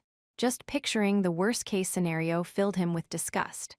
Though it was to stop all that, he wanted to vent at his entirely logical decision to watch events unfold from the outside.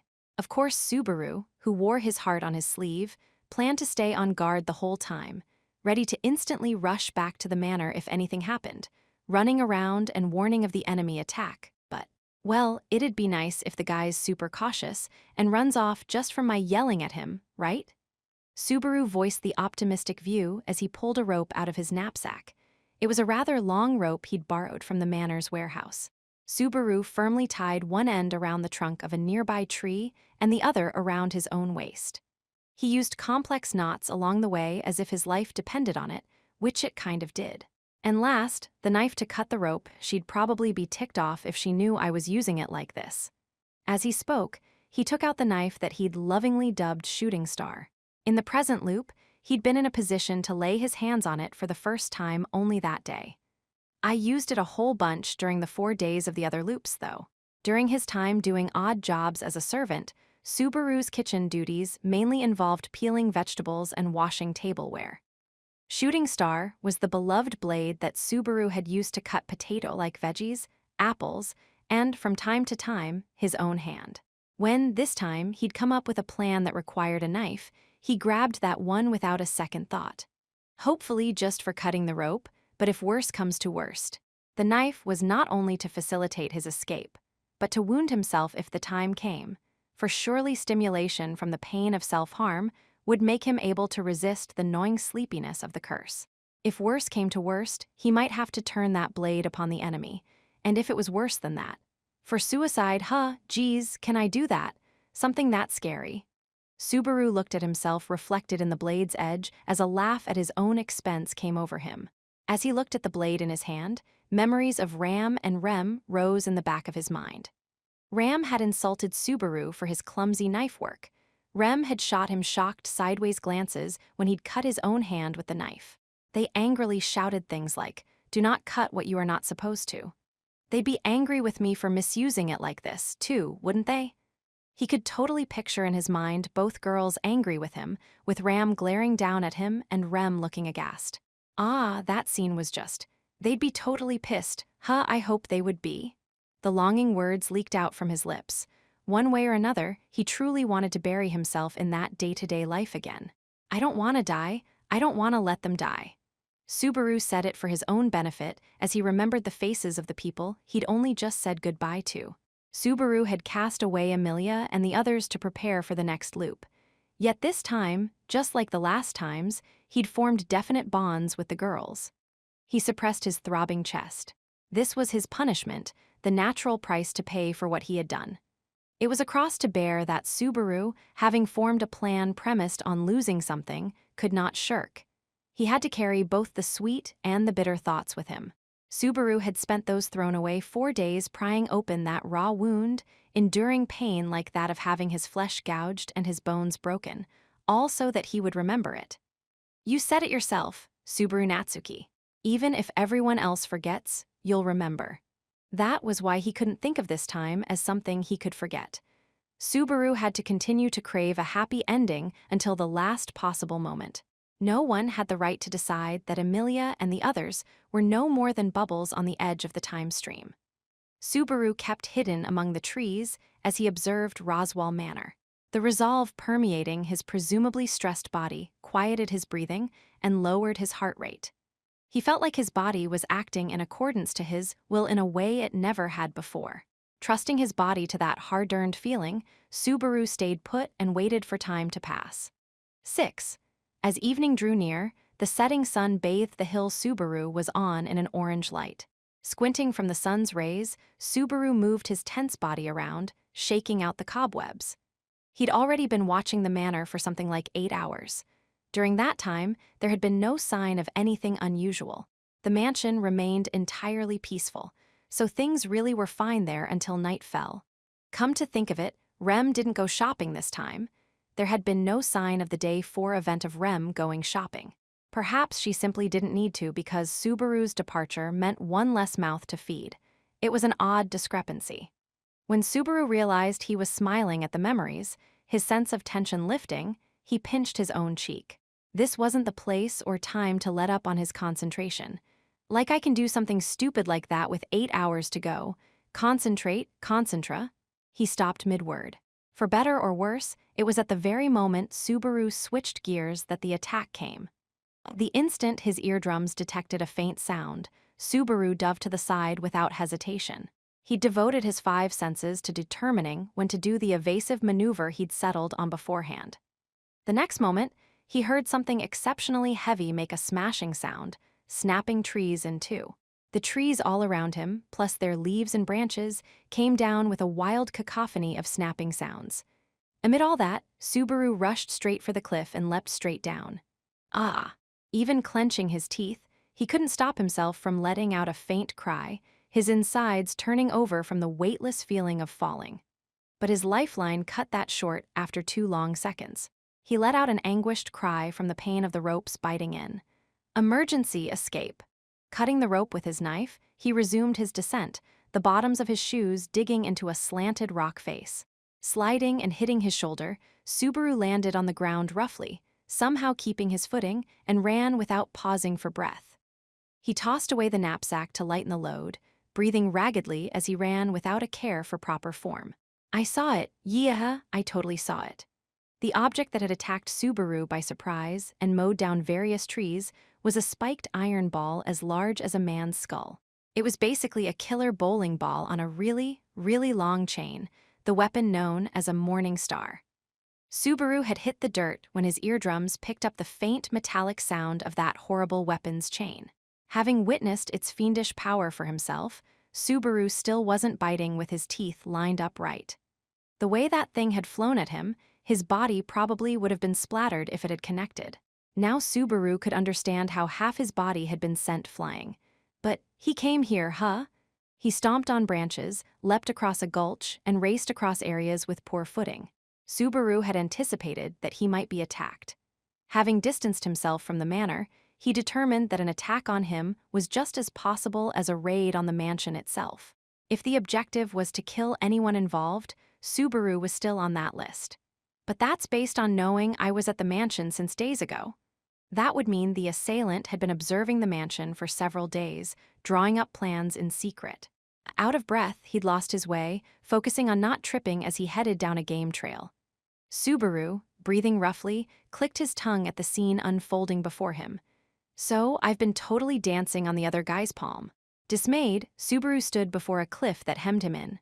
Looking at the hard, jagged rock wall, it was like a natural fortress for resisting all attempts to climb. Naturally, Subaru had no way at the moment to overcome that obstacle. Subaru turned around and girded himself, taking deep, ragged breaths. The forest before him had grown darker at some point, with the trees filtering out the setting sun, making him feel cut off from the world and very, very alone. If you're coming, bring it on. Subaru shoved away his misgivings, opening his track jacket in front and stripping it off. He spread out the track jacket with both hands, quietly waiting for his assailant to arrive. He was being pursued. He'd been backed into a corner. That moment, Subaru felt as helpless as prey caught in a predator's trap. But he wasn't so cute and helpless that he'd let himself get eaten without a fight. He'd make the other guy earn it. Damn it, you coming or not? Subaru's body demonstrated uncanny reflexes toward the lethal attack before his eyes. He raised the track jacket aloft with both hands, catching the flying iron ball from below, enveloping it as he barely evaded by the skin of his teeth a ferocious strike to his body. But the top was ripped from his hands as his body smacked against the wall with an undiluted impact. But the moment Subaru lifted his eyes and saw that the iron ball, having missed its target, was stuck in the face of the cliff just as he'd hoped, he got a firm grip on the elongated chain. Then he glared down the chain he gripped, in the direction of the assailant holding the other end. Now, show yourself, bastard. I've gone through a lot of trouble to see your face. He raised an angry shout and talked trash to lift his own spirits. Gripping the chain in one hand, he used the other to re-grip the knife he'd cut the rope with earlier. He resolved to swing it in the assailant's face if worse came to worst. If it came to that, Subaru wouldn't hesitate. His eyes hardened. He wouldn't run no matter who or what came out. His life was in grave peril, but somehow he was still alive. Maybe he didn't have to throw away this time. Maybe it was still possible to drive off the assailant. Having already given up once, Subaru desperately reached out for any glimmer of hope.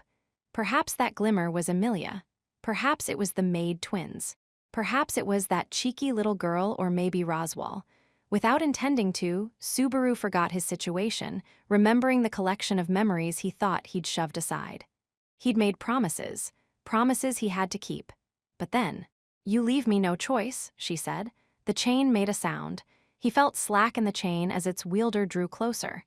But Subaru didn't pick up those subtleties as his eyes opened wide. He couldn't speak.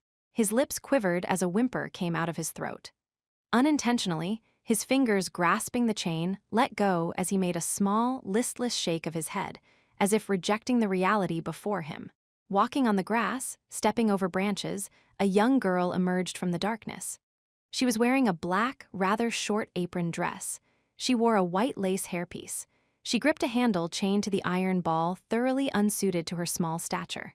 Her blue hair rustled in the wind as she made a familiar tilt of her head, a neutral look on her face. "You're kidding, right, Rem?" One of the girls Subaru had meant to protect was wielding the fiendish iron ball before him. 7. Instantly, the back of Subaru's mind was completely filled with white noise. He desperately wanted to deny the sight before his eyes, but he could think of nothing that would let him. Subaru's thoughts were white, pure white, with nothing in them whatsoever. His breathing stopped. His heart seemed to stand still, like it had forgotten to keep beating. What freed Subaru from that state was the cold feel of the drop of sweat rolling down the skin of his forehead. This is bad, bad, bad, bad, bad, bad, bad. His empty thoughts became filled over and over with violent unease and panic. No rational thoughts came. Was this truly Rem before his eyes? Was this truly the Rem Subaru knew? Her polite words sliding in like daggers, punctual to the point of obsession, doting on her impudent sister, harboring a serious inferiority complex. With Subaru having lost his earlier will to fight, Rem looked at him as she ran her free hand through her hair. If you do not resist, I can grant you a quick end. You really think I'm gonna say yes? That's like telling me to eat shit. How very rude. Yes, I suppose that is in your nature, dear guest. Rem was behaving just like she had at the mansion, her curtsy and polite speech so thoroughly out of place that he felt like he really was seeing things. But that could not make him dismiss the brutal foreign object in Rem's hand. I'll grant you that a girl with a blunt weapon is kind of hot, but a spiked iron ball on a chain. A blunt weapon that could turn an opponent into mincemeat with one blow. Rem had to be quite a sadist to pick a weapon like that. Subaru, having tasted its might and losing his life to it once already, knew only too well that Rem's control of the iron ball was absolute. Little by little, Subaru ground the reality down between his teeth, his mouth forming the words he was reaching for. It's kinda cliché to ask, but why are you doing this? It is nothing complicated. You are suspicious, so I will render judgment as a maid should. Haven't you ever heard of love thy neighbor? I am fully committed to this, so. Rem looked at Subaru like she expected a prompt response, apparently having no intention of letting him play for time. If he moved now, she'd kill him for sure. It was less of a stalemate than staring down the barrel of a gun. Subaru's brain spun as he desperately tried to wring a little info out of this without his anguish lowering his guard. Does Ram know about this? Abruptly, he invoked the name of the sister sharing Rem's face. Ram wore 3 crowns. She was arrogant, rude, and overbearing. As a maid, she was inferior to her little sister in every respect, but Subaru had spent more time with Ram than anyone else at Roswell Manor. If even Ram had become his enemy, what did those days they spent together mean? That was why Rem's reply was the one Subaru had sought without knowing it. I intend to finish this before sister is aware of it. Subaru took a deep breath and looked back straight into Rem's eyes. Rem raised her brows as she watched Subaru lick his lips as if he'd come back to life. So you decided this on your own? Roswell didn't order you. I will eliminate all who oppose Master Roswell's wishes. You are merely one. Man, can't he train his lapdogs not to bite at people just passing through? Ugh. Subaru taunted Rem a little to probe Rem's true feelings, only to have the chain leap in from the side. You shall not insult Master Roswell. The blunt impact made his vision waver. A sharp pain conveyed the vertical cut in his left cheek. With the iron ball still stuck in the rock face, she'd smacked Subaru by using the chain as a whip. So that was the price he paid for his flippant taunt. But he'd gotten something for it. At the very least, he could now confirm that Rem's loyalty to Roswell was the real thing. She no doubt really believed silencing Subaru was for Roswell's benefit. She decided that Subaru's leaving Roswell Manor was disadvantageous for Roswell, who was supporting Emilia's candidacy. In other words, this was, that's what it is, that's how little you trust me, huh? Yes. Her grudging nod made Subaru feel pain equal to a sharp blade being thrust deep into his chest. Subaru had dreaded that answer, for accepting it meant looking at his days at the manor in an entirely different light. So Subaru didn't say it. He locked that horrid feeling deep in his chest, but he couldn't help himself from laughing at his own obliviousness. Damn, just look at me. I thought I'd done all right, but I was so wrong. My sister. I don't want to hear it. Take this. Rem hesitated slightly for one instant as Subaru shouted and drew his cell phone from his pocket, thrusting it before him. The next moment, a white light cut through the darkness of the forest, freezing Rem momentarily. Raya! Subaru screamed as he leapt in and tackled her small body, knocking her away. Rem was able to wield that violent device with unbelievable force, but in a straight-up collision, Subaru's greater height and weight won out. His charge held nothing back, sending her small body flying. She lost her balance and stumbled to the ground. Subaru didn't spend even a moment to look at her as he rushed past. He wheezed as he shoved air into his lungs and thought as he ran. If this was Rem's decision alone, Subaru had two options for survival. One surely was to return to the manor and speak directly to her master. But if Roswaal thought the same way Rem did, he'd simply be going from the frying pan into the fire. But even so, there's Emilia. His memory of her shone brighter than that of any other. If he could trust anyone, it was her. But would she, a royal candidate, trust Subaru's words when she had the most to lose from doing so? Instantly, the voice from the back of Subaru's head struck him with the force of a thunderbolt. Without any doubt, it had been his voice that doubted Emilia's heart. It was Subaru himself who had doubted her, knowing how she was forthright, earnest, and unhesitant to put herself in harm's way for others. Why am I doing? His standpoint had changed, and so had his thoughts. But to doubt Emilia, if Subaru couldn't even trust the person he'd resolved to protect, who could he believe in? He was pathetically fleeing through the mountains because of the big plan he'd formed to protect the life of someone whose heart he doubted. How sane was that? He'd gather intel this time? Yeah, right. Why was he here, under threat from a completely unexpected direction, running for his life like this? He'd been too proud. He'd been naive. He hadn't thought it through. His breath ragged, half running and half falling down a slope. Subaru was awash in regrets. He whined as tears clouded his vision. His steps grew clumsy. Suddenly, the trees opened wide into a clearing. Subaru saw that night was creeping across the sky. Then, a blade of extremely concentrated wind lashed out, slicing off Subaru's right leg at the knee, sending it flying away. Subaru watched his right foot leap and bounce with great force as he lost his balance, slamming into the ground. The impact made the cut on his cheek bleed again. His shoulder bone sounded like it had exploded as it rammed into the rock. Subaru screamed, the cut across his whole body jabbing into his brain like an electric shock. Ag, my leg. It didn't hurt, and that felt scarier. Pieces of his lost lower leg were blown off, sailing into the thickets ahead. A delayed gush of fresh blood dyed the ground reddish-black. Only then did the pain invade his nervous system in earnest. He clawed at the ground as unspeakable pain rippled through him. He pressed down on the wound, thrashed his body, pounded his free right hand against the ground, smacked a tree, and clawed at the bark as his consciousness boiled from the heat. It hurt, it really hurt. He felt the pain shaving away his nerves as if a carpenter's plane were whittling him from the inside out.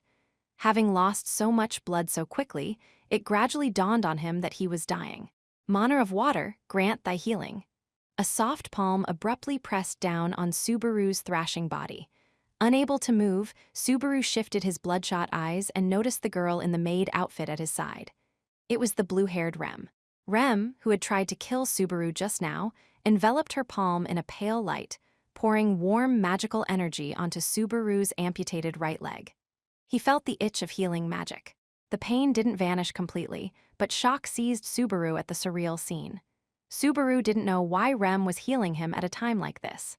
Sensing Subaru's gaze, she gave him a soft, casual smile. What seemed like a tiny ray of hope died with the words that followed. I will not be able to ask you anything if I let you die so easily. It truly sank in what an optimistic idiot he was. Rem stood up as she finished her first aid, making a sound with her chain as she pulled along the iron ball. Subaru was lying face up with the iron ball gouging the earth as it neared him. The closer he saw it, the clearer it looked like the crude, unrefined, specialized tool for violence that it was, existing only to take life. Rem had deliberately brought it where he could see. Her intentions were crystal clear. It was the easiest way for her to demonstrate that his life was in her hands. I am confiscating this. Rem spoke as she crouched and opened up Subaru's firmly closed hand. His hand had been locked around the knife since his encounter with Rem, unable to let go. Rem roughly pried open his fingers and took the knife, turning it around in her hand.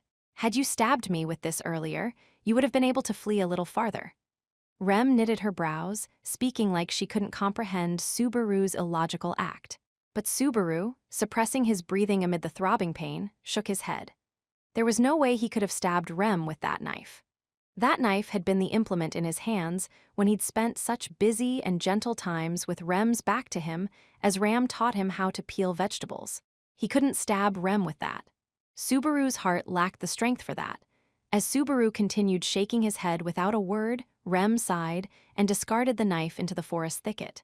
She seemed to refocus her attention as she made the chain clank and coldly looked down at Subaru. I ask you, are you working with one of Lady Amelia's rival claimants to the throne? My heart belongs to Amelia. The moment he spoke, the chain ferociously lashed Subaru's upper body. His shirt, scratched all over during his flight, easily tore open, as did the skin underneath. Subaru's scream echoed through the forest. Who hired you and on what terms? Amelia Tan's smiling face is priceless. She moved her wrist the other way and did the same thing again. Feeling like she'd lashed him in precisely the same place, he knew his anguished cry served as praise for her skill. She asked more questions like that. He made more replies like that. Several times more, the chain rang out. Several times more, Subaru's painful cries matched it. When his consciousness faded, Rem treated him with healing magic. Trapped in a hell of repeated healing and violence, Subaru's spirit frayed. He lost consciousness several times like that. Yet, his heart did not submit to Rem's lashings. Rem must have felt tired of Subaru's obstinate attitude when she wiped the blood spatter off her face and looked up at the sky. If I do not get back soon, I will be late preparing the meal. Dinner, huh? What's on the menu today, huh? Let's see, how about mincemeat pie? Sorry, I think I'll have to skip it. Rem finally showed some sign of emotion as she sighed at Subaru's behavior, flippant to the bitter end. After that, she fell silent for a while before looking down at Subaru, her eyes colder than ever before as she interrogated him. Are you a member of the witch cult? Subaru knit his brow, perplexed at having vocabulary he'd never heard before thrown at him. He didn't know what those words meant in regards to the place, the circumstances, or Rem's real thoughts. Answer, please. You are one of the bewitched, yes. Be what? Do not play games with me. Agitated, Rem's pale blue eyes shot daggers through Subaru in a rage. It was literally the first time Subaru had seen Rem worked up like this since they'd met. Rem's pale face glowered as she looked down at Subaru with pure hostility. I don't know them, my whole family's atheist to begin with. Still denying it? It is plain you are involved with the witch. Her stench is all over you. Hatred? Rem's eyes seethed with dark hatred as they glared at Subaru. Subaru's eyes widened, feeling like this part of Rem, this vortex of emotion, put every single thing she'd done in a completely new light. Even if sister or no one else notices, I can smell it on you. The leftover stench of that monster makes me want to spit in disgust. Subaru fell silent. Rem, standing before him, bit her lip so hard that she seemed to be grinding her teeth. I was anxious and angry when I saw you speaking with sister. You, someone involved with the one who put sister through so much weaseling into our precious home. Her words of undiluted malice mercilessly bathed Subaru in bitterness.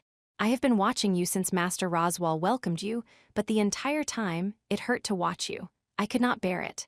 Subaru had been unable to say a word. Then, Rem drove the dagger home. Even if I knew that the whole time sister was taking care of you, she was just pretending to be friendly. Rem seemed to be making up for her seemingly inadequate emotions by slamming all her bottled-up resentment at Subaru in one go. Rem stopped speaking as her shoulders shook, her eyes filled with rage as they glared at Subaru. Then, her anger abruptly wavered from surprise. What the hell? For, as Rem spoke words filled with hatred, Subaru had been crying quietly. I knew it was something like that. Sobs came up his throat, hot tears slipping out of his eyes and falling upon his cheeks. The flood of seemingly ceaseless tears continued as Subaru said in a sorrowful, halting voice, "So that's what it was. I knew there was some reason behind all the kindness. But I was too afraid to ask. It was the two of them who had drilled the basics of work into good-for-nothing Subaru. Ram had scoffed at him for not knowing how to put on a butler outfit. Rem had retailored the ill-fitting suit and taught him how to put it on. Ram had patiently stuck with Subaru when he'd been painstakingly learning characters. After the promise to have Rem cut his hair, she'd often been staring at him. He'd been happy to have people paying attention to him and urging him on. They were all kind memories he could never forget. I finally learned how to peel veggies without cutting my hand. I learned how to do laundry right. Didn't finish learning how to clean the place, but he couldn't have hoped for more in 4 days. But he'd thought that, if he could get past those 4 days, there was much more to learn in the days to come. Reading, it's just the simple stuff, but I can do that now. I studied like I promised. I read the picture book. It's all thanks to you too. What are you talking about? The tone of Rem's voice fell, like she was creeped out by Subaru's rambling words. Subaru looked straight up into Rem's eyes. I'm talking about what you two have done for me. I recall no such thing. Why don't you remember? The sudden burst of rage made Rem take a step back without thinking. Subaru forced his lying body to rise, glaring at Rem with his teeth bared as he shouted. Why'd everyone leave me behind? What did I do to you? Tell me what I did to you. He couldn't control his emotions. He knew full well he'd be ripped to pieces, but Subaru's heart, his very soul, could not stop shouting. He'd been summoned to another world, subjected to senseless things, and in spite of it all, he'd gritted his teeth and pushed forward. But he'd reached his limit. What'd I do wrong? What's wrong with me? Why do you girls hate me that much? Even that promise, I've always low. The impact did not permit him to say any more. The sudden force bent back Subaru's body. It gently hit the tree trunk behind him. Subaru heard nearby sounds like faint breathing and frothing water. When he shifted his gaze, he immediately discovered the cause. His throat. Half of Subaru's throat had been ripped out. He was gurgling air and bubbles of blood from the middle of his windpipe. Dumbfounded, he looked at Rem's face as she stared at the wound. Having seen that much, Subaru's eyes lost their spark, going dizzy and white. He couldn't speak. His mind felt like someone had turned off the switch. Everything grew distant. There was no pain, no sadness. He left behind all his emotions. But in the end, he had the faint sense he could hear someone's sad voice. Sister is too kind. Chapter 5. The morning Heyearnedfor. 1. He wasn't aware of the exact moment he returned to consciousness. The sound of heavy rain kept ringing in his ears. His vision flickered between red and white. The world was bent and warped. Unable to feel his arms or legs, he made a thick, anguished scream as if someone were wringing his intestines like wet laundry. He twisted his body and leapt, every movable part of his entire body unleashing fierce incomprehension. He didn't know what was going on. The burning pain of his leg being severed and the scars of his body being lashed all over by the chain were gone. He'd lost his blood. He'd lost his life. He'd died. He hadn't wanted to die. He hated the pain, the suffering, the sadness, the fear, all of it. He wanted to push it all away. Everything he could see, everything he could touch, everything he could feel. He heard something. He heard someone's voice. He heard a voice like someone was desperately trying to calm a wild beast. The meaning didn't get through. He didn't understand the meaning. He didn't want to understand the meaning. It was useless to listen. Listening would only get him hurt. Listening wouldn't change a thing. Yet as he rejected all, color returned to the world, as did sound, as did shape. The senses of his entire disheveled body told him, correctly, that blood was reaching his limbs. His flailing hand hit something, breaking fingernails and ripping the back of his hand, making it bleed.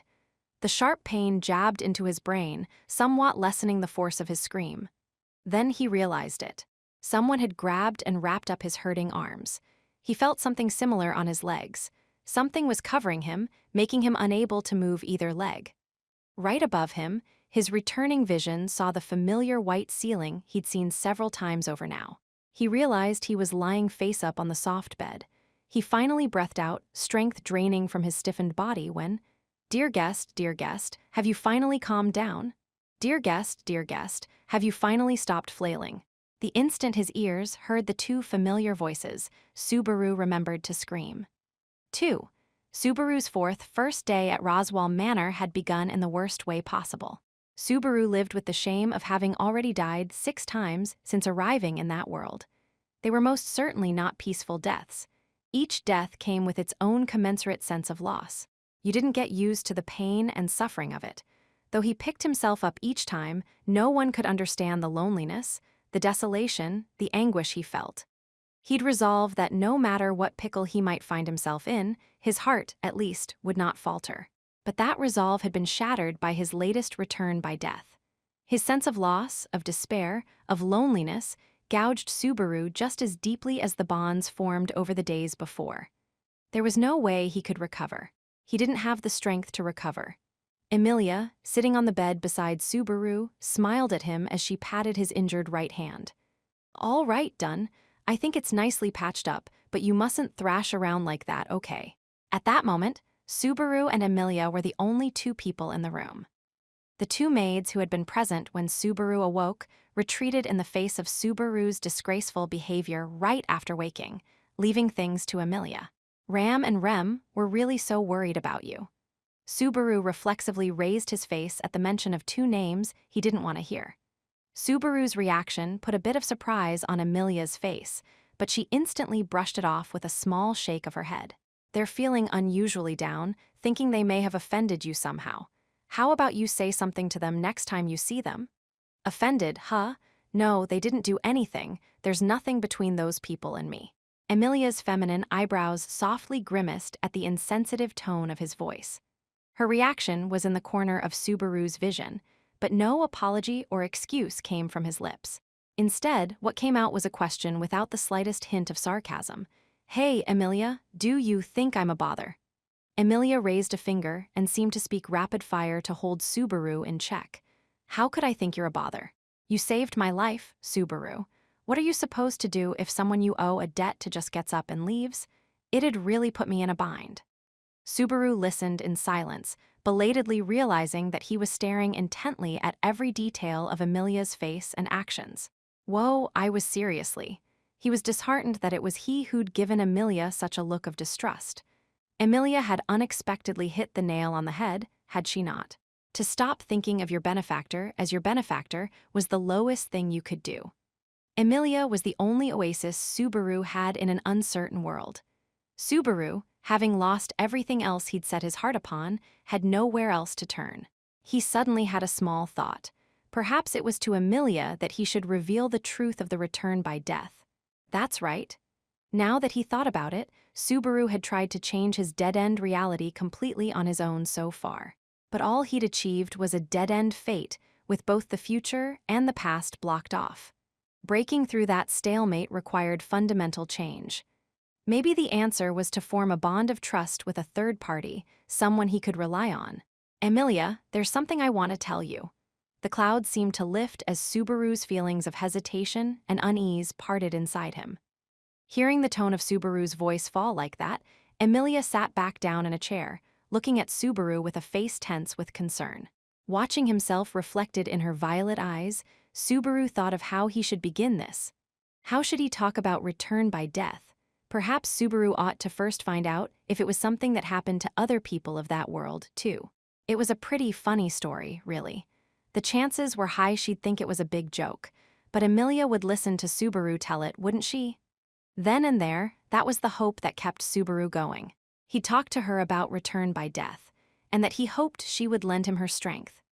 Subaru, well aware that here he was, already receiving her gratitude and yet making another request, opened his mouth. They'd change this extremely confusing situation. They'd fight against fate and win together, or so he thought. "Emilia, I see," he began his confession. The moment the thought formed, it came. A discomfort. Something's wrong, Subaru's mind told him. What's wrong, he wondered back, but he immediately noticed why. Sound was gone, there was no sound anywhere. His own heartbeat, Emilia's breaths, the sounds of morning filtering through the window, all had completely vanished from the world, and that was but the prelude for what was to come. Next, movement followed sound, vanishing from the world as well.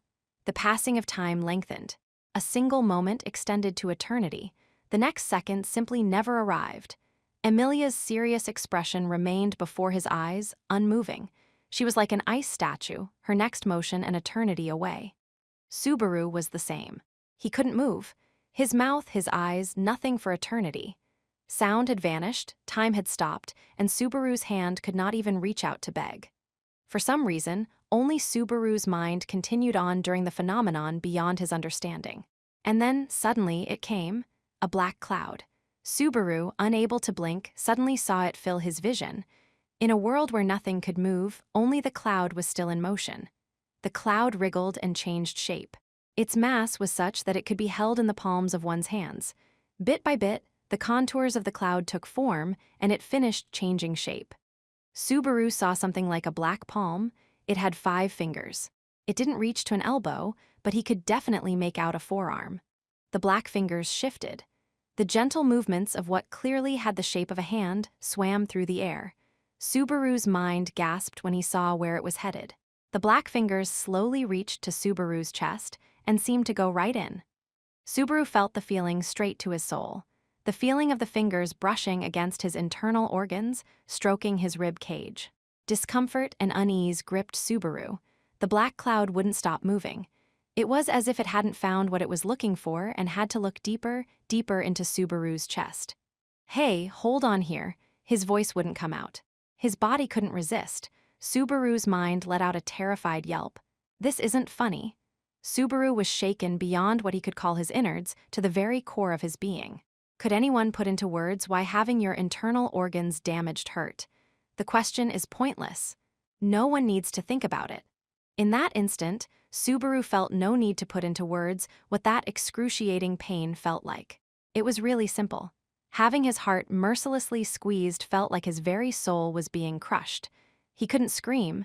He couldn't writhe from the pain. There was only suffering. And along with suffering came something that made Subaru wish he could scream. The pain was pulling apart the person called Subaru. His mind was frayed, twisting, falling apart. Subaru was being cut into pieces, unable to remember what a logical thought felt like. "Baru? Subaru, what's wrong? Don't go all quiet like that. It worries me." Her hands were on his thighs as the silver-haired beauty gazed into Subaru's eyes with concern. Subaru seemed to stop holding his breath when he was sure his fingers were moving as he intended. He gingerly touched his own chest, confirming from the outside that his heart was making quiet beats. His body moved. His voice came out. He couldn't feel any pain from his heart. But the fear remained. Subaru fell into despair, for it had ripped his one hope to shreds. Just thinking about defying it a second time made him see the swaying black cloud in his mind. Subaru had no choice but to face facts. Unable to hold back her emotions, Emilia put her palm against Subaru's face at a loss as she asked an uncertain question. "WH, what's wrong? You've been acting weird since earlier. If something's wrong, I want to ask you a favor." Subaru cut off Emilia's worried voice midway, lying down and turning away his head. He couldn't face her. His features probably looked horrible. If he looked at Emilia in his current emotional state, there was no telling what he might say to her. Working all out to keep his mind steady, Subaru could manage to say only one thing. He threw away the words he wanted to say. He threw away the feelings that wanted her to hear. He threw away everything. "Don't have anything to do with me." Listlessly, that was all he said as he curled into the bed. He didn't even look at Emilia's shocked reaction. Unconsciously, Subaru had firmly grasped a single fact the moment the palm touched his chest. He would not be permitted to break free. Subaru was alone, and he would remain alone. 3. Having brushed off Emilia, Subaru gloomily began his 4th loop. Roswell went to Subaru's room after he'd hurt Emilia with his heartless statement. Subaru largely didn't remember what they'd talked about, but he felt like he'd been appraised like an expensive vase. He didn't know if that was just this time, or if it had happened before and he just hadn't noticed.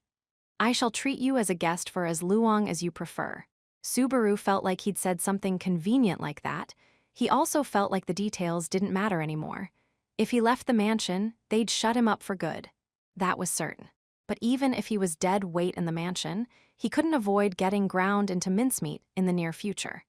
He felt like his saved game guaranteed a bad end. The fact that it was auto-save made it extra brutal.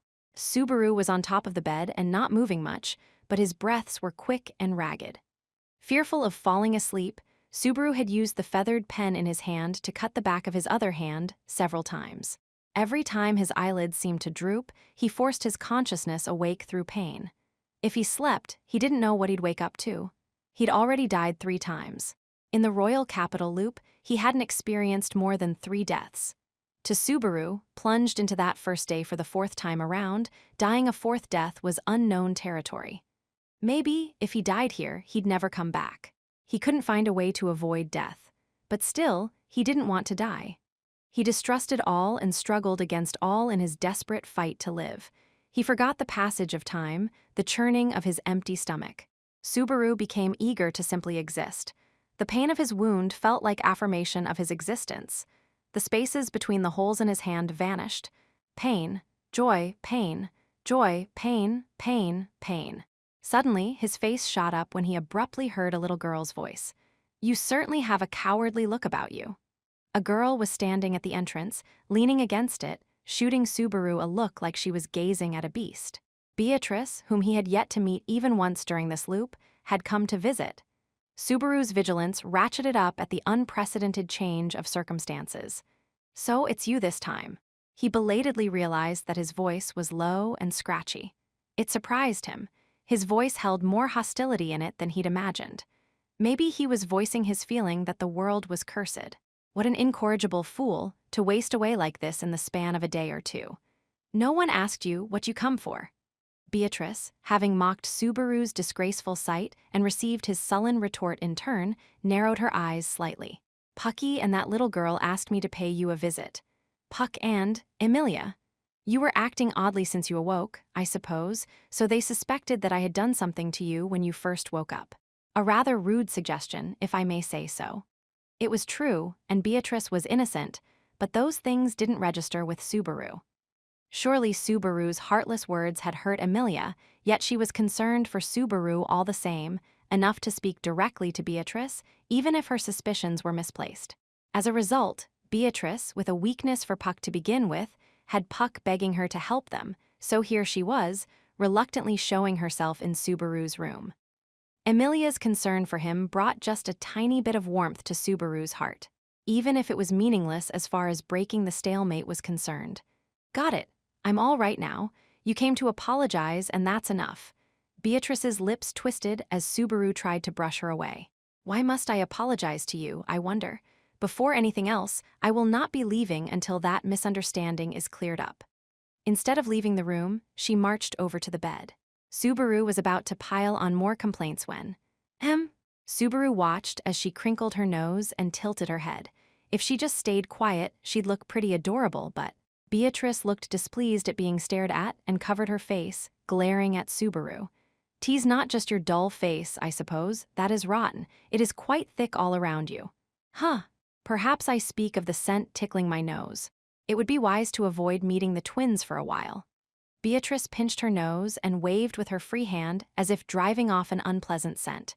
But Subaru's mind couldn't let go of the keyword scent. Scent. Certainly someone had used that word around the end of the third loo. "A smell coming from me?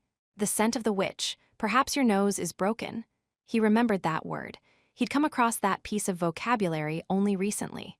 So that meant the jealous witch. In today's day and age, there is none other who would be called witch, I suppose. Her statement, belittling him as a petty idiot, aroused only more questions in Subaru.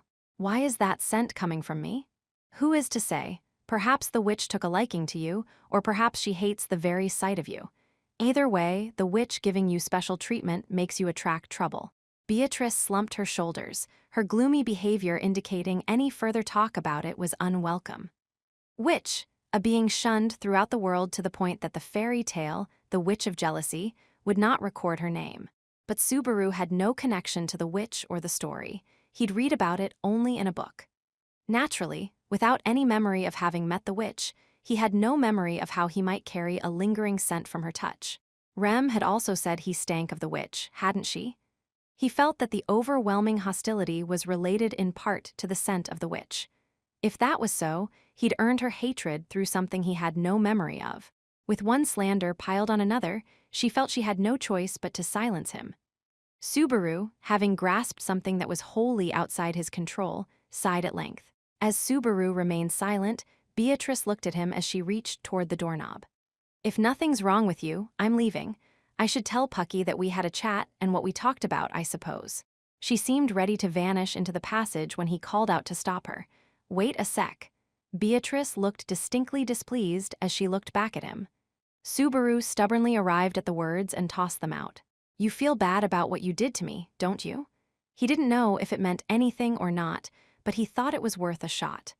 Beatrice shot Subaru a sour look as Subaru knocked against the bed and asked again. Do you feel bad about it, yes or no? I think no such thing. I'll tell Puck on you. Beatrice repositioned herself to face Subaru, crossing her arms and raising her nose with a haughty air. Perhaps I think it a tea any bit. I'll forgive you if you'll do one little favor for me. Would you speak it, I wonder? Could you protect me until sunrise on the 5th day, the morning after tomorrow? It was a thoroughly shameless request to make of a girl who looked younger than he did.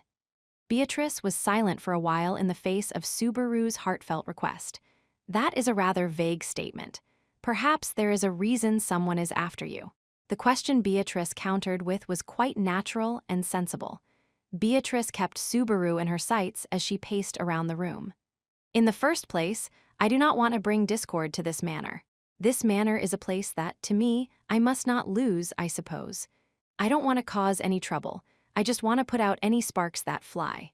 That is quite a sentiment coming from someone trying to make it another's problem. For once, I don't have a comeback. Beatrice sighed as Subaru bowed down before her. Subaru was still bowed, as he thought he heard a sound like the door being closed from the inside. The sound of Subaru's request being denied and Beatrice returning to her archive. The moment he heard that sound, Subaru's threadbare hope snapped. Could you put out your hand, I wonder?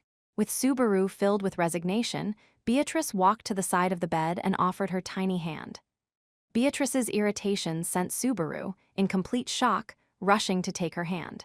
As he did, Beatrice scowled as she looked at the damaged back of his hand. Disgusting. Perhaps you are an unsalvageable deviant who delights in self-harm? Roswell's got the deviant market locked up. I was just trying to give myself a tattoo and messed it up. Your artistic sense, skill, and talent for lies are completely lacking. There is no saving you from that. Exhaling, Beatrice put her tiny palm on top of Subaru's hand, as if trying to cover the wounds. Her smooth fingers invited his in until their hands intertwined. I shall grant thy wish. By the name of Beatrice, the pact is formed.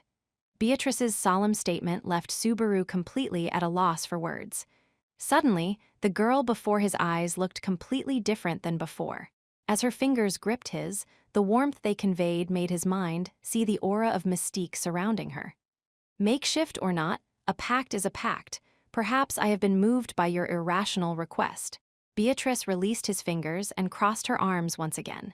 Subaru bowed before her, suppressing the wave of emotion that hit him. He didn't put the emotions into words, but they gushed from a bottomless well deep in his heart. He didn't know how to react to being offered salvation from the least expected source. Seriously, a little girl's gonna make me cry? Could you not say little girl, I wonder? Also, I will never forgive you if you say one word to Pucky about this. So that's the important part? Desperation gets you demon-possessed, I tell you. Subaru made a bitter smile in response to Beatrice's look of genuine hostility. His fourth loop had begun with despair. It was a small smile, the only of this loop, but it was there. 4. By forming a temporary pact with Beatrice, Subaru gained a tiny but tangible piece of security. However, the circumstances pressing down on Subaru had not fundamentally improved at all. As was his wont, Subaru continued life as a hermit in the room he had been granted. Beatrice was not hovering around Subaru, protecting him 24 hours a day. The problem was from the night of the 4th day to the morning of the 5th. To reduce the effort needed to protect him during that time, he'd be leaving the room, not showing his face again until the appointed hour. In return, the one who visited Subaru time and again, and currently nodding while sitting on the side of the bed with a charming smile on her face, was Amelia. I see, so Beatrice came to properly apologize. I'm glad. A job well done. For Amelia to approach him like this after Subaru had treated her so poorly, which weighed heavily on his conscience, it was no exaggeration to say he thought of her like a goddess, his one light in a dark world. When Amelia visited again and he tried to apologize for his initial rude statement, she simply brushed off Subaru's horrible words. You were just overwhelmed, right?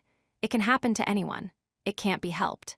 Ram and Rem will be pleased to hear you say that, though.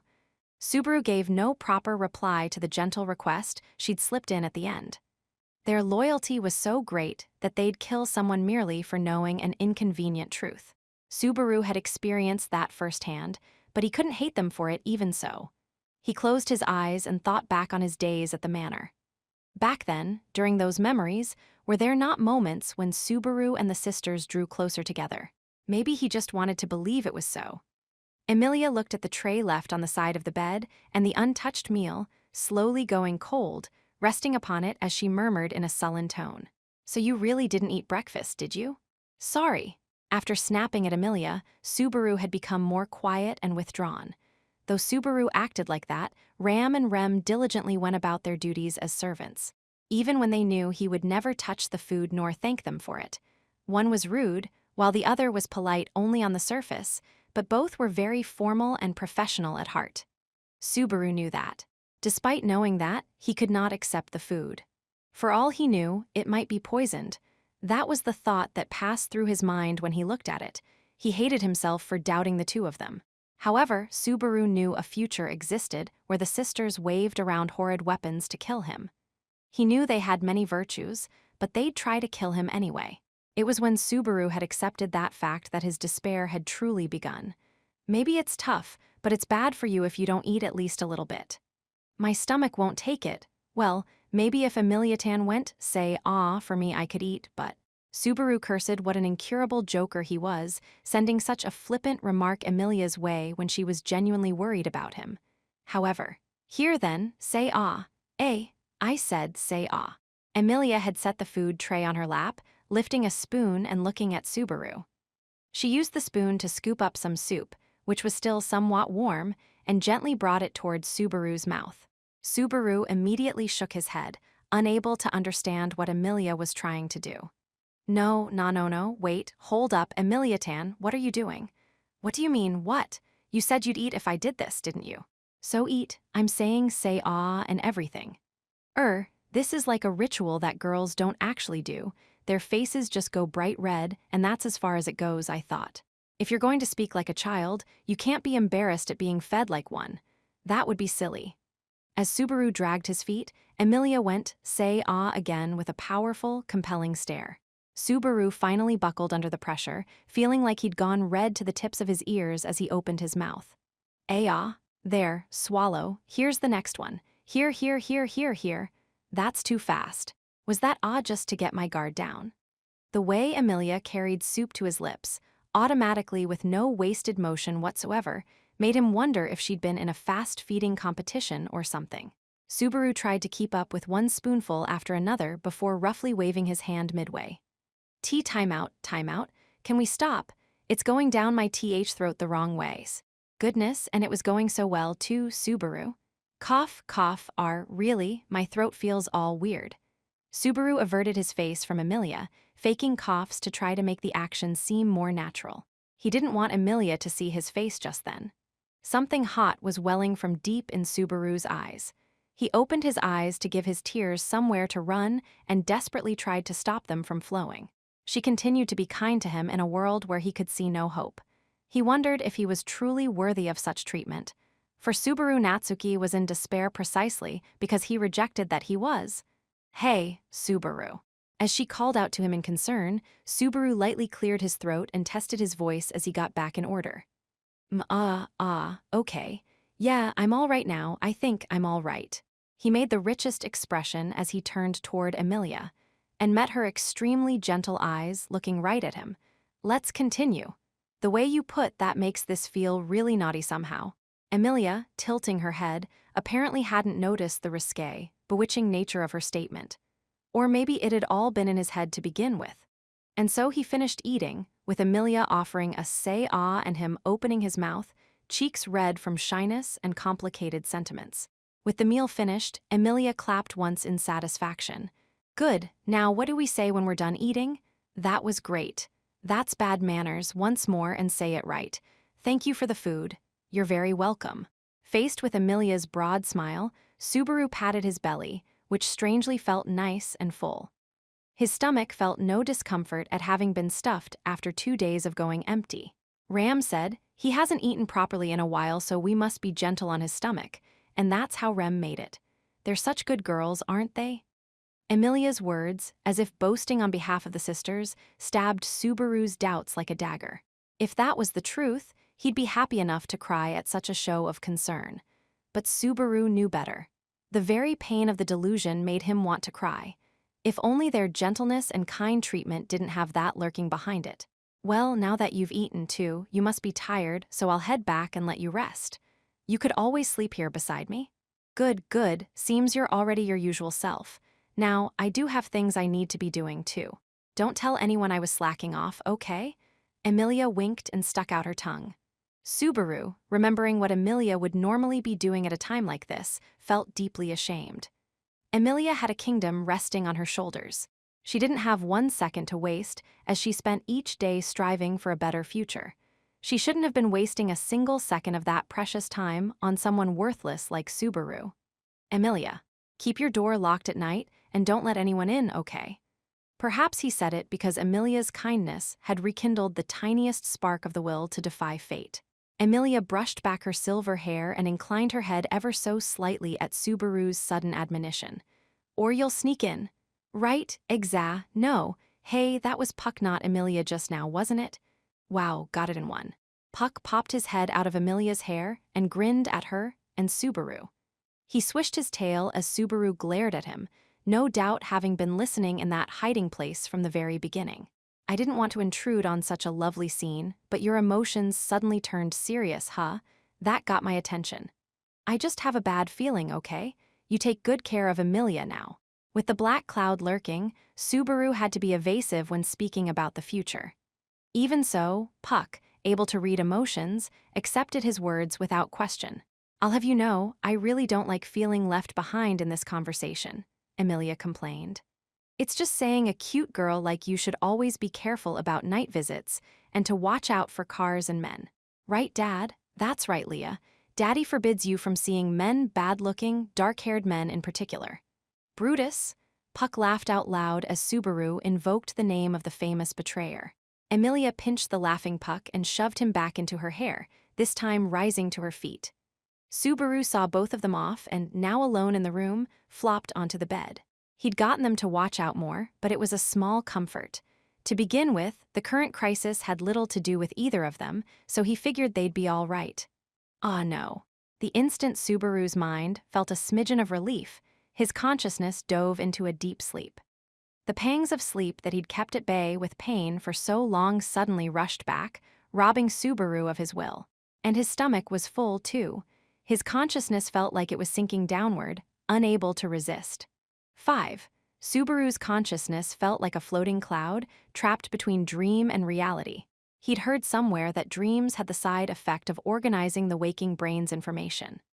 That would explain why Subaru, having delayed his sleep so long, beheld a string of such clear and vivid memories, as if they meant to haunt his dreams. Subaru's vivid, dead memories replayed over and over, etching themselves deeper into his mind. He moaned, tossed, turned. He made anguished sounds as sweat drenched his entire body. Immersed in tears and faint sounds, his soul was whittled down, and when the final thread was cut, surely nothing would remain. That was how far he had been worn down, both mentally and physically. Abruptly, the tension in Subaru's body vanished. It was as if the cold and terror that made his body shake had been swept aside. It was his hands. Someone was holding Subaru's hands. Someone's touch from the real world pulled back Subaru, drifting in unconsciousness in the bed. It was a warm sensation, a gentle sensation, one that conveyed compassion. He felt like he'd been saved. He felt like a gentle breeze blew into his tattered mind. His ragged breathing eased, he forgot his suffering and returned to peaceful sleep. Who did it? What was it? Was it real or just a convenient trick of the dream? He continued to feel warmth lingering between the palms of his hands. 6. Just how long are you going to sleep, I wonder? Woha! Subaru cried out in pain, having been violently kicked, followed by a hard landing on the floor. When Subaru shook his head and rose up, Beatrice was there, scowling, one leg raised in an unladylike manner. Beatrice snorted, once again unable to hide her displeasure. You were sleeping quite comfortably while I bothered to come at the appointed hour. It's like, you've got to put people down even when you don't have to. As Subaru talked back, he broke out in a cold sweat at having unintentionally slept. He'd gone as far as to hurt himself to stay awake and to keep his guard up. Sleeping on the all-important 4th day, maybe I really do have a death wish. Would you cease your muttering, I wonder? There are more appropriate places for it. Beatrice, looking down and watching as Subaru lightly poked himself, sat on her stool as she spoke. Seeing her in her usual position like that, Subaru realized something was off and looked all around. He was already in the archive when he awoke. Well, this is a surprise. Did you carry me in my sleep? I would not like to spend time in a room filled with that scent of yours, I suppose. This archive is my place and none other's. Could you behave yourself while here, I wonder? Subaru decided that Beatrice's actions, taken without asking him, had improved his situation. Beatrice's passage would keep an assailant from narrowing down Subaru's location. Surely Rem had no sure means of breaching the passage herself. You actually thought this out, huh? Do not just sit on the floor mumbling. Would you like to be swatted like an insect, I wonder? Oh, so that's what you're reading, said Subaru, looking at the pages open before Beatrice as he stuck out his tongue. Apparently, thinking of this as consideration would be overstating the case.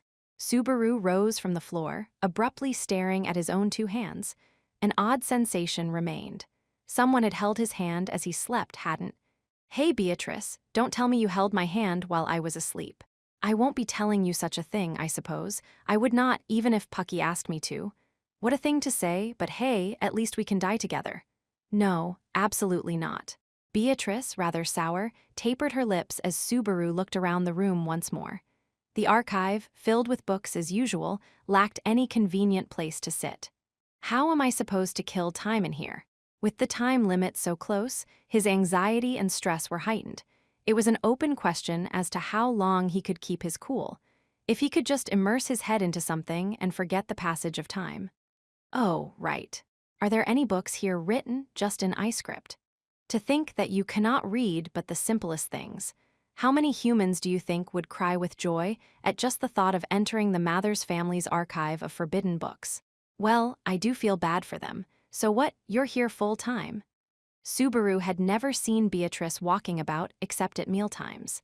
Aside from the exception of her having visited his room the day before, Beatrice was always in the archive on her stool. Beatrice lowered her head a little at Subaru's question. Such is the pact I have made. Another pact, huh? Maybe I shouldn't say this when you're helping me, but isn't it rough? Beatrice closed her eyes and spoke as if to cut off all further inquiry.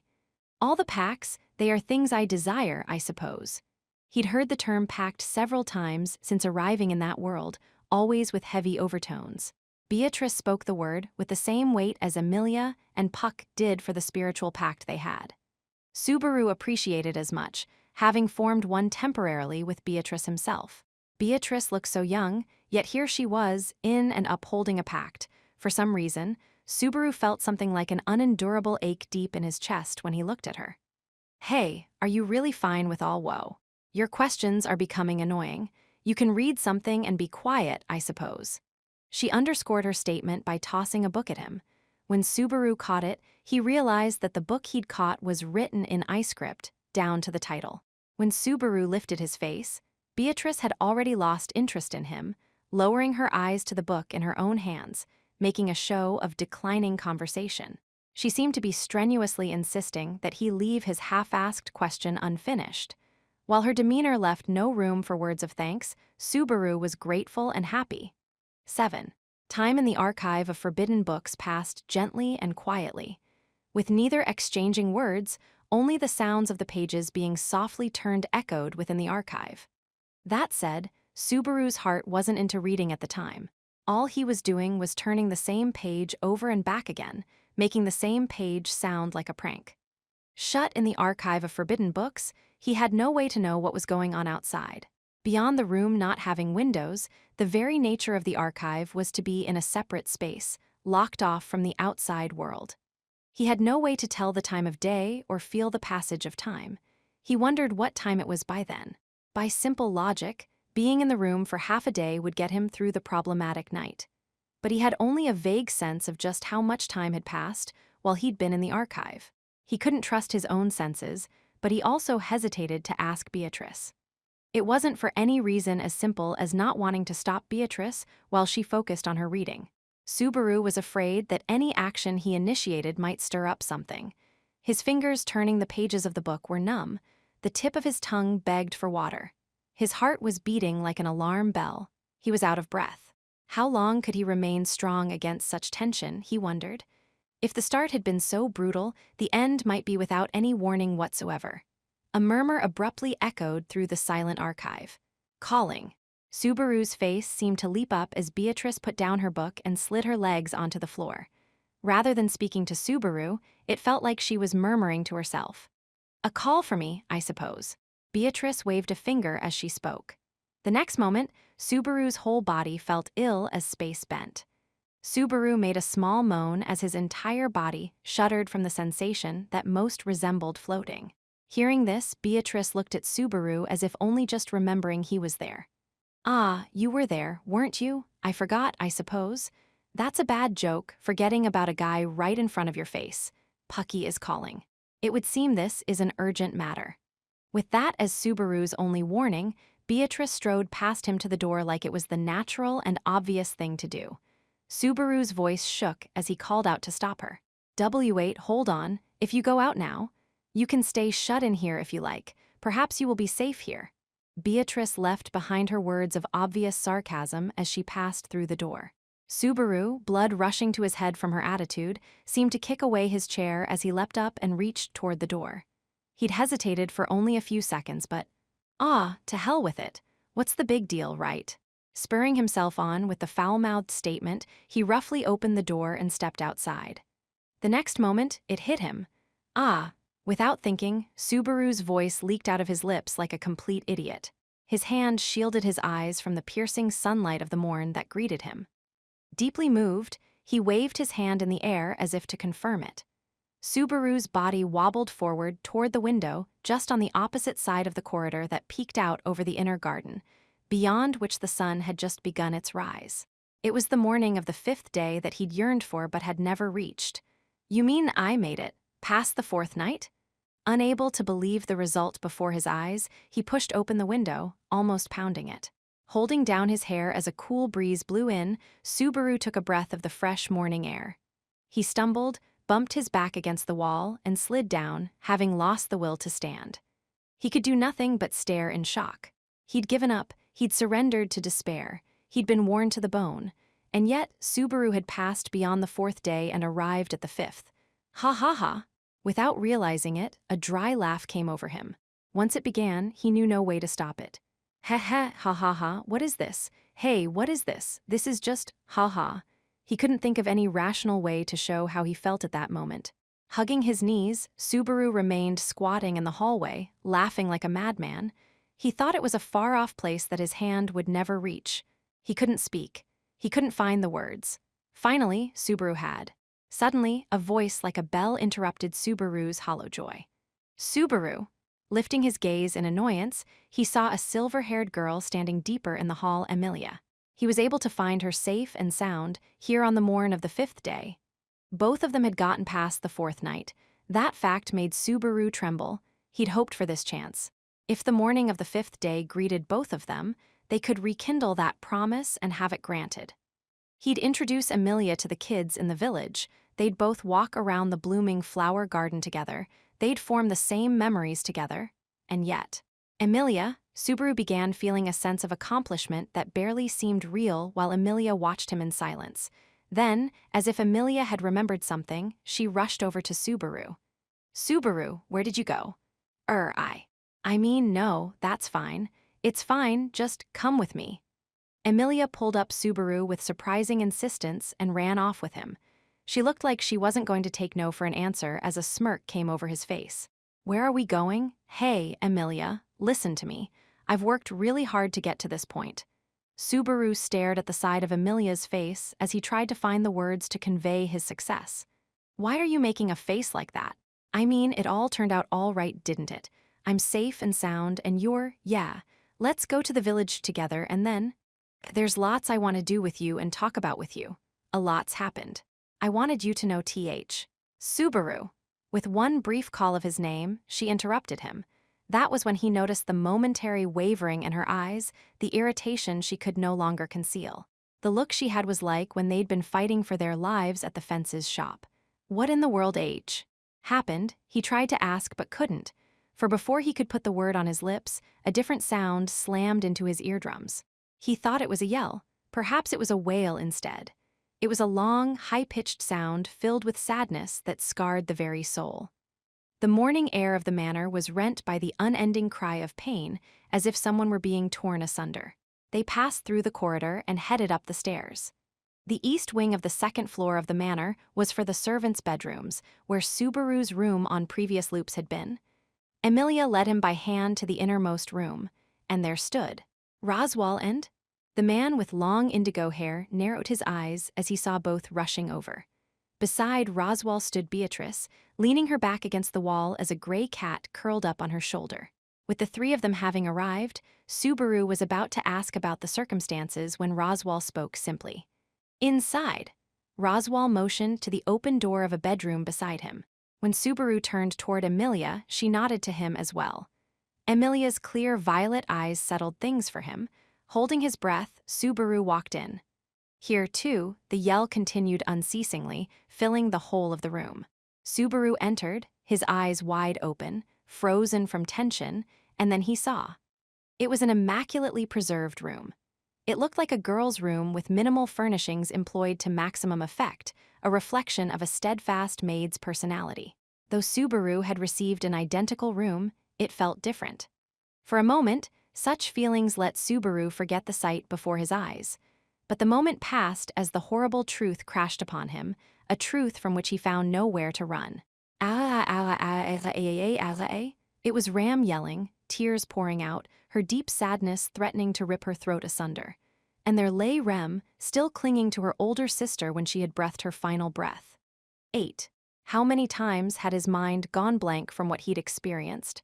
How many times had he come face to face with tragedy beaten into him? Wasn't it time someone saved him from this?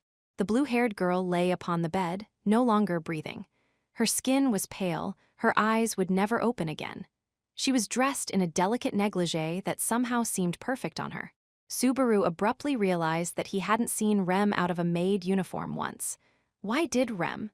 As Subaru murmured, brushing his short hair back with his hand, he fell to his knees. His head hurt.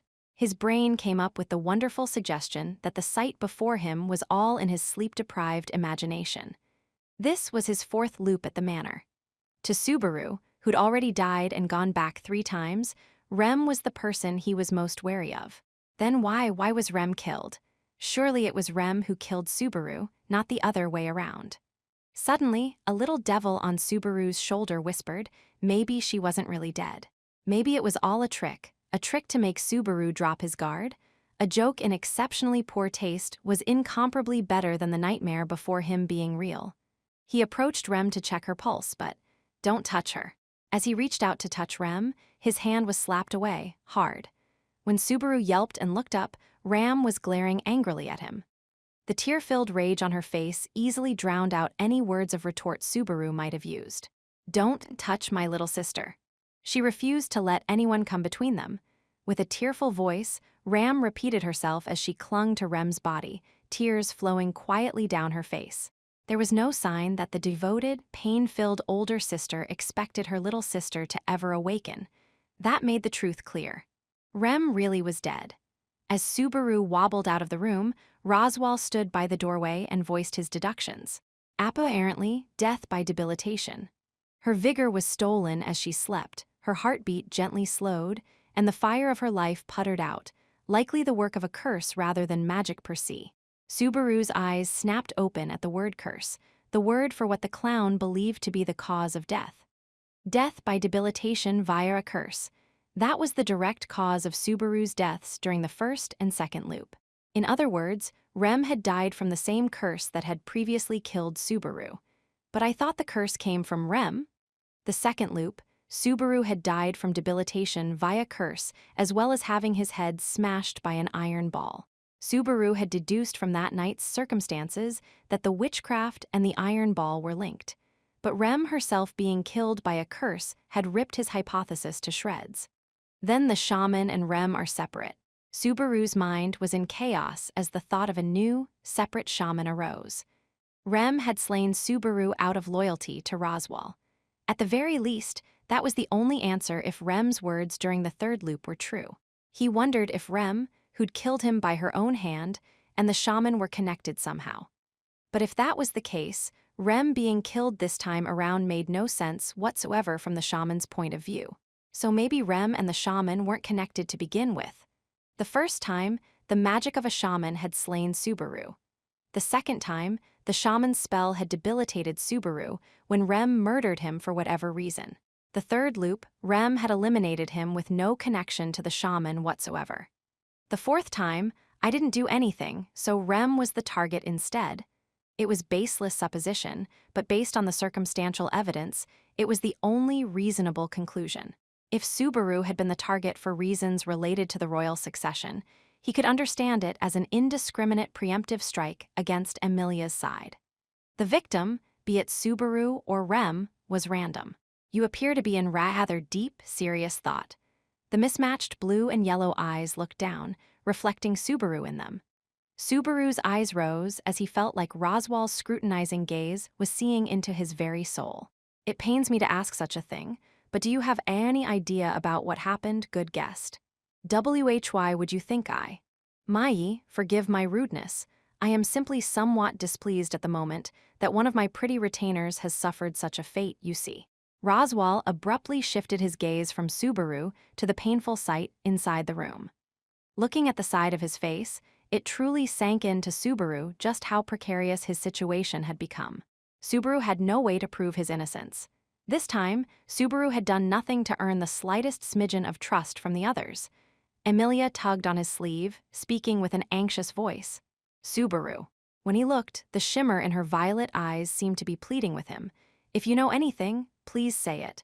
Her eyes and her calling his name told him that much. The implication of answering Emilia's earnest request hit Subaru hard. He'd have loved to tell everyone what he knew. He wanted to shout it at the very top of his lungs. When Subaru made no reply, Emilia's small fingers trembled a little as they held his sleeve.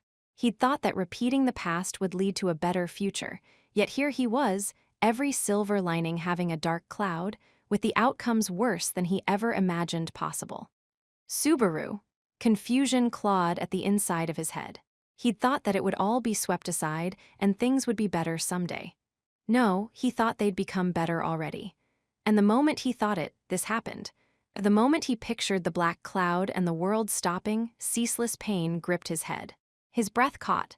The sensation of Emilia touching his sleeve made Subaru's stomach twist in pain. If Emilia kept her pleading look trained on him, Subaru's heart would falter. Even if he didn't, Puck, able to read emotions, could easily expose the fact that Subaru was hiding something. But still, Subaru couldn't explain anything about return by death. And that meant the torture would continue, pain without end, over and over. He felt his tongue quickly dry. Unable to resist his urge to flee, he took a small step back. If you know anything, you'll never escape me. To the girl crying her eyes out inside the room, Subaru's small action looked like nothing more than an attempt to flee for his own convenience. Instantly, a raging gust of wind made the door violently shake, its passage blowing Subaru's hair down flat. The moment after the sudden gust made him close his eyes, a sharp pain heralded a vertical cut on his cheek. Ow! He immediately touched his cheek, moistening his palm with blood. Wind. The wind had wounded him. From within the room, Ram was shooting Subaru a hate-filled look as she trained her palm toward him. If you know something, spill it. Wait, Ram, eyes. Can't, Subaru was about to say, but the word died instantly on his lips since he knew what would befall him. But he was coming up empty for any way to kick that can down the road. With Subaru holding his tongue, Ram shot him another gust of wind as a warning of what would follow. Had he been able to calmly assess the matter, he would have called it a blade of wind. Wind magic, magic that inflicted cuts like the whirlwind monsters of lore. The sharp slice had enough power to leave a cut on the floor between Subaru and Rem, slice the door in half, and stop right at Subaru's cheek. Such was the power she threatened him with. If that hit him full force, faced with the phenomenon before his eyes, Subaru forgot to breathe. But Beatrice extended her cream-colored palm in front of Subaru and countered the blade of wind. I am one who keeps her promises. She gave her raised palm a small shake, as if that were no great feat, as she looked back at Ram. I have made a promise to protect this man from harm while he stays at the manor. Lady Beatrice? Whereas Beatrice's demeanor was elegant, Ram bit her tongue with indignant anger. As Ram raged to the side, Beatrice looked up at Roswal, still standing right beside them. Roswal, your maid is being quite rude to your guest. Certainly. I find that sincerely unfortunate. If possible, I would like to welcome him anew as my guest as soon as he breathes out what he is holding within to feel all the lighter. How could he be involved in this matter, I wonder? He was in the archive of forbidden books all night. This is too grave a matter to simply drop. Surely you comprehend this. With negotiations having failed, Roswal shrugged and raised his palms into the air. Subaru saw the multiple orbs of differing colors that floated from his palms. They were red and blue, yellow and green. Even Subaru, untrained in the ways of magic, understood that those 4 colors represented magical power. Their beautiful glows contained energy beyond his imagination. It is just like you to engage in petty tricks. Just because you have a little talent, a little more power than others, a pedigree just a little finer than others, you need to flaunt in others' faces. You are quite a child, I will have you know. How very harsh of you. Is the difference between we, who walk about normally, and you, passing time in a room where time has stopped, so great? Perhaps we should put it to the test. He could feel the magical tension between them making the very air twist. Subaru was becoming a third wheel as hostility rose. Whoever, to think that you would go through such trouble, are you truly so fond of him? Your jokes are in as poor taste as your makeup, Roswal. Pucky is my ideal partner. That human cannot match such lovely fur. Beatrice looked defenseless as she stood before Roswal's 4 glowing, floating balls. However, the simply standing girl projected something around her so powerful that it made the air itself bend. Something invisible but frightening was about her. As the situation became explosive, with both wielders of supernatural power glaring at each other, Ram's shrill voice wedged itself between them. Who cares about that? Who cares? Everyone looked at her as she stormed over, hands holding the hem of her skirt. Let me through and do not interfere. If you know something, say it, all of it. Help me avenge her. It was a sad, painful plea. The words gripped Subaru's heart. He truly wanted to tell her what she wanted to know. But Subaru had no words to offer her. Ram shot Subaru a despondent, despairing glare. Emilia stood beside Beatrice, as if they were both shielding Subaru from her hostile gaze. I'm sorry, Ram. I still believe in Subaru. Emilia put her palm toward Ram to hold her in check while looking back at Subaru from the corner of her eye. Her eyes wavered, trying to find the words, before dropping for but a moment. Subaru, please. If there's something you can do for Ram and Rem, please. Her compassion made Subaru feel more ashamed. Emilia had sided with Subaru, even in such extreme circumstances, even though Subaru had said such horrible things to her at the start of the week, even though he was still holding his tongue in silence. I'm sorry. As if crushing Emilia's concerns under his heel, Subaru stepped not forward but back. In that instant, Emilia's eyes went silent as her emotions raced. They spoke of shock, sorrow, and above all, unbearable disappointment that her trust was about to be betrayed. What Subaru truly saw in Emilia's eyes was his own despair. He knew his actions had opened the door to a nightmare and could never be taken back. That was when Subaru, no longer able to meet Emilia's eyes, turned his back on her. Instantly, Emilia reached out toward his back, but this was to block the blade of wind before it reached Subaru. The wind crashed against pure magical power. Mana bounced off mana as Subaru ran. Subaru. Shaking off the voice trying to stop him, Subaru rushed down the corridor in a daze. He felt the magical confrontation behind him increasing in severity, but Subaru lacked the courage to look back. He was weak. He was fragile, unable to do anything. That was why he'd run out on Emilia, who trusted him after all that, and Beatrice, who tried to save his life, spurning their goodwill and good intentions. He didn't know what to do anymore. What he did know was that Ram shouted behind him like she was spitting blood. I'll kill you! Having lost her other half, the girl pursued him with a cry that threatened to tear her asunder. Covering his ears, shaking his head, making wordless sounds, Subaru ran. He ran, and he kept running. 9. With his attention devoted solely to running, he didn't know how much time had passed. Out of breath, his knees begging for mercy, sweat dripping down his chin, he kept running. If he didn't keep running, the incoherent emotions following behind him might catch up. And when they caught up with him, this time everything would be finished. Ram's sad, painful yell and the malice and hatred it contained still rang in his ears. He couldn't go back. Now that he'd run, Ram and Roswal would not spare him. Surely Amelia and Puck could no longer trust him for keeping his mouth shut. Beyond that, he'd abandoned Beatrice despite forming a pact with her. She would not be his ally any longer. I can't help it. I want to, but I can't. He didn't know how it had come to this. He didn't know what he'd done wrong. Subaru didn't know what he might do so that the world would forgive him. After it was so much fun. Suddenly greeted by another world, he'd had no choice but to live within it. For Subaru, surrounded by a vast desert of anxiety, the manor that had welcomed Subaru had been his oasis. Those beloved days, that beloved time, which didn't amount to a single week, seemed so far from Subaru in that moment. He'd redone, he'd relived, and the world had sunk its fangs into him. Can't do it anymore. Suddenly, that was the murmur that arose in the back of his mind. There wasn't any point in trying anymore. Bewitched by his own voice pleading with him to give in, his pace relented. If he did as the words said, it really would be easier, he thought. Subaru, after all, was the type of person who looked for the easiest solution to any situation. It wasn't just Subaru. That's what people in general did. When faced with two unpalatable choices, they looked for a third way. Who could blame him for feeling like there was a third, heaven-sent option? Blood suddenly drained from his head, making his heart, beating so powerfully, feel distant. His limbs grew heavy. He found himself dragging his feet as if they were rejecting him. It was right around when he stopped that he noticed the trees all around him. He was in the forest. Having rushed out of the mansion, he'd apparently gone off the road to the village, getting himself lost on a mountain path. The gloom from the sky being blocked off and the briars all around him made Subaru think it resembled where he died the third time around. The instant he recalled his own death, the third choice hit him in the face. If I die, would it save him?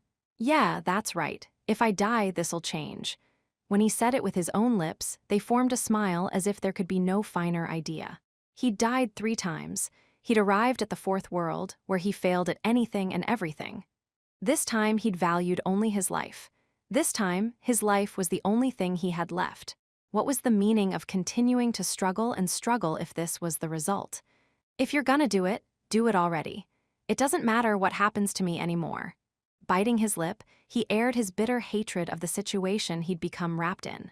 The blue sky unfolded before Subaru's eyes, reflecting his hate right back. And a cliff. Surely this was made to order by God himself.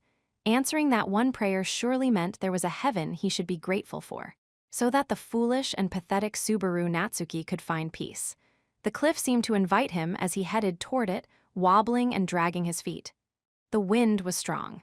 Using the sleeve of his jacket to shield himself from the strong headwind, Subaru stood at the cliff's edge, peering into the blue sky beyond.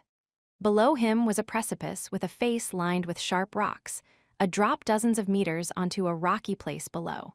If he fell from this height, nothing would greet him but death. Subaru panted heavily as he looked down at the rocks below, able to acutely picture his own death. He heard the loud heartbeat he had forgotten once more. His lungs let out the air they'd been holding. His entire body was drenched with sweat, making Subaru feel cold as he closed his eyes. If he kept his eyes closed and took one step forward, it'd all be over. Subaru wondered what would happen if he died this time. Would he return to the first day at the manor and begin the loop anew? He thought he wouldn't mind. If he did actually return to the first day, Amelia would be there, and so would Ram, Rem, everyone. Subaru would work as a servant, see everyone's faces, and die peacefully in his sleep on the 4th day. If he continued that over and over, at least Subaru would be immersed in a little day-to-day peace. It seemed like a good plan. If he could not hope for greater salvation, death wasn't so bad, he thought. And yet, Subaru's body, standing atop the cliff, did not move forward. Only his knees moved to shake. He reached down to stop his knees from trembling, collapsing the moment his hips bent. Falling to his knees, it was as if he were prostrating himself before the sky. Subaru bit his lip at how pathetic he was. Just one step, I can't even do one simple thing. Perhaps he simply lacked the courage. Even under pursuit, he lost to his impulses, too indecisive to put it into action. His resolve and determination were so frail it was funny. Subaru could only remain on his knees and cry. He didn't know why he should live, yet he was too afraid of death to die. Subaru wailed, clawing at the ground at how truly pathetic and unsightly he was. He continued to weep and mourn his own wretchedness until his endurance finally gave out. 10. Subaru thought that the scene he saw while unconscious was a nightmare. He was in a well-lit room, at a dining table with Emilia. Roswell was in the seat of honor, with Beatrice there pouring black tea to Puck, his head diving into a plate right beside her. Emilia chided Puck for kidding around at the dining table, and Rem wove in and out, performing her duties, while Ram attended to Roswell, ignoring all else. Subaru just laughed. The others laughed with him. And so, he saw a nightmare full of happiness and warmth. It was a bitter dream, a dream that brought sadness and a sense of wrenching loss. His soul whittled down to the point of pain. Subaru's agony made him forget to breathe. Suddenly, his face eased. He realized someone was holding his hand. The warmth conveyed to his palm seemed to push aside his negative emotions. Then, he saw a white light, a dazzling light. A light that seemed to guide his consciousness back to 11. Are you finally awake? When Subaru opened his eyes, the orange sky of the setting sun was right in front of him. He realized, too, that he'd passed out on the ground lying face up. He recalled, too, what he'd been thinking about just before, as if it had consumed his consciousness. Namely, that he'd chickened out from suicide, wept shamelessly, and fell asleep from exhaustion. It was too shameful to be funny or pitiable. He'd acted like a baby. No, Subaru was far lower than a baby, for they had no capacity to sin. Could you say something, I wonder? Something. What an old, rotten joke. You are quite something, joking with that glum face. Beatrice spat out a bitter reply as she tossed aside the hand of Subaru's she was touching. Beatrice was wearing the same dress as always, something that looked extremely out of place on top of the cliff. It was like a landscape painting where a lone little girl stood out. No sane person goes hiking dressed like that. I had no intention of hiking in rustic mountains to begin with. Perhaps you should not have fled to a place like this and cried yourself to sleep. Beatrice was waving the sleeve of her dress, making her annoyed statement, when Subaru realized just what Beatrice was doing outside the manor, to the point of showing up all the way over here. Why what, I wonder? Why did you come? While Beatrice had honored her pact to protect Subaru, he could tell her nothing. Seeing Subaru's words catching, Beatrice made a sour, exasperated face and snorted. I made a pact to keep you safe. Having you toss yourself off a cliff to kill yourself would be an affront to my dignity. Weren't you supposed to be my bodyguard only till this morning? I do not recall saying anything about a time limit. You assumed incorrectly that there was one, I suppose. Subaru groped through his memories while Beatrice, looking at him out of one eye, glanced away. Beatrice was using that contradiction between their assumptions about the details to continue her pact with Subaru. It suddenly struck Subaru how a girl with a viper's tongue and a foul-tempered horse's personality like Beatrice could show such deep compassion. Beatrice had not forsaken him. If that was true, then just maybe he didn't have to give up. This is no time for vain hopes. Beatrice shook her head, pouring cold water on Subaru's easy way out. You cannot regain what you have lost. There is little more I can do for you. You can no longer explain things to the older sister. You threw away that chance. I'd have told her if I could, he wanted to shout. Subaru would have confessed all and pled for forgiveness if his heart wouldn't have been crushed in the process. Not because it would help Ram, he knew it wouldn't. Simply for his own peace of mind. At a time like this. Am I an idiot? Yeah, I'm an idiot. Subaru had come this far by putting on a face, apologizing, pleading, protecting himself over and over. And now he'd been driven to the top of a cliff, physically and mentally, with nowhere to run.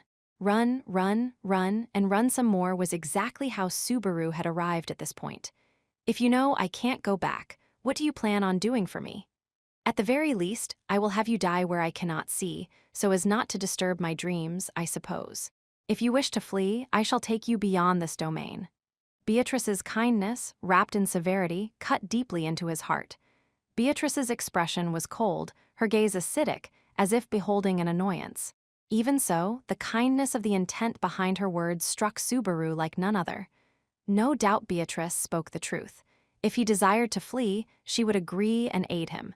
He didn't know what waited for him after fleeing, but it couldn't get any worse than this. His own foolishness having wrecked his oasis, what was wrong with throwing away everything and running? Blood trickled a little from the painful cut left on his cheek by the blade of wind.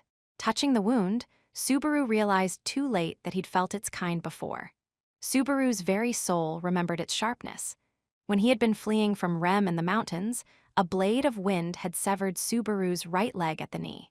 As he touched the wound, Subaru's instincts told him it was the same magic.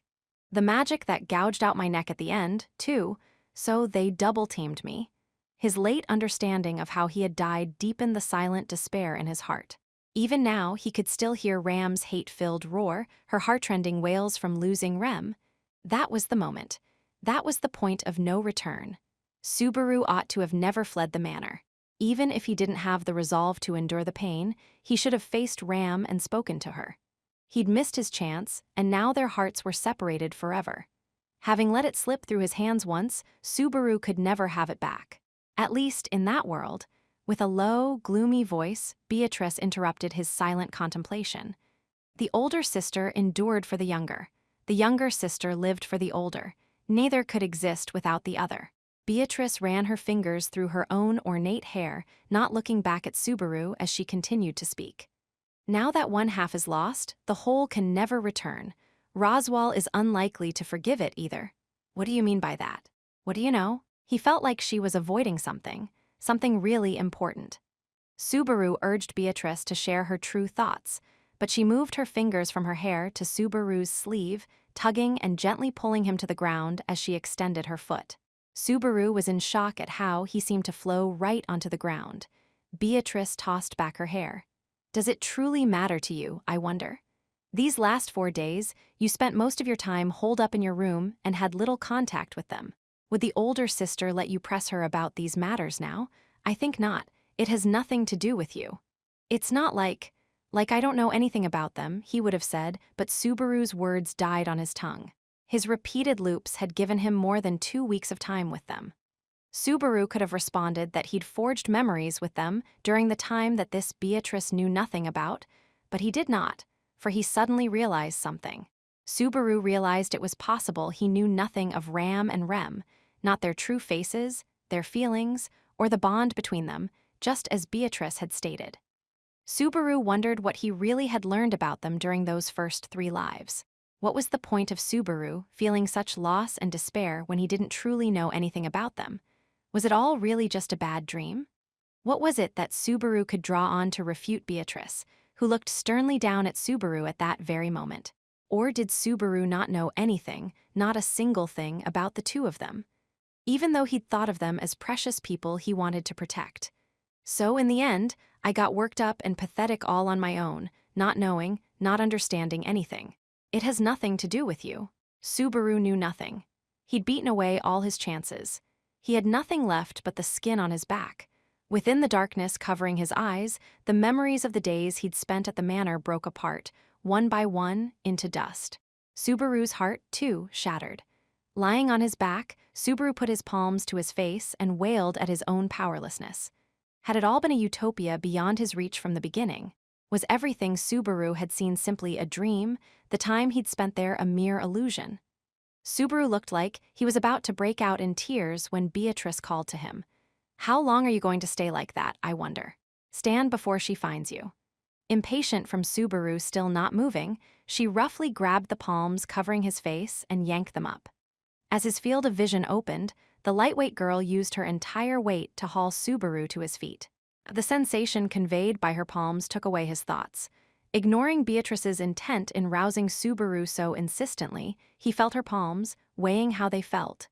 Hey, what do you think why so interested in my palms, I wonder? I've felt these hands before, just like this, earlier, did you? I shall regret it for the rest of my days.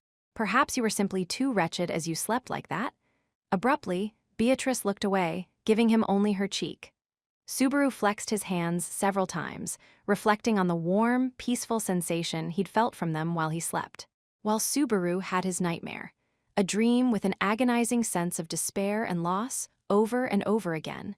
That hadn't been the only time he'd felt warmth when in pain. It had happened before. Back then someone held both my hands. Beatrice suspiciously raised an eyebrow. Subaru brought not only his right hand before him, but his left as well. It was difficult for one person to hold both hands of someone who was asleep. He doubted a single person could lie on a bed alongside another and hold both hands without difficulty. So why did he feel like both his hands had been held? The reason was simple. Rem. Both had held Subaru's hands while he slept. It had been here on the fourth loop, before anything had happened at Roswell Manor.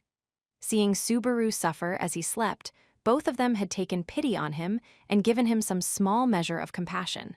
"I will kill you," the hate-filled voice had cried out, her rage pounding into him like a curse. The cruel words had scarred his heart, but more than that, "Can't you make the crying stop?" It was Ram's sad cry of despair at having her other half ripped from her that never left his ears. Some corner of Subaru's heart, which should have been shattered already, cried out. By nature, Subaru was the sort to pick the path of least resistance. He didn't want to feel pain, suffering, despair. Just the thought of living with such burdens made him want to run. What stupid things am I thinking here? For he thought he didn't want to run anymore. He wanted to do something.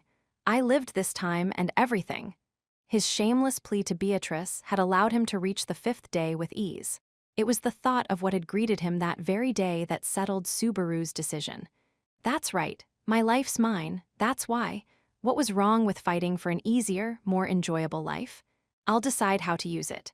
The moment Subaru said it, he crossed a line inside. There was no going back. Beatrice furrowed her brows at Subaru's words. However, before he could ask her why she was doing that, her eyes looked toward the forest, full of caution. "You dithered too much." Beatrice's regret-tinged words came as the rustle of the wind through the forest's trees deepened. Mixed with the sounds of the swaying leaves, the sound of footsteps reached Subaru's ears, too. He turned around. A girl with pink hair stood before him. 12. Ram, the forest at her back, glared at Subaru. "I've finally found you. You will go no farther." Pain swept over Subaru's heart as he beheld the look on Ram's face, thick with hatred. As she stood there, Ram had none of her usual meticulous look. Branches had torn and punctured her skirt. There was no sign of the headdress normally on her head. Her pink hair, buffered by the wind, had lost its usual beauty. The sisters dressed each other and did each other's hair. Subaru knew this. He remembered that they'd told him at some point. He knew several other secrets between the two sisters. Would you relent, I wonder? So long as the pact is active, I cannot hold back against anyone.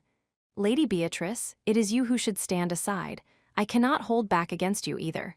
A joke, I suppose. Did I hear you say to hold back in regards to me? Perhaps you have forgotten you are not in the mansion, Lady Beatrice. Do you truly believe you can protect that man away from the archive, here in the forest? Subaru held his silence as the two girls continued to square off before him. Beatrice's words of regret proved that Ram's words were no empty boast. Beatrice's strength came with limitations, and this situation was beyond them. Even so, Beatrice stubbornly refused to move, upholding her pact in front of Subaru. From behind, Subaru reached out toward Beatrice. Then, boing, he grabbed hold of the girl's two ornate hair rolls and pulled on them hard. He let go. The large amount of hair bounced quite generously. Bouncy, that felt pretty good. WWWWH. Her eyes wide open, her tongue quivering, Beatrice turned around, all flustered. Subaru inclined his head slightly as he looked at her. "What are you doing, I wonder? You have a death wish, I suppose? Don't be silly. I don't want to die one tiny bit. When you die, it should be one time to end your life for good. I truly believe that." As he spoke, he patted Beatrice on the shoulder and calmly walked past her. Straight ahead, Ram glared at Subaru's face with astonishment. As Subaru walked before her, she heightened her guard, exhaling from pursed lips. "Quite some nerve. Finally resigned to your fate?" "Not exactly. More like I decided to do something." Not understanding Subaru's intent, Ram scowled. "What? Sorry, because I was sloppy, I brought you girls so much sadness. So you did do something to Rem?" "No, sorry, but I honestly don't know. There's so much I don't know, but..." Subaru's words trailed off as he took a moment to breathe. There's so much I don't know, but I think I know one thing now. What's the point? Ram shouted back, unable to accept Subaru's display of resolve as anything but childish games. Ram swung down a foot, kicking the earth like she was stamping her feet. Rem's already dead. There's no taking that back. What good is it that you know something now? I'm not gonna say I can do anything. It's because I couldn't do anything that things ended up like this. I know more than anyone that's not gonna convince anyone. He wasn't being defiant. Even now, regret deeply pierced his heart. He hated himself for his own stupidity and weakness. If you could die from shame, he might have been dead already. Still, his shameful behavior, his shameful living, his pathetic helplessness, these had brought him to this place. And thus to his conclusion. And what is it you know about Rem and me? You have a point. I don't know any of the important stuff between you. But Subaru had spent almost 20 days together with them. They didn't know that, and he was unable to tell them. But Subaru remembered. Even if they had forgotten, Subaru's soul remembered. He'd seen them, laughed with them, spent time with them. The worlds Subaru had walked with Ram and Rem, those worlds really had existed. Which was why. There's no way you girls knew this, but what? I love both of you. The blunt, worrywart big sister.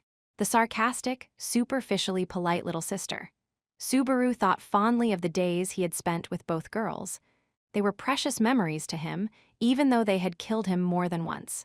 Enough that, if he had the choice to spend time with them once more, that was a choice he would make. Subaru's shout made Ram open her eyes wide, freezing in shock. Of course it did.